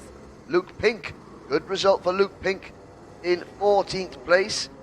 Trying to see where Luke Pink was. Well, Luke Pink was 46th in points. Is that enough to get Luke Pink into the final? Meltzer 15th, Wisniewski 16th, Brian Cavada 17th. That's not enough for Brian. Arsenio 18th, Tom Adams 19th, and Pearson 20th. Oh, the British champion and the driver, kart 202, the US Grand Nationals champion, Wilsonville. That is going to be very tight indeed for those two. There is Jason Leung, happy with that. Here are the unofficial pre-final B results in Junior Rotax. Jason Leung takes the win from Charlie Wirtz. Canada beats Austria. France in the third with Sacha Majue. Bo Pronesti from Australia in fourth, then Marcel Cermax. Poland in fifth. Toshi Sakai from Japan, sixth. Luca Mars from the United States in seventh. Sami Joe Abinakle from Lebanon in eighth. Luka Bogdanovic from Argentina in ninth. In the Netherlands, Danny Van Ruyten rounds out the top 10 ahead of Belgium's Tom Reinhardt, Germany's Lucas Strabinskas, and South Africa's Troy Delenchik. 13 different nationalities in the top 13 positions. Luke Pink for Australia 14th, and Tim Melser 5th. And now we look at the list of drivers, some of whom, well, most of whom, this page, not be seeing in the final tomorrow. Tom Adams, Josh Pearson, maybe just have squeaked in. Toccio, Gregorio Bertoccio, 38th in points. Just outside the top 20, touch and go for the Italian driver. But Jenny Wade has got one of the drivers down in the pits. What a great result. Yeah, I think it's a very good comeback because from Heat 1 to Heat 2, it was disastrous. We crashed out 2 times and we drove back. So I was happy to finish first in Heat 3 and finish first in the pre-final. And I'm really happy with that. Just try to keep my points as low as possible for a good start tomorrow. Tell me a little bit about the racing, because we were only watching, but it looks like it's really, really so close and you can't make any mistakes. Yeah, I mean, you just have to drive perfect lines through the infield sections and through the corners. I mean, the straights is the hardest place to defend because you can have 4 kart lengths and people can still catch you. So that was a very tough part. Yeah. Congratulations. Go Team Canada. Thank you. Well, thank you, Jenny, and thank you, Jason Leung, for that insight into the race. Now look ahead to the senior Rotax pre-final B, the original Grand Finals class. Looking at the rear bumper of number 332, that is Axel Sanyala's kart. Looking at it. So Reese Hunter walking across the front of the grid. You can see him there. Second kart on the left, taking a last minute drink of water. It is turned very hot again indeed. So the grid as followed. Axel Sanyala, Finland, starts from pole position. Ryan Norberg, second on the grid from Team USA. Great Britain's Reese Hunter. Inside of row 2. Yuga Furatani and Shogo Endo, an all-Japanese third row. Jan Matthias from the Czech Republic and Guillaume Treyard from France starts on the outside of row 4. Row 5, Brodie Whitmore from Australia and Lachlan Robinson from the UAE. Gustavo Suarez from Chile and Cesar Guizao from France. That's row 6. Cody Gillis, 2017 DD2 champion. He is 13th on the grid alongside Russia's Maxim Turev. Roy Kurfs from Belgium and Malaysia's Amma Harris Jeffrey. They start on row number 8. Mads Rees and Rasmus Friedel are on row 9. Patrick Woods Toth and Stefan Kerbel are on row 10. Row 11, Paulo Coelho and Tobias Verlo. These are the drivers now that are desperate to get up the order into the top 15 and give themselves a chance.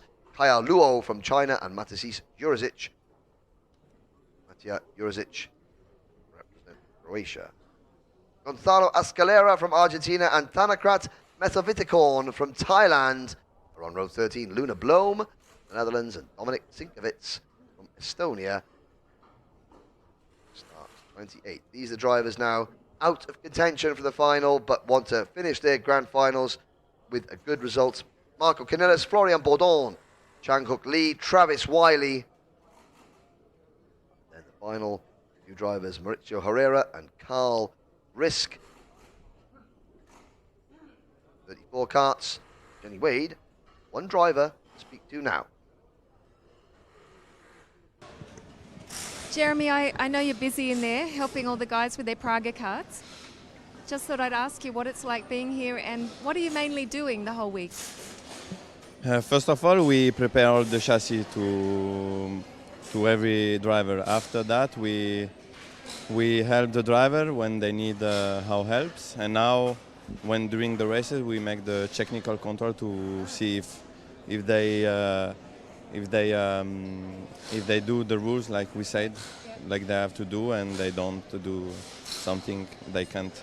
I saw you there with the spanner, tightening the seat or checking the seat. Yes. It's so they don't change the way it is in the rules. Yes, because we ask to everybody to have the seat tight, and we know sometimes when we lose the seat is faster, but we want to make everything fair for everybody, and that's why we check now. It's really good to have you here, and I'm sure you can give the drivers some good tips because you are so experienced and such a great driver, but great service from IPK here at the Grand Finals. Yes, of course. Sometimes driver come to ask a bit of tips. We help as we can help, because on the end, every driver have different style of driving. So here you see they finish first, second, and third, and everyone have different setup. So I like. It's cool. Great to have you here again. Thank you. Thank you. Well, thank you very much, Jen. Very, very proud of all our chassis partners here, Grand Finals, not only from Praga, also from Tyrrell, ART, Sodi Kart, and Comp. First time this year. Oh, there's Baz Lammers, left side of your screen, watching on 332, Axel Sanyala. 2 wins and an 8th place finish. His heat races. Alongside him, Ryan Norberg. Ryan in kart 304. He had a win, 4th and a 7th, but had a nose cone penalty. So did Axel Sanyala. That was his 8th place finish. Amount of drivers that have had penalties. I mean, Maurizio Herrera, he's had 5 penalties in 3 heat races. Every single race he's had a drop nose cone. He also had a start line infringement in second heat and contact penalty in his third heat. It's not been a good day or good week for Mauricio Herrera. Well over half the drivers have had at least one penalty. Reese Hunter not had a penalty at all in kart number 333. Second, a fourth, and a ninth. Driver from Sunderland, second in this year's Rotax Euro Trophy.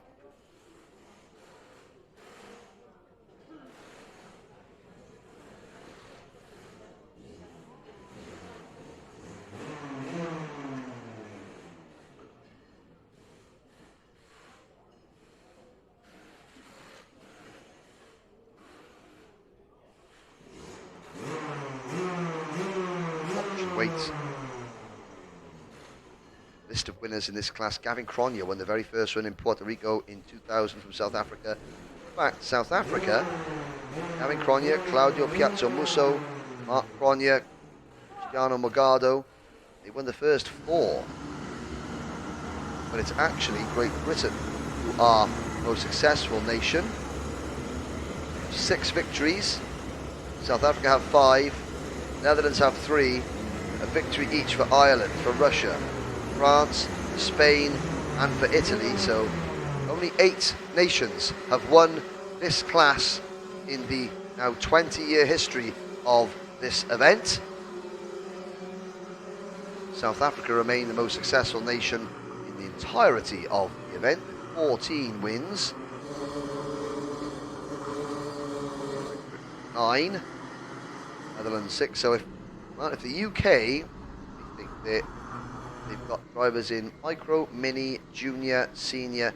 They've got drivers in 5 classes. If they win all 5 classes, this year, Team UK will draw level with South Africa. That just shows how impressive South Africa have been during the history of this period. Of course, in no small part by Cristiano Morgado, who's won 5 of their 14 gold medals, as it were. Here we go. On board with Reese Hunter. It's Sanyala, Norberg, Hunter, Bardas, Buratani, Endo, Matthias Treyard.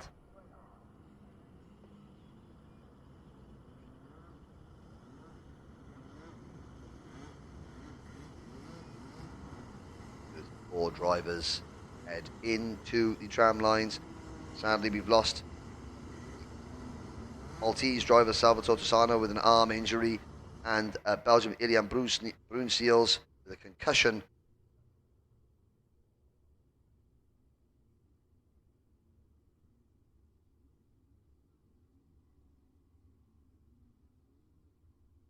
And there's a cart stopping as you're looking at that rail cam there. The overhead cam, the cart's travelling directly underneath us there. And that driver gets his cart back going and he'll slot back into position. On board at the top right hand side of your screen is Reese Hunter looking at the poleman Axel Sanyala. They come into the tram lines. Lights are out. Oh no, they're not. Hands in the air, false start.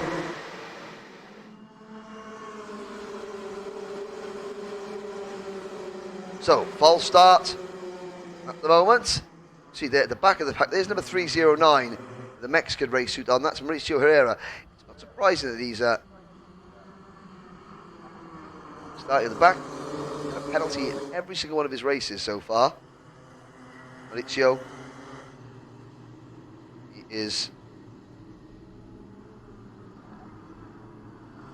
68th in points. Gustavo Gomez and Carl Risk are behind him. Carl Risk has had penalties in each of his races. So has Luna Blom.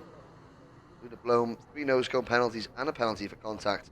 The Dutch lady from Didam, 17 years old, second in this year's Dutch Championship. She is not going to qualify for the final. She's down in 56th place in points. So it's highly unlikely, why it's virtually impossible for her to qualify. Of course, close racing does lead to incidents.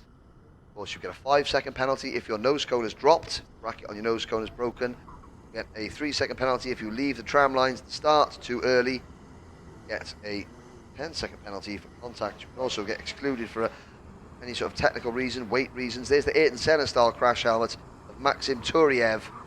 Drivers on the bubble here. Turiev 28th in points, Kurf's 30th, Harris Jeffrey 32nd, Richter is 34th, Mads Rees 36th, and Rasmus Friedel 38th.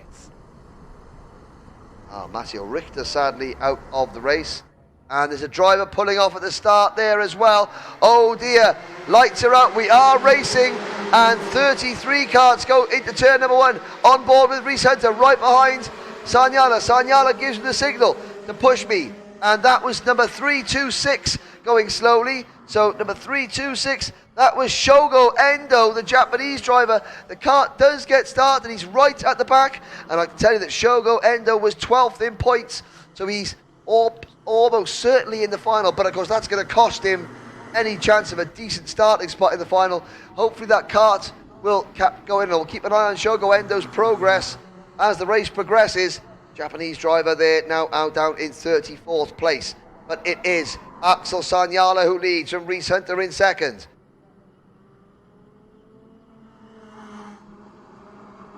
There are 4 British drivers in the senior class. 2 tickets available from the British Championship. They were won by Guy Cunnington and Oakley Pryor. Reese Hunter then got his ticket by finishing second in the Euromax Series. And Clayton Ravenscroft, the 4th of British drivers, he got his ticket through the BNL. But you can see Hunter resting his nose on the rear bumper of Sanyala's kart, pushing him along at over 110 kilometers an hour. Into turn number 5, Sanyala, Hunter behind them. It is Ryan Norberg in kart 304. Then the 350 of Alexander Barnes, the Italian driver. Guillaume Trelliard is next, then Lachlan Robinson, Yuga Furutani, Maxim Turiev, Cesar Gazau, and Jan Matthias. Very cool. Oh, there's Matthias, and that was possibly Cody Gillis making contact with somebody coming out of turn number 8. There were 2 Australian drivers, Gillis and Brodie Whitmore, were together. One of them just bounced up over the top of someone else going into turn number 8, and that has created a big gap. Try and see which Australian driver it was. It was Gillis, and it was Gillis drops down the order. Well, Shogo Endo is still running, and he's catching the back of the field now. So he's catching the back of the pack now on lap number 3 out of 15. But it's Reese Hunter who takes the lead of the race. Sanyala drops back to second. Someone slowing down and retiring to the pits. That's Rasmus Friedel.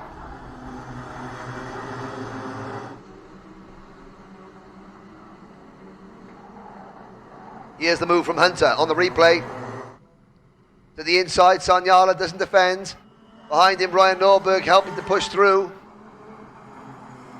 And they go into turn number 2. That is how Reese Hunter got the race lead, and he's starting to pull away. Norberg second. Now, what has happened to Sanyala? Because Bardas is up into third. Behind Bardas, that looks like Guillaume Treyard. Sanyala's dropped to 6th place behind Lachlan Robinson. So now it is Ryan Norberg with that sort of pink and purple coloured crash helmet. Through turn number 4. Bardas, Treyard, 3rd and 4th.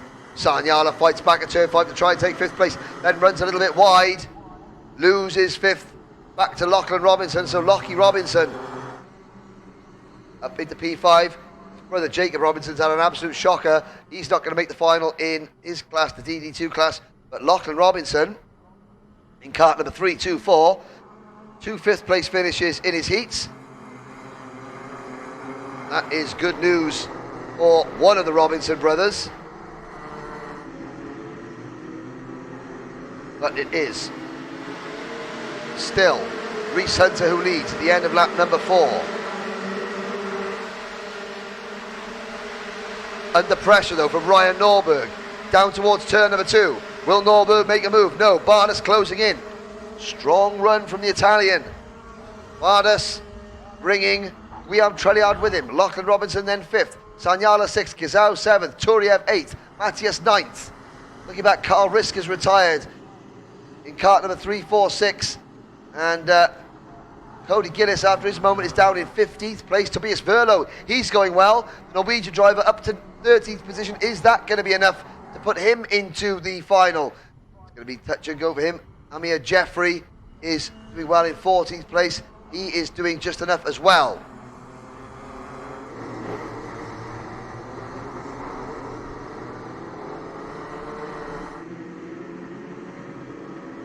Out of turn 12, we start lap number 6 on board with your race leader.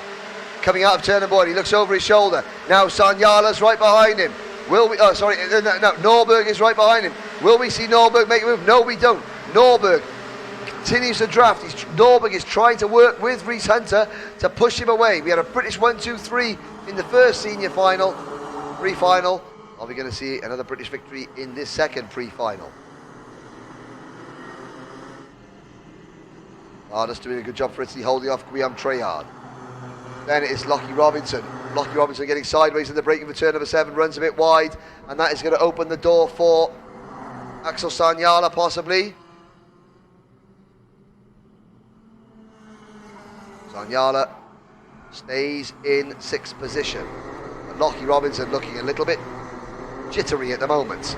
It is Hunter, Norberg, Bardas, Treyard. Shogo Endo is up into 28th position already. Driving the wheels off that wagon is driver number 326, Shogo Endo, the 21-year-old from Osaka. Here comes the leaders again, Norberg pushing Rhys Hunter away. You can see that they're pulling away from Bardas and Treyard, who were briefly side by side. Treyard trying to get past Bardas. Got to be careful because Axel Sanyala is now back into 5th position on this, the 7th of 15 laps. Sanyala now pulling away from drivers in 6th and 7th place, pulling away from Lachlan Robinson and Cesar Gazal. Turiev is 8th, Matthias down to 9th, Furutani down to 10th, then it's Suarez. Tobias Verlo's having a storming drive in kart number 321. He's up into 12th place now from 22nd on the grid. Tobias Verlo, however, is... well, he's 46th in points, and with the carnage that we had in the first, well, no, that was the junior race, but we had a bit of a mix-up in the first senior race. Tobias Verlo on a mission as well. He's got Gillis behind him, and then Whitmore, Jeffrey, Kerbal, Reese, Woods, Toth, Curves, Luna Blome. That's your top 20. Still, Ryan Norberg doesn't make a move on Rhys Hunter. Still, Hunter able to maintain his advantage, and still top 2 are able to stay clear. Oh, Sanyala up over the back of Robinson, coming out of turn number 5. Sanyala, 2 wheels in the air. Has that damaged Robinson's kart as well? He now runs. Oh, is that Cesar Gazal? It's one of the dark race suits. It could have been Gazal. It could have been Guillaume Trelliard even. One of the French drivers, here we go on the replay, coming out of turn number 5. Sanyala looks to the inside, and it is one of the French drivers. It is Gazal, or is it taller driver Treyard? And up over the back goes Sanyala, and off goes the French driver, and it was Treyard. Treyard drops to 7th, but he's still in the race. Sanyala drops to 8th, just in front of Matthias, Furutani, Suarez. Gillis now up to 12th. Verlo has dropped to 14th. No change among the 2 leaders. But the gap over 3rd place driver Bardas is growing. Turn number 7. Now down the back straight. See the fence there, packed out, watching drivers, mechanics, family members. The grandstand there full. And there's a move going into turn 10. That looked like it was a blue race suit, possibly one of the drivers from Chile.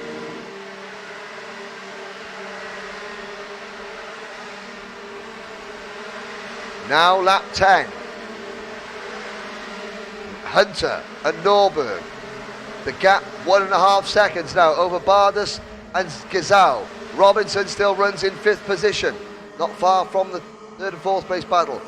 Turiev, Sanyala, Furatani, Suarez, and the rest. Shogo Endo, 24th now, passing Marco Canillas from Paraguay in the last lap, and closing in on Dominik Sinkovic from Estonia.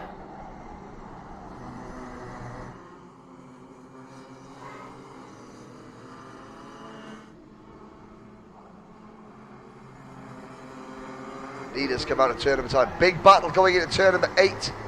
Off camera, there's 3 carts. Well, they're 3 wide further back in the pack. This is desperation time kicking in for those drivers, but very controlled up at the front as Hunter leads Norberg. Bardas defending from Gazau. Robinson is about to catch them and making a 3-cart battle for 3rd. When will Ryan Norberg pick his moment? He is going to have a go, I am absolutely certain of it.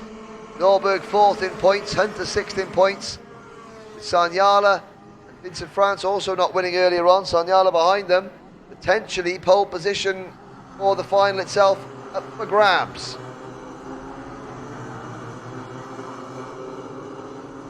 Towards turn 8, there is a great view of the outside of turn number 7.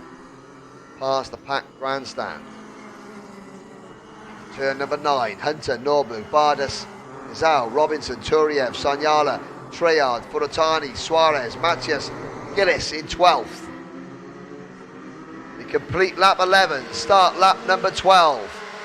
60.324 seconds for Hunter. Norberg a fraction slower. Everybody else trailing in their wake. This is classic cooperative driving we're watching from Hunter and Norberg. Reese Hunter knows that Ryan Norberg can probably pass him when he wants to. Norberg knows that he can probably pass Hunter when he wants to.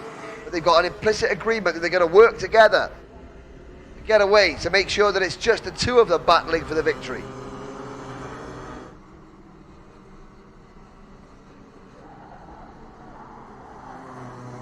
Turn number 8. Robinson is finally caught. Treyard and Bardas for 3rd.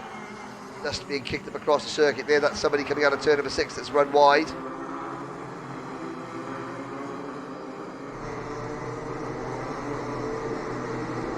There's a move. That's Cody Gillis moving up past Gustavo Suarez for 10th place.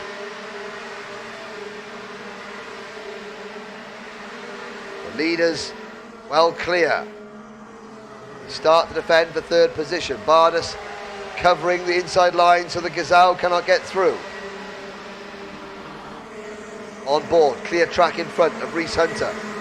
Right behind him is Ryan Norberg. Shogo Endo still 24th. His progress has bottomed out a little bit. Now Treyard up into 3rd place ahead of Bardas. Robinson still 5th. It's Gazau up into 3rd place. And there is Bardas fighting back and repassing Gazau for 3rd. Treyard leading the next group of karts. Dark race suit now directly behind his countryman on track, but there's about half a second between them. On to the penultimate lap we go. Hunter still leads. Now will we see Reese Hunter start to defend. Bardas is defending from Robinson in 4th place. Lachlan Robinson looks to the inside of Bardas.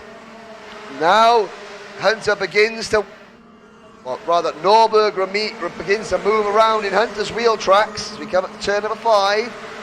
Lap and a half to go. Still, Hunter though hasn't started to defend. Will have to defend on the last lap, however, I am sure of it. Bardas trying to fight back. Has done, he's reclaimed 3rd spot from Gazau and Robinson. But 2 leaders come into turn number 10. They flick out through turn number 11. Now into 12. Last lap board goes out for Reese Hunter. Norberg comes through in 2nd place. Onto the main straight. You can see Hunter now. He's not defending through the kink. Will he defend the inside line going down towards turn 2? Not really. He leaves the door open. And still Norberg doesn't make the move. Now into turn number 3. Round 4. Will he defend the inside into turn number 5? Not really. Well, he comes to the middle of the track. So he is just holding Norberg at bay out towards turn number 7 now. Over the curb, hard on the brakes. It's the apex. Down the straight towards turn 8. Norberg is not close enough to make a move. Reese Hunter looks like he's done enough. Change for third as Robinson takes third. Lachlan Robinson into a fantastic third place by the looks of it. But it is Reese Hunter, 1 corner to go. It's out of the final turn. Takes the checkered flag. Norberg in second. And it's Robinson a fantastic third. From Bardas in fourth. Gazal fifth. Sanyala fights back to 6th place. 7th is Gillis. Great recovery from Cody Gillis. Furatani is 8th. Gustavo Suarez is 9th. Jan Mathias 10th. Brody Whitmore 11th. Turiev is 12th. And Amir Harris Jeffrey from Malaysia. He does a great job. And just, I think that is enough for him to put him in the final in 13th place. Guillaume Treyard slips back to 14th. Then it is Roy Kurfs, Stefan Kerbel. Good result from Kerbel. Has that done enough for him? Possibly the Austrian driver. Mads Rees 17th, then Tobias Verlo. Oh, Tobias Verlo dropped back to 18th place there at the end. Sinkovitz and Bloom round out the top 20. Patrick Woods-Toth down to 21st. Canadian driver, not a happy result for him. And then further back, well, Kaihuno Luo from China in 24th. Shogo Endo 25th. Shogo should make the final, but his progress was stopped a bit further on. He made it up to 24th very early on from the back of the field. Then sort of probably got involved in a right old ding-dong. As we watch the drivers come in to the holding area, the 333, Reese Hunter. His family are the proud owners now of Warden Law Kart Circuit in the northeast of England. The camera comes off. Turn the camera off. You've got to weigh the kart with the camera on. It weighs about 500 grams. Goes through. Looking cool, calm and collected after that one. Ryan Norberg. That is the classic example of not wanting to fight in the pre-final, save themselves for the final itself. And Hunter, mechanic, through, but Hunter, congratulations to Norberg, there we go. They wouldn't have discussed that beforehand because of course it's impossible to know how the race is going to develop, but show them signaling. There's Cody Gillis. Oh, Cody Gillis there helping young Yuga Furatani, and you can see that Yuga is a very diminutive young chap. Cody Gillis, a strapping 20-year-old Aussie from Wollongong. Although I say that, he lets you then push the pick at the back end of his cart, which is the heavy end, while he takes the front. Not dumb either, is Cody. But there we go. There is the view of the circuit. 1 or 2 drivers having their carts collected. The provisional result for the second pre-final in senior Rotax. Reese Hunter takes the win by 1600ths of a second from Ryan Norberg. Then Lachlan Robinson in third. Alexander Bardas in fourth. Cesar Gazau, 5th for France. Axel Sanyala, the pole sitter, comes home 5th for Finland. Then Cody Gillis, 7th for Australia. Yuga Furatani, 8th for Japan. Gustavo Suarez, 9th for Chile. Jan Mathias, 10th for Chile. Brody Whitmore, 11th for Australia. Maxim Turev, Russia, 12th. Amir Harris Jeffrey, 13th. Guillaume Treyard, 14th. Roy Kurfs, 15th. Stefan Kerbel, Mads Rees, and Tobias Verlo. Mads Rees, 36th in points at the start of that race. Finishes 17th. That's going to be very close for Mads. Then it is Sinkovitz, Bloom, Coelho, Woods-Toth, Escalera, Luo, Endo, Lee, Witticorn, Bourdon, Herrera. Let's see if Mauricio Herrera gets a penalty in that one. He's done 3 races and got 5 penalties. He finishes 29th. That is his grand finals over. But Jenny Wade is catching up with some of the contenders from that race.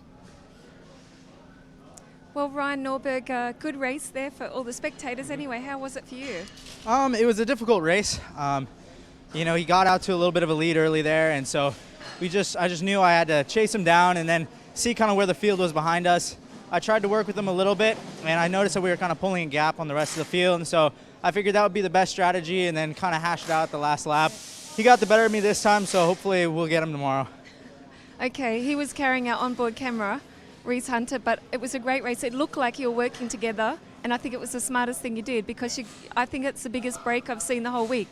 Yeah, I mean, it was in the senior class. The draft is like 3/10. I knew he had the better infield, and I had the better straightaway speed, so I figured if he'd tow me through the infield and I push him on the straightaway, it was a good, fair thing for us to do, and it ended up working out really well. Okay. We look forward to tomorrow. Awesome, thank you. Here's our winner. Okay, Reese Hunter, now you've got the camera on board. Did we bring you a little bit of luck? Well, I think there was a little bit of luck in it, but I think at the beginning we just pushed away, managed to get a gap, and I think no one would really catch us when we were in front, so I think it was a great race. Because I thought something must have happened, but then once you see you guys working together, it was really good. What about the racing here? Is it really tough? Is it close? And what do you think about tomorrow's final now? It's really close. It's always been really close, but I think the American guy worked with us to get away, and it made it a lot easier. Okay, and any thinking now for tomorrow? You got to make many changes or anything, or you're quite happy with how it is? I'm quite happy how it is at the moment, and we'll see. Have a look at the data and see if we can improve. Okay, well, thank you for taking the racing home to everyone, wherever they are around the world. Congratulations. Thank you. Well, thank you to Ryan and Reese there, and thanks as always to Jenny Wade. Next up is DD2 Masters, the second pre-final. Scott Campbell once again joins me in the commentary box. Matthias Rodriguez carrying our camera carts, starts from pole position alongside Eric Kasparovics from Latvia, Gary Koivisto and Robert Pazewski on the second row. Nicholas Verheuel and James Beecroft on row 3, Igor Mukhin and Leonardo Nienkotter on row number 4. Row 5 will be Chris Walton and Carl Cleriveau, Christoph Adams and Dimitris Zervos 12th. Then row 7, David Malcolm and Jared Prieston, Luis Ignacio Valenzuela and Fernando Guzzi on row 8, Tommy Helfinger and Nathan Mowell, row 9. Now we're into the territory of the drivers that are really fighting. Fabio Creti, Horacio Torres, they're just outside the top 36 in points. So is Alessandro Glauser, Jeppe Nielsen, Tony Hogg. Well, there's Christoph Adams having a little wave to Belgian fans in the grandstand, but this is his 14th grand final, so you would think that he is probably okay. And oh, there's a rather rowdy section of crowd fans in the grandstand. Good to see everyone's in full spirit. Scott, the first pre-final, we saw a sort of a tentative battle between Gruber and Champion, with Olekainen sitting and waiting. We've now got Dias Rodriguez, which is very impressive. Kasparovics, he's not been this far up in the grand finals in my memory. Koivisto, very experienced. Pazewski, fastest of all in qualifying, but he hasn't really had the race pace. And dare I say, he's looked slightly erratic. Yeah, I know Pavelski. He's been running really a lot with me, and he's shown lots of speed in the past, and maybe he just had a bad moment, you know. Well, we got a false start. No start. Hands in the air. Looking at the points there, so 36th place was Tommy Helfinger, and Nathan Mowell 35th. You know, Helfinger, you know, in kart number 513. I'm just looking back at his results. 4th back in 2017. I think he withdrew injured last year. 10th in 2014. Didn't make it out of the B final 2015. But so a driver with a lot of pedigree, not more finished in the grand final, shows that he is a force to be reckoned with. Nathan Mowell, 7 again, the driver from, as Ken Walker always say, from Broken Arrow, Oklahoma. Nathan hasn't made it out of the pre-final in any of the last three of the last 4 times he's qualified. This, again, great guy, chatting away to him. He said, look, I'm just here to enjoy myself. It'd be nice to get to the final, but for me, just being here, and we went out to see Pompeii with his dad Alan, and he's been out and around. He's been around a long time too. I've known him and his dad for a long time here at the Grand Finals, and really a bunch of great guys. But he's got a chance now of making a final for the first time in a while. And for some drivers, that is a victory in itself. It is, definitely. As you've said, he's had a hard time making it in, and just be able to make it into the final is a victory in itself. So, well, I'll see. Matias Rodriguez, very impressive newcomer, kart number 563. 2 wins, well, a win and 2 second places in his heats. Now we're off and racing for 15 laps through turn number 1. Let's hope we all get through cleanly. A good start down towards turn number 2. Hard on the brakes. Rodriguez has the lead. The leaders all get through turn 2 cleanly, and it's a good start from the entire field. You look up and there's no dust being kicked up, and it's Matias Rodriguez from Eriks Kasparovic. Pazevsky's made a good start as well. Now, is that Pazevsky possibly up in the second place, second or third, with Koivisto in 4th? Then it is South African driver Verhuel and James Beecroft in 6th position. But again, dust. There's a big pile up at turn number 7. Now, that's in the zone with drivers are struggling to get in. Let's see who gets caught up in that. We've got one kart definitely out of the race. Still sitting there, yeah. The driver's up and out of his kart, but let's see what this is. There's the camera. The kart's coming directly underneath the camera. Great view of the kart's on the brakes to turn in to turn number 12. And we'll check the times. Rodriguez, Kasparovic, Pazevsky, Christoph Adams lost a few places. And, it was Nathan Mowell and Fabio Creti. It was right on that bubble zone, to coin a phrase from the Indy 500, right on the bubble. Yeah, we were just talking about that. That's very unfortunate. That is, well, we'll see who's out of the race. That's the welcome, Scott, to the curse of the commentator. But up the front, it is Mowell and Glauser out of the race. Creti's got to 25th. Just looking to see, I think Tony Hogg might have been involved in that as well. Theo Lim certainly gained a lot of ground up into 23rd. But there is the number 561 kart out of the race. That is Switzerland's Alessandro Glauser. And, heartbreaks for Glauser, Nathan Mowell. But up at the front, Rodriguez, Kasparovic and Pazevsky, the top 3.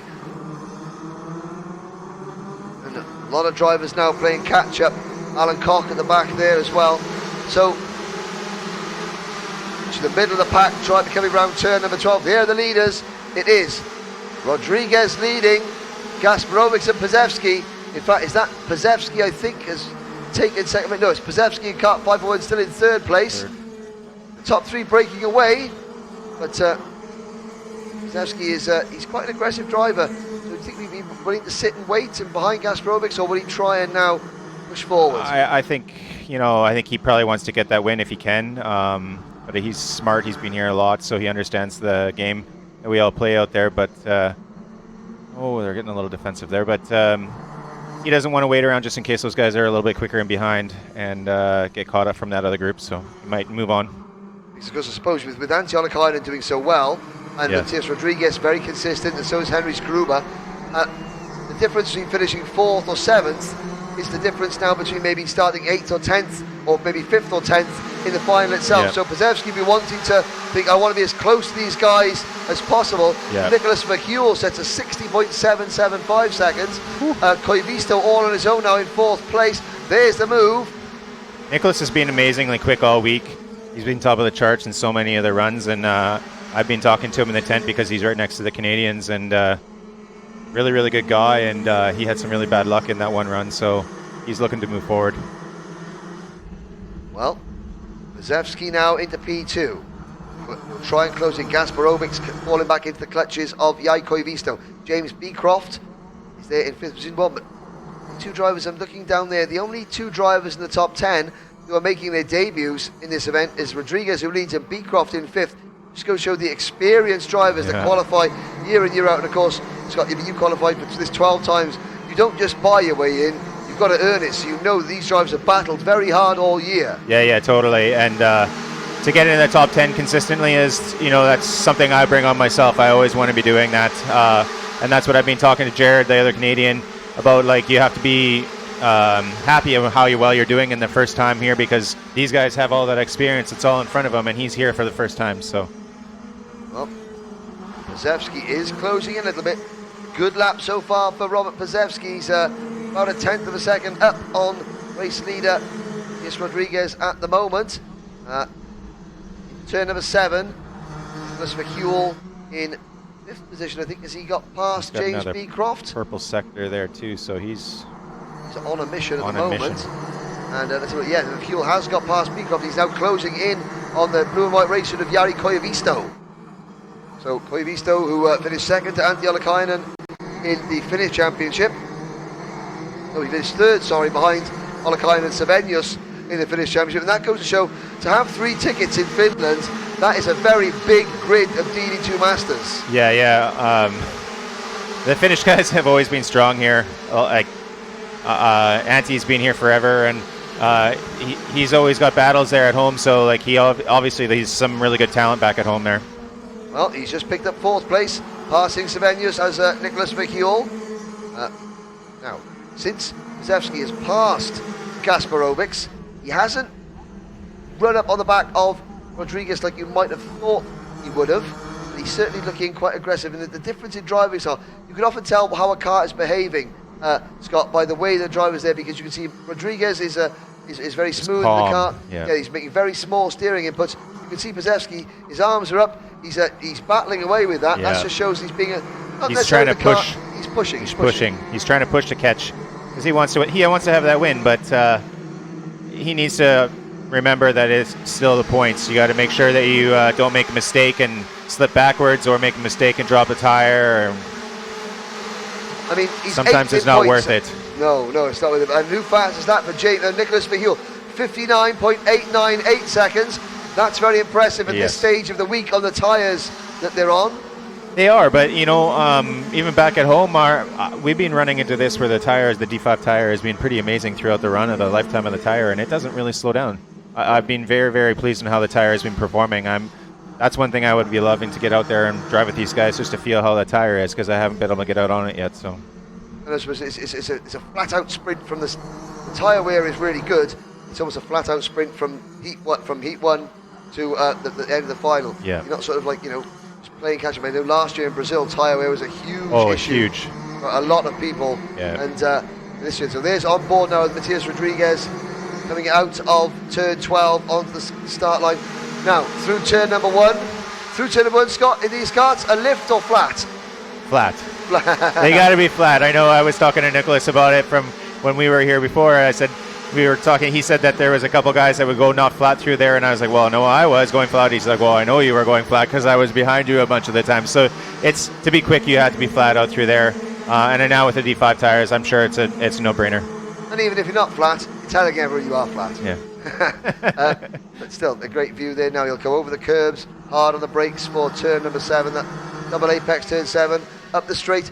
You hear, I mean, the grandstand, there's the people, obviously you can sense them, you can hear the cheering in the karts. You can't. You're in your zone. You're not really paying attention to the surroundings. I was even out taking some pictures, and I just got thinking to myself, I wonder if I've ever thought about seeing a photographer out there, and you don't see anything other than in your zone. Yes, the photographers in their high-vis vests, they do quite literally take their life in their hands, because the drivers, they're just not aware they're there. Yeah. So, out onto the start of lap number 9 now. Nicholas the order with is another Rodriguez, purple. Pazewski, Gasparovics, Verhuel, Koivisto, Beecroft, Walton. Then Neen Cotter, Zervos, Mookie in the top 10, Jared Freeston. He's on that edge. Good drive from Jared up into 11th place. I'm trying to see where he was to 28th. So really, he knew. Did you speak to him beforehand? Oh yeah, for sure. I spoke to him before the race. Just got his nerves down and just said, just go out, just do your thing, and try to move up a couple of spots and book yourself a spot in the final. Yep, because Christoph Adams is going the other way down to 18th place. Now Christoph Adams, he was 22nd in points. Hard to believe that Adams would make a final. I mean, he's still pretty safe, although he doesn't want to lose too many more places. You don't want to. Yeah.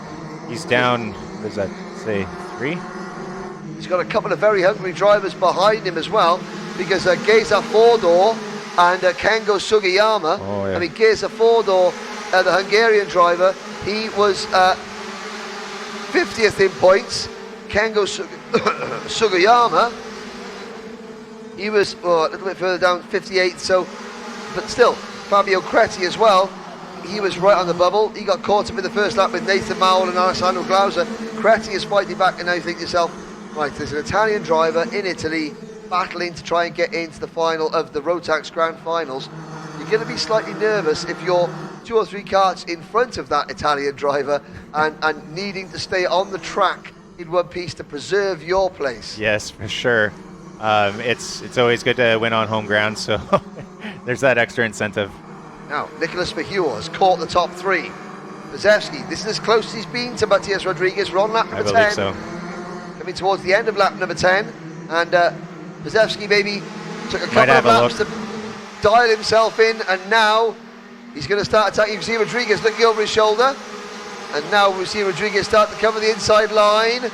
Yes, we do. Well, covering the middle of the track.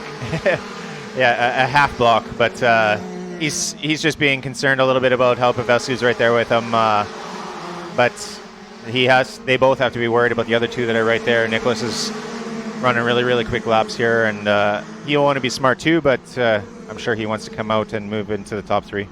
Well, he set the fast lap of the race at 59.717 to get onto the rear bumper of Matias Rodriguez, and now he is, hanging onto him like a limpet on a rock. Just in the background, but the top 4. Now you can see Pazewski starting to move around.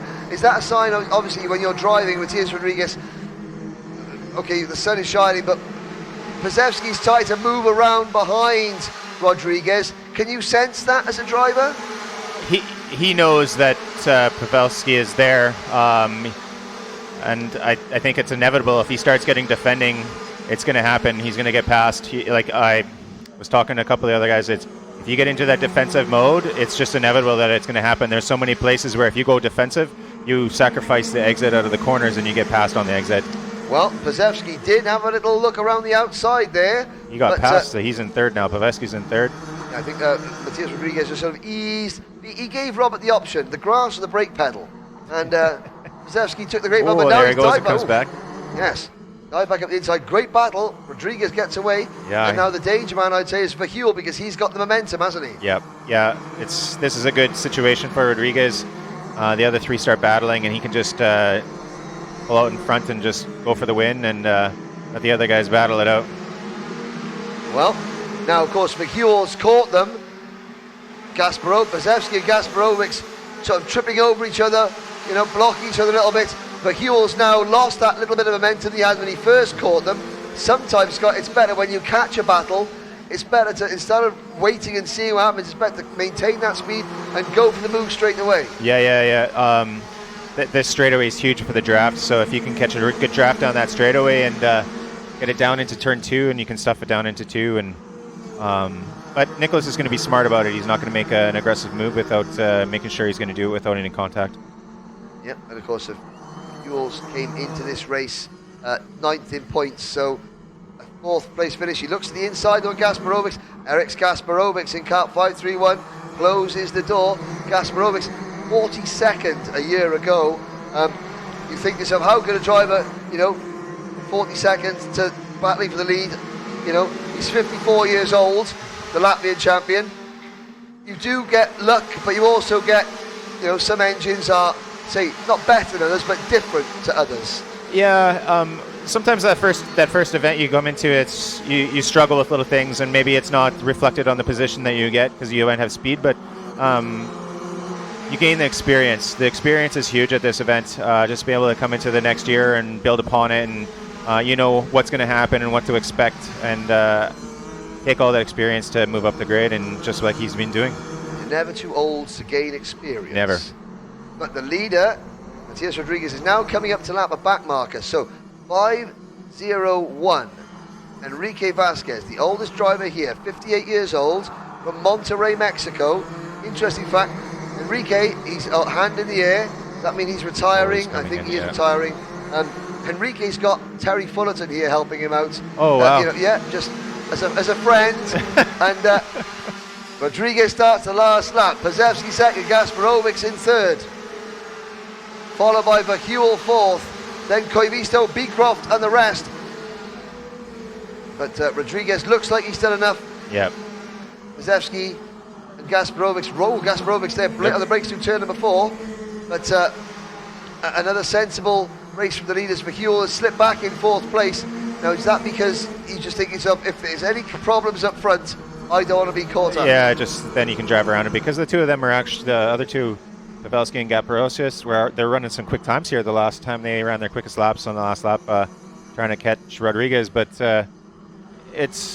these guys need to be just smart and just finish it out. Yep, and Matthias Rodriguez, well, I mean, we talk about the more experienced drivers in this event coming back year after year and always being on the podium. We've got a newcomer who wins pre-final B in DD2 Masters, Matthias Rodriguez from Argentina, 32 years old. He's a young gun the Masters world. He controls that beautifully from the front. Pazevsky second, Gasparovic third, Verhuel fourth, Loivisto fifth, James Beecroft comes home in 6th. Behind the top 6 there was a little bit of shuffling. Dimitri Zervos in 7th, Ian Carter in 8th, Walton in 9th. Looking down, seeing the drivers, the back of the field. Looks like we'll have 32 finishers. But Jared Freeston, 11th place, Scott. Pleased with that for Jared? Oh, that's very good. He moved up 3 spots. It should send him into the final, no problem. So. Yep, and he can go and enjoy the evening and just relax himself and say tomorrow for a driver coming for the first time to a grand finals. I say we just had a first time who's winner, but the majority of people that come to the grand finals for the first time, simply getting to the final is the main achievement. It's the achievement for sure. And then you can almost start enjoying the event. Yeah, and we've talked about that, and he said that if I make it to the final, I've achieved what I've done to get here, and then everything after that is just icing. So.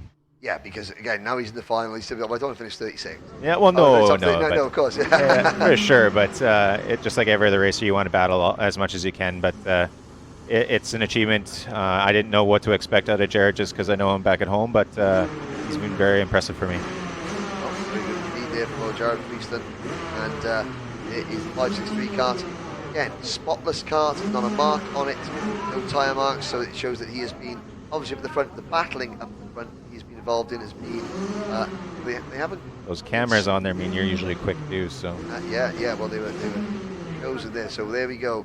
Good result for Matthias Rodriguez, Robert Pazevsky second. Now we've been through the top 10, down the order, Carl Claribo from Belgium, 12th, Luis Ignacio Valenzuela is 13th. Claribo did quite well. Make it through, now Christoph Adams, 22nd in points, he finished 16th. David Malcolm down to 17th. Horacio Torres was 18th. And there's some finger wagging there going on. That's the number 520. That's Ian Cotter. Yeah, Leonardo and Ian Cotter. And possibly the 515 part of Dimitri Zervos having a discussion. Brazilian finger, you know? Yes, the Latin temperament, the Latin side, it's a beautiful thing to behold. You're left in no doubt as to what is on their mind. They're not going to poker, I don't think. No, I don't think so. So, here's the results. Yes, Rodriguez, Robert Zevsky, Eric Gasparovic, Nicholas Verhuel, Jari Koivisto, your top 5. Argentina, Austria, Latvia, South Africa, and Finland represented there. Then it is Britain's James Beecroft, Greece's Dimitri Zervos, Brazil's angry Leonardo Ian Cotter, Australia's Chris Walton, Russia's Igor Mukhin, followed by Canada's Jared Freeston, Belgium's Kyle Claribo. Luis Ignacio Valenzuela from Chile is 13th. Germany's Tommy Halfinger 14th. That is touch and go for Tommy. Should do it. Fernando Guzzi is 15th, followed by Christoph Adams in 16th. David Malcolm 17th, and then Horacio Torres in 18th. Geza Fordor is 19th. Geza, I think, will miss out this time, followed by Fabio Creti. Creti 20th in that race, 38th points. I think that is it for the colourful Italian. Looking at some of the other names, thanks for joining us this year, guys and girls. But yes, I think your grand finals are done. But down in the pits, one driver that is definitely not over with. Speaking to Jenny Wade now. Interview? Yeah, sure. Well, Nicholas, an exciting race for you. How are you feeling? Yeah, it was exciting. Fell back a little bit, found some passing moves and that, so I'm quite happy. At least we know now how to cater for the long heats. And of course, it's a long race, isn't it? Really hot out there. What temperature do you think you are on the track? 40. It's okay when you're going in a straight, but the minute you get behind the guy in front, it warms up quite a bit. Yeah, of course we can feel it as well. Thinking about tomorrow now, we didn't have any rain. it's probably going to be hot again. Do you think there'll be much change to the setup or strategy now? Mostly with the motor.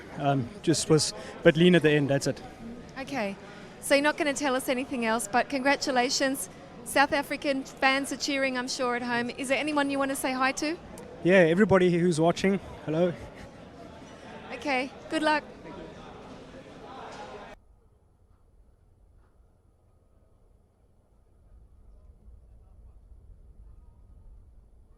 Well, thank you very much, Jenny and Nicholas. We have another interview coming up as the recovery vehicle gets rid of some of the carts. Unfortunately, Nathan Mowell and Alessandro Glauser are involved there, but Johnny Wade is still back down in the paddock, in the holding area, catching up with some of the contestants from that last race. Said, why don't I speak to the mechanic? Is that a good idea, or is it better? Yes, because karting is a teamwork, and what I do when I drive, it is because I have a good car, or not good car, but for the whole week I have a very good car from John. He's an excellent mechanic, so big thanks to him. And of course, luck, I think this time was with me, because I was very unlucky in the heats. Now with the P7 semi-final, I think I have a good start to the final, so I'm very happy for that. Great start. We're going to tell everyone in Greece to watch Dimitrius service 515, Kart 515. Everyone has to be cheering you on tomorrow. Yeah, I want everybody from Greece to have a look at my number 515 and follow the live stream and cheering for me. Tell them in Greek. In Greek. Παρακολουθήστε.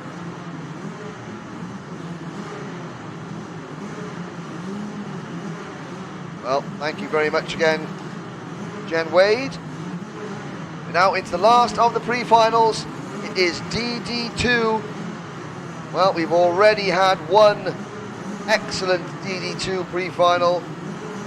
Can we make it 2 out of 2? Once again, joining me in the commentary box is Filippo Laghi. Luca Munaretto starts from pole position for Italy. Luca Joly from France is second. Sam Waddell from New Zealand is third. Then it is Zen de Rua from Slovenia in fourth place, and the Prispilak from Belgium fifth. Lassie Andreasen is sixth. Then Denis Slavinsky from Belarus seventh. Christian Tolese from Italy goes from P number 8. Alejandro Lajo Lopez from Spain is ninth, and Matthias Najim is 10th from Lebanon. Then it's Michinaga Fujiwara, Mike Hansen from Denmark, followed by Carl Kumar and Jonathan Markussen. Isaac Merritt and Ryan Kennedy are on row number 8. And now here, Kai Hunter, Max Hewitt, Anzi Dovjak, Shenya Hong. They are all absolutely on the bubble in terms of points. Max Fleischmann, Jonathan Thomas, Lorenzo Alborta and Benjamin Habig. They're on the outside looking in. They need to go up the point standings to make the final. Sebastian de Grand, Nicholas Grates also in trouble. Christos Oikonomou, very, very fast Greek driver, but has just had no luck. And then the drivers, David Greco, Adrian Frunosa, Benson Lin, Gregorio Perez, they are out of contention. Matashek, Monica and Herrera, sadly, none of them are mathematically able to qualify for the final. 15 more laps. Well, you've been in Team Italy, down in the driver's tents. How is Luca Munaretto? How is Christian Trolese? How are they feeling? Yeah, they are very, very concentrated for this pre-final, and everybody are trying to push them to make the best result possible. Luca knows that he has a big chance to start from the first row tomorrow. The pole position overall, I think, is for Petr Bezel, because he was in advantage also yesterday with the points. But the battle is open for the other place in the first row, and Luca knows it very well, and I think he will do the best possible to achieve his result, and here is a great advantage start from the first row. Well, let's see. Munaretto, Joly, Waddell, de Rua. This is the highest that Zen de Rua has started any of his races. We come into the tram lines. 15 laps. We're up and racing on board with Sam Waddell, right behind Luca Munaretto. Great start round the outside from Luca Joly to take the lead. Munaretto back to third. Zenderua was right on Jolly's rear bumper, going through turn number 1, and that has met that Derua up into P2, Munaretto down to third, but all the leaders safely through the first 2 corners, Filippo, and now they can just sort of settle down. Yeah, maybe the engine of Munaretto was not perfect at 100% for the start, because it's not usual that the outside row starts better than the inside. But so we have a good race because Jolie is very fast. Also, Xanderuve in his favorite passing spot takes the lead of this race. Well, Zenderua, like Antti-Olakainen in some respect, forever the bridesmaid. Somebody has gone off halfway around the opening lap there, but it's Derua who leads in kart 4-1-2 for the first time all grand finals. Is he peaking at the right time with Jolly, Munaretto, Waddell on board with Sam Waddell, top right hand of your screen, 130 kilometers an hour, pushing Munaretto along. Oh, Munaretto under braking there, Waddell just a little bit too much of a bump there. Munaretto on the outside, Sam Waddell backs out so that Munaretto can get back into line there. Smart driving from Sam Waddell, but that shows you just how difficult it is to slipstream and push each other, how easy it is to make a mistake. Yeah, of course, was a very risky move for Sam Waddell. They were well too well in the first hairpin, but from the outside, Munaretto had the chance to stay in front. And now Munaretto in the inside. Munaretto takes the second place on Jolie. And now let's see if Munaretto has the chance to stay close to Xanderuve. Xanderuve is opening a little bit a gap. Well, Luca Munaretto, this time 3 years ago. We got a driver, I think that's number 452. Is that Max Jaeger? No, it's an Australian driver. 450. We'll have a little look for the number on that. Out of the race, sadly, goes the Team Australia driver. We'll get a name check next time around. But this time, 3 years ago, Luca Munaretto was racing for South Africa. He was pole position for the pre-final, and the heavens opened, pouring with rain, and he ended up not qualifying. At the moment, he is doing everything he needs to do now, closing in on Zenderua. Waddell in 4th place on our camera car, with Chris Bilak, the Belgium, in 5th, Lajo Lopez in 6th, followed by Trolesi 7th, Slavinsky 8th, Lassie Andreasen in 9th position, and the team, it may be Benjamin Habib. I don't see the Australian driver that is out of the race. It's not Ryan Kennedy, it's Jonathan Thomas. Oh, Jonathan Thomas from South Africa. He has had an awful week. Now Munaretto is in the slipstream of Xanderuve. Munaretto tries the outside, but very, very good defensive move for Xanderuve. He closes the inside of the first hairpin. Now we go the most driving part of the track, the left hairpin. The Ruve is continuing to leading this race. Munaretto is in second, but also there is a gap, big gap between the first two and the French driver Lucas Joly. Honestly, I did not expect this race pace by Xanderuve, because we have seen him every time climbing the group from the back, but also leading the group. He is very, very fast, and it will be not easy for Munaretto to take the lead of this race. But I think he will try again in the end of this main straight, because Luca knows that he has the speed to pass Xen and also try to push away from the group.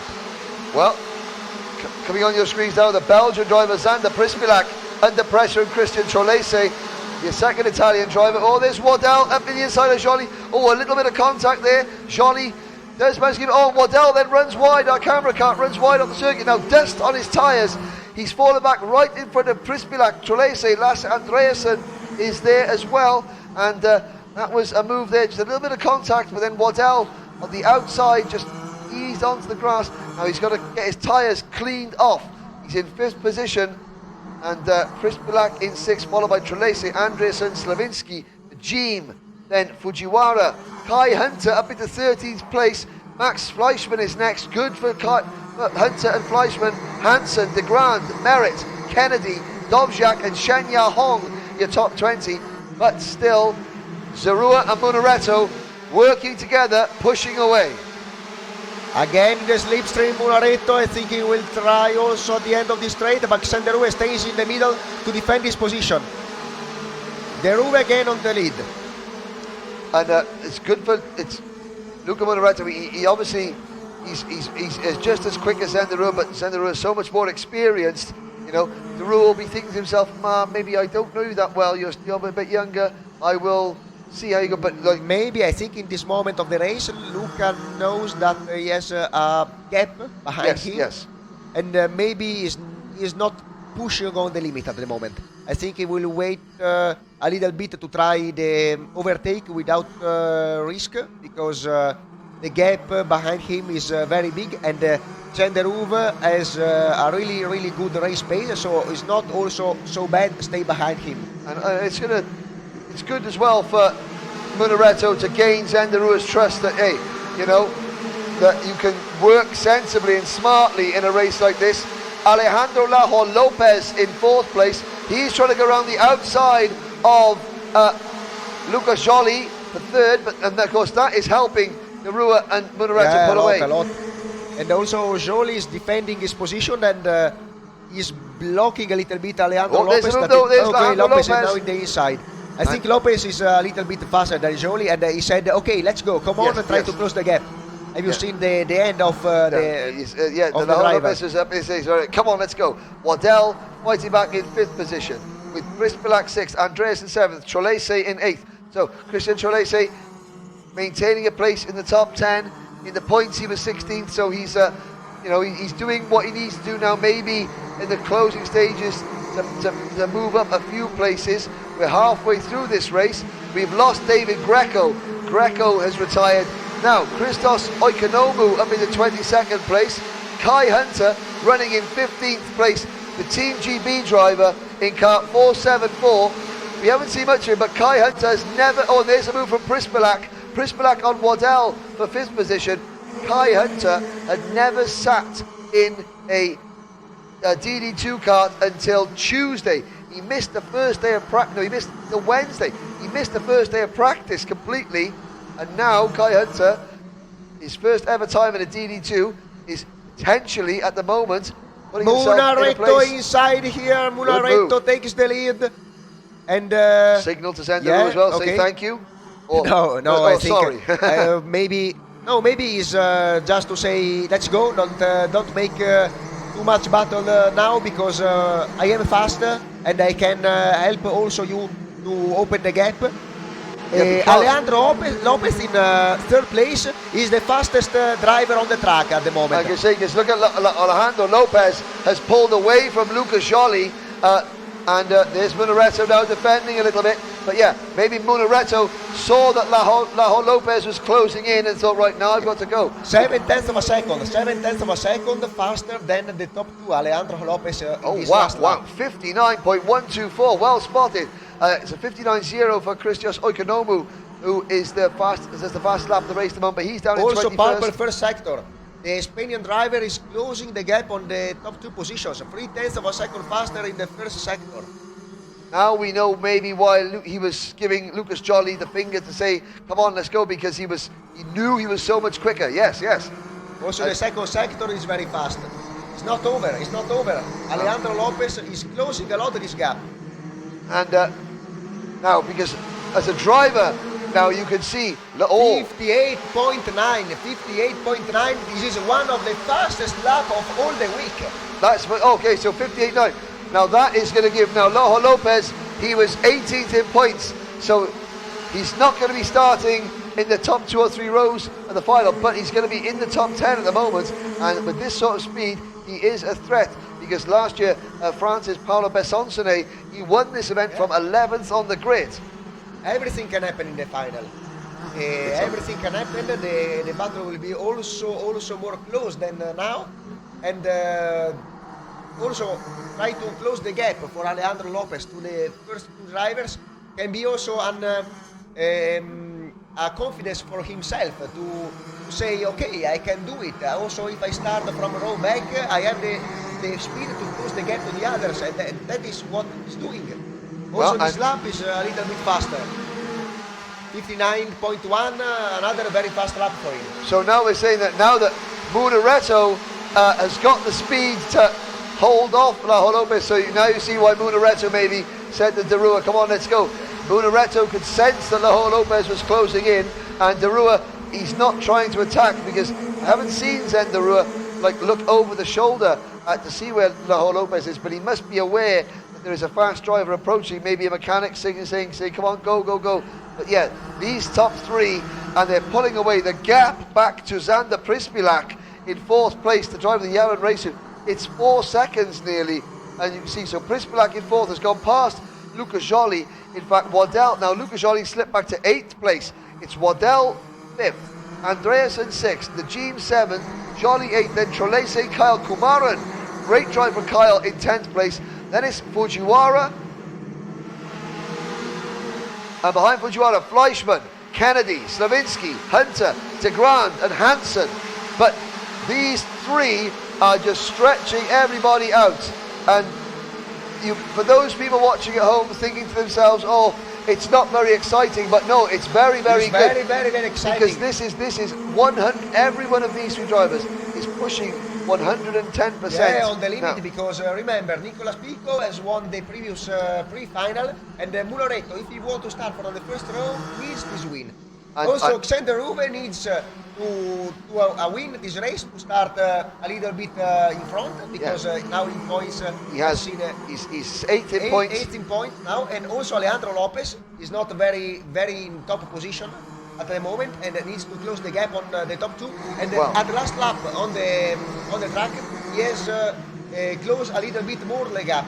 And he's going to close up a lot more. Look at this lap time. 58.8, another purple lap for Alejandro Lopez. This is, I think, the first or the second best lap of the week. Of the entire week, this yes. Is a qualifying lap. A qualifying lap. Yes, and he's now got he's got the target. He is looking at the back bumper of Zander Ruiz kart. He's not in the slipstream, but he is targeting it. Next lap, we will start to feel the slipstream also. Well, I know we're on lap number 13, so we're going to have 2 laps to go next time around. It's Munaretto, Derua, and Naho Lopez. Everybody else is nowhere. It is Prispilak, Waddell, Andreasen, Najim, Joly, Trolese, Fujiwara, the top 10. The battle for the lower placings carries on. It's de Grand 15th, Hunter 16th, Hansen 17th, Belisario 18th. But as we come out of turn number 10, we'll have a look this time around. Munaretto putting in a good lap, but I think that Lajo Lopez is quicker again than the 2 leaders. Yeah, a little bit close the gap, and now he is on the slipstream. If the Rube makes the attack on Munaretto, for sure Alejandro Lopez also will close definitely the gap to stay in the battle. And Munaretto using the middle of the track there, a little bit defensive. Lajo Lopez has caught them. This is lap 14 out of 15. 1.5 laps to go. I think Xen will try the overtake, the short straight. No, turn number 8. Turn 8. He is very fast after this corner, but this lap, Luca Munaretto is a little bit far.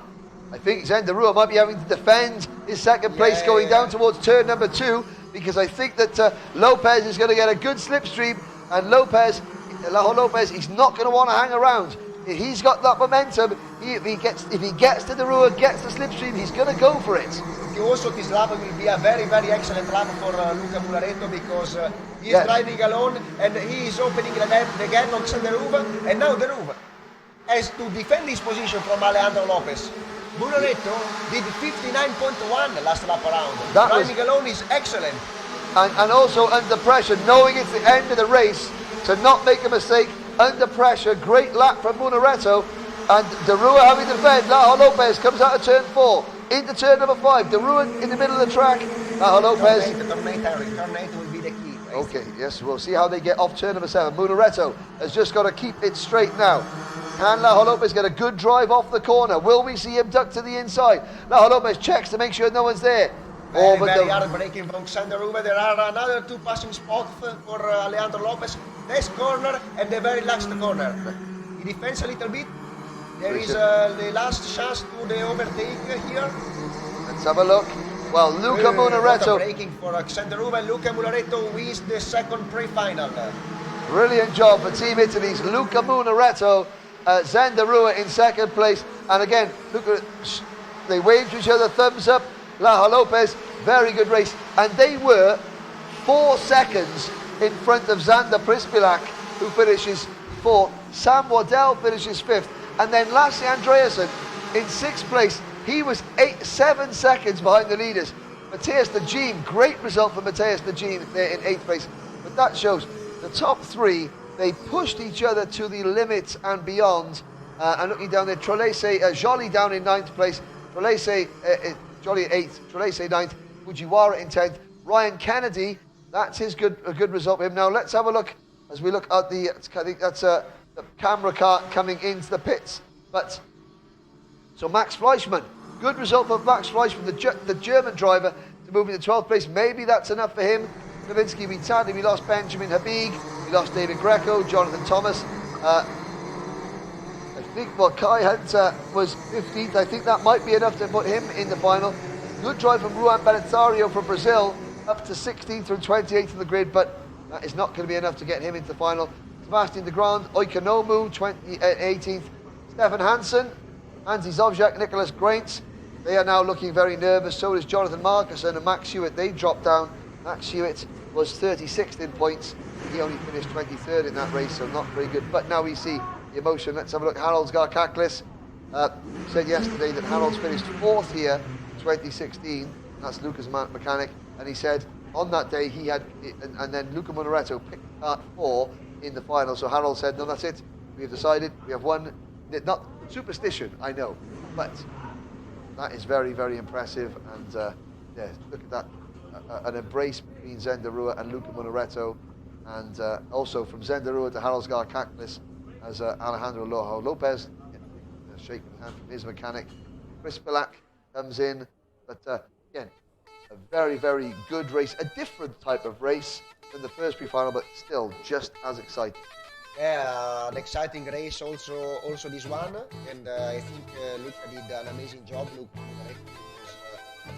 He managed very well this race, and when he needed to push a little bit more, the penultimate and the last lap, he did it. He did his personal best, and he pushed away from Xander Ruva. And I think watching last 2 pre-finals, this one and the previous one, Muraretto, Bezel and Nicolas Pico, I think they are the driver more in shape at the moment. The most consistently fast. Yeah, but there is another big group. Yes, maybe 10, 12 drivers. Yeah, another 8, 10 drivers also faster. And tomorrow I think we will watch a great final. Well, and you will be joining me up here to bring that final to the live stream audience around the world. Thank you very much, Mr. Laghi, as always. I hope you enjoyed yourself, and good luck back to the rest of the Italian team a little bit later on. I'll catch up with you in the driver's tent. But Jenny Wade is going to speak to some of the contenders down in the pits now. Well, Zen, once you got your breath back, you look quite pleased with yourself. Yeah, you know, it's like a heat, a pre-final. We don't need to do stupid things. I mean, I know Luca very well. We're both drivers that know what he's racing about. We have respect for each other, and if we start doing stupid things, we lose places, and you know, the race is tomorrow, so not today. No. And I've heard this 2 times today also from seniors. I'm very happy to hear this, but it makes the racing really a lot of fun. It's hard, it's close. Yeah, I mean, in general, I think the racing is a little too hard. I mean, there are some drivers that have respect for each other, but there is a lot, I mean, when you go a little further back, it's more like bumping cars, and, you know, this respect disappears. So, you know, with the top drivers, we know what we have with each other. And, yeah, you know, we all want the same thing, so. How many grand finals, Zen? 7. Lucky 7. We will see. It will be a difficult one, but, you know, we both know that in a final, a lot can happen, and it's not always the fastest driver or the driver who starts from pole that wins. So, you know, tomorrow we just need to focus, keep our head down, and avoid crazy things and get the most out of it. You know, I mean, for me, if I can get on the podium, doesn't matter which step, I will be very happy. So. Well, you've been there before, you know what it's like, so yes. Congratulations anyway. We wish you luck tomorrow. Thank you, Jenny. Thank you.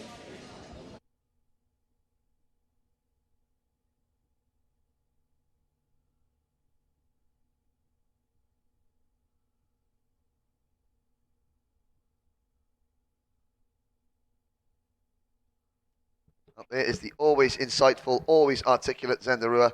And now we have the second final for the Thunder Karts. It's going to be an 8-lap race. This is pre-final 2 for the Thunder Karts. And there is a great view from the elevated camera. 10 drivers, all from the DEKM, identical race suits, identical karts, identical Rotax Thunder Karts. I'll take this opportunity to remind you all once again that the Rotax live studio will be on the live stream at 6:30 local time tonight. That is 6:30 Central European time. And Jen Wade will have not only the usual host of guests, a bit of nonsense from me, but in all seriousness, we have Rotax have a very significant announcement to make. That will be made here, press conference schedule at the track. Jen Wade will bring the global audience up to date with that 6:30 local time.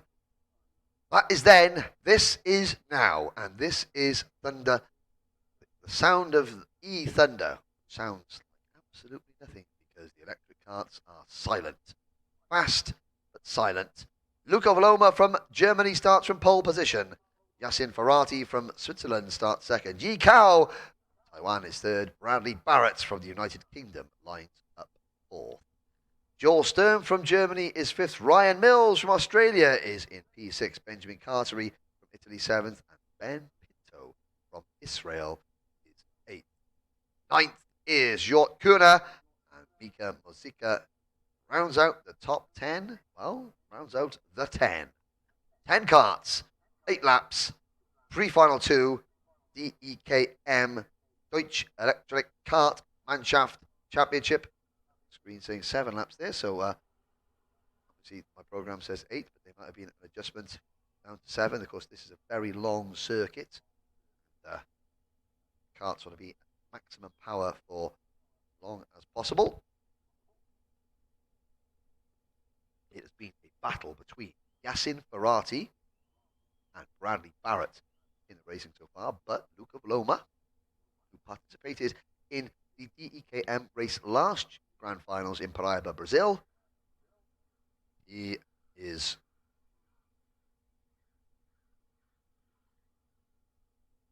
on pole for this one. There is the view from the elevated camera coming around the final corner. Drivers line up. Standing start, 7 laps.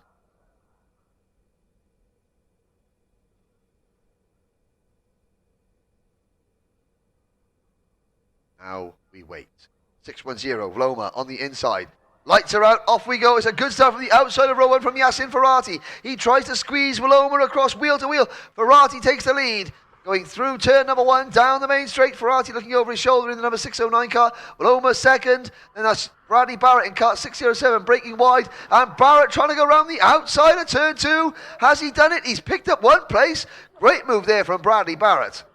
Now into turn number 4. Oh, and that was Ferrati understeering a little bit. Now wheel to wheel. Barrett trying to go around the outside of turn number 5. Has he got it?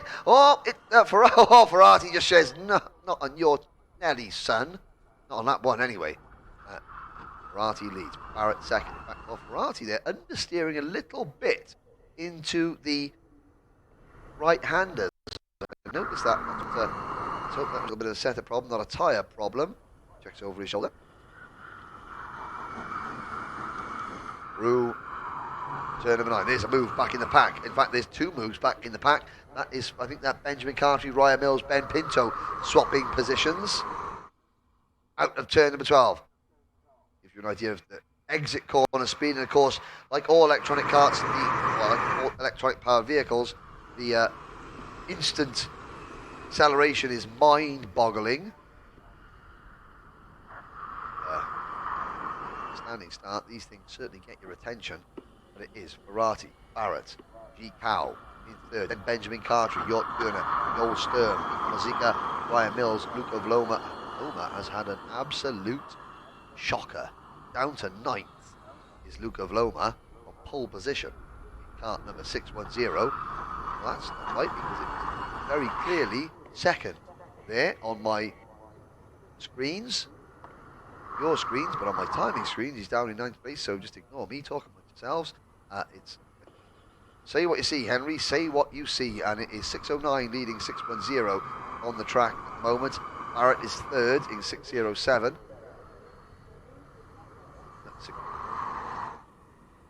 Turn number 12, Karate from Vloma. Actually, Yi Kao in third place. Carter is fourth. Barrett has slipped back to fifth. Make that Barrett's back to sixth in kart number 607. A few issues there with the timing and scoring in this class, but on track, definitely. Karate, Vloma, Yi Kao, and then I think it is Ben Cartery in kart 608 is next. Followed by Kuna, followed by Barrett, Musica, Sturm, Pinto, and Mills.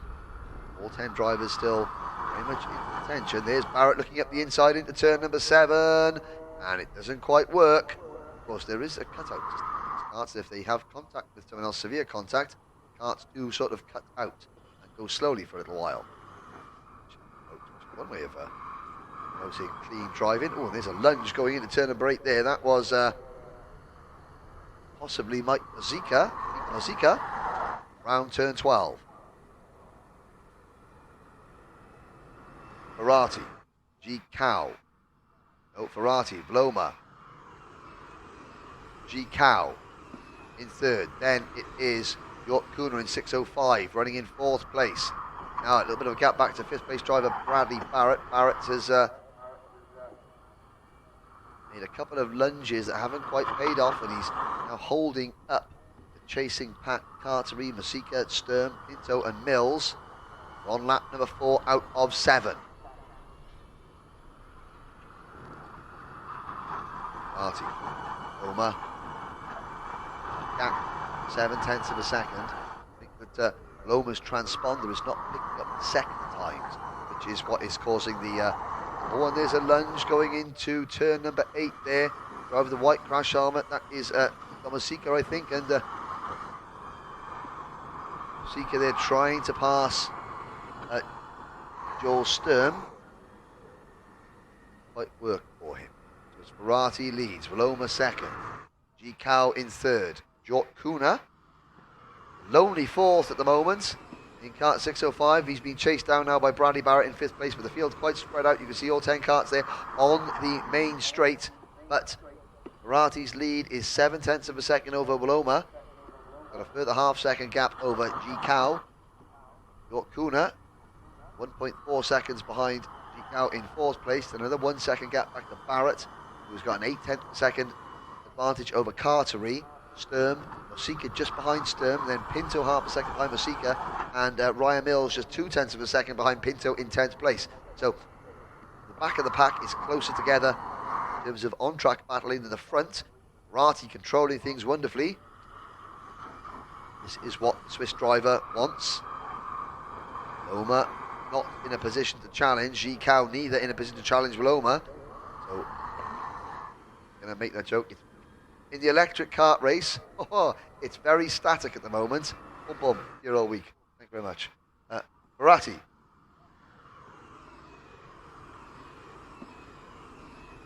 Head down.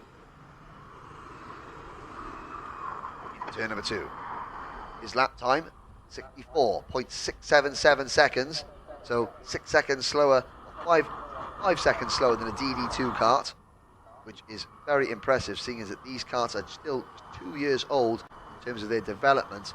Of course, the constant battle with electric machines of any kind is the power to weight ratio. You want as much power, as much speed, the smallest batteries possible, and of course batteries weigh stuff. So, that finding the happy medium.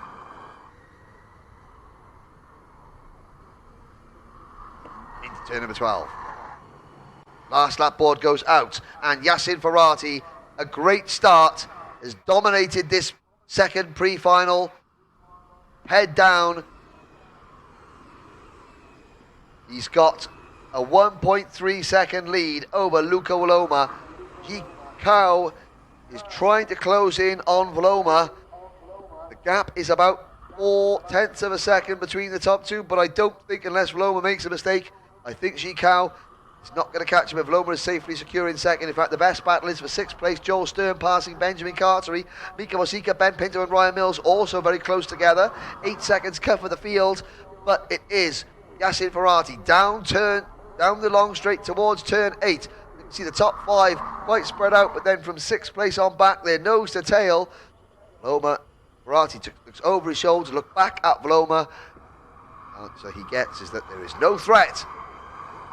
He comes through turn number 11, 1 corner to go, and Yasin Ferrati beats Luca Vloma and Yi Kao in the second EKM E-Thunder kart race, and right at the end Bradley Barrett was chipping away at York Kuna, but Kuna holds on for 4th, Barrett down to 5th, with Joel Sturm in 6th, Cartery 7th, Mika Masika in 8th, Ben Pinto 9th, and Ryan Mills rounding out the field for Australia in 10th position. And Yasin Ferrati, as he did in the first heat, wins second pre-final. As the on-track activity comes to a close, there is sight of the paddock. Now, in the driver's tent, drivers waiting for the results of the second round of pre-finals to be confirmed. Very sadly, 128 of our 370 competitors, they are over in terms of on-track action for the 2019 Rotax Max Challenge Grand Finals. Don't forget, the Race Studio Live with Jen Wade comes to you at 6:30 local time this evening. Tomorrow we have the big one, the big day itself. All the drivers will still be here, whether they've qualified or not. We have the driver parade, we have the driver photograph, we have the special events, the marching bands, the medal ceremonies. We have the finals, the biggest finals in the world of kart racing, Rotax Max Challenge Grand Finals. We have the podium presentation. We have a very special Race Live studio for you all. It is the culmination of the 2019 Rotax Max Challenge Grand Finals. That is tomorrow. Here is the final results now from today. Yasin Ferrati takes the win from Luca Vloma, Ji Kao, Yort Kuna, Bradley Barrett, Joel Stern, Ben Cartery, Mika Mosika, Ben Pinto and Ryan Mills. 9 seconds separating the entire DEKM field.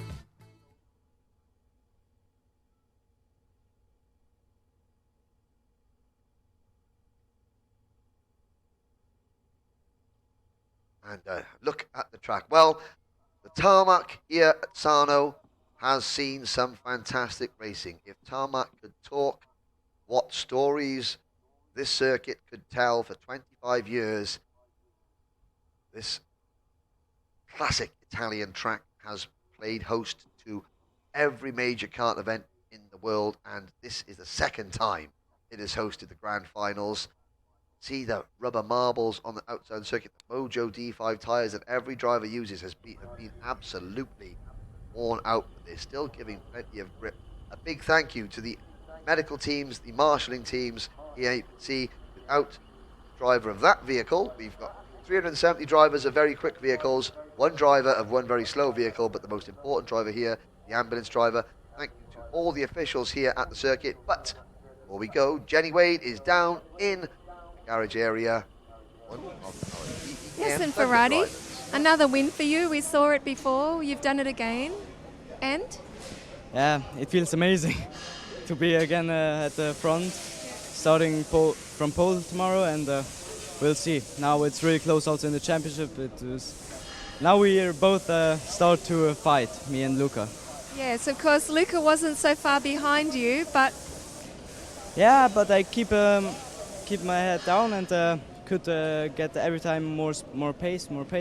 Then I got a little gap between us. It's been an exciting season. You've had some wins, had some tough weekends, but you're feeling confident now for tomorrow? Yeah, I have to take it just easy, and everything will come on its own. Okay, so enjoying being here in Sarno, you like it? Yeah, it's really nice. Also, the people are really good to me here with the Rotax because I know them from before when I was driving with Dan Holland. They are also here. Yeah, it's nice with them. It's nice to have you here, and I guess they're looking, what are you doing in the e-kart? It's really interesting. A lot of people are watching, so I think they're going to be there tomorrow cheering you on. All your friends and family. I hope. Okay, so, yes, well done. We're not going to go yet. You have to be watching the studio tonight. Because, you know, I've always got special guests at 6:30. Okay, so you better get ready and be watching the live stream 6:30. But everyone can watch your race again because it's also recorded. Go to the Rotax website and you can watch your race again and see if you can find any things you can do better. I will look. Okay. We're going to see you tonight 6:30. Stay tuned. Congratulations, Yasin Faradi from Switzerland. Well done. We see you tomorrow. Pole position. Thank you.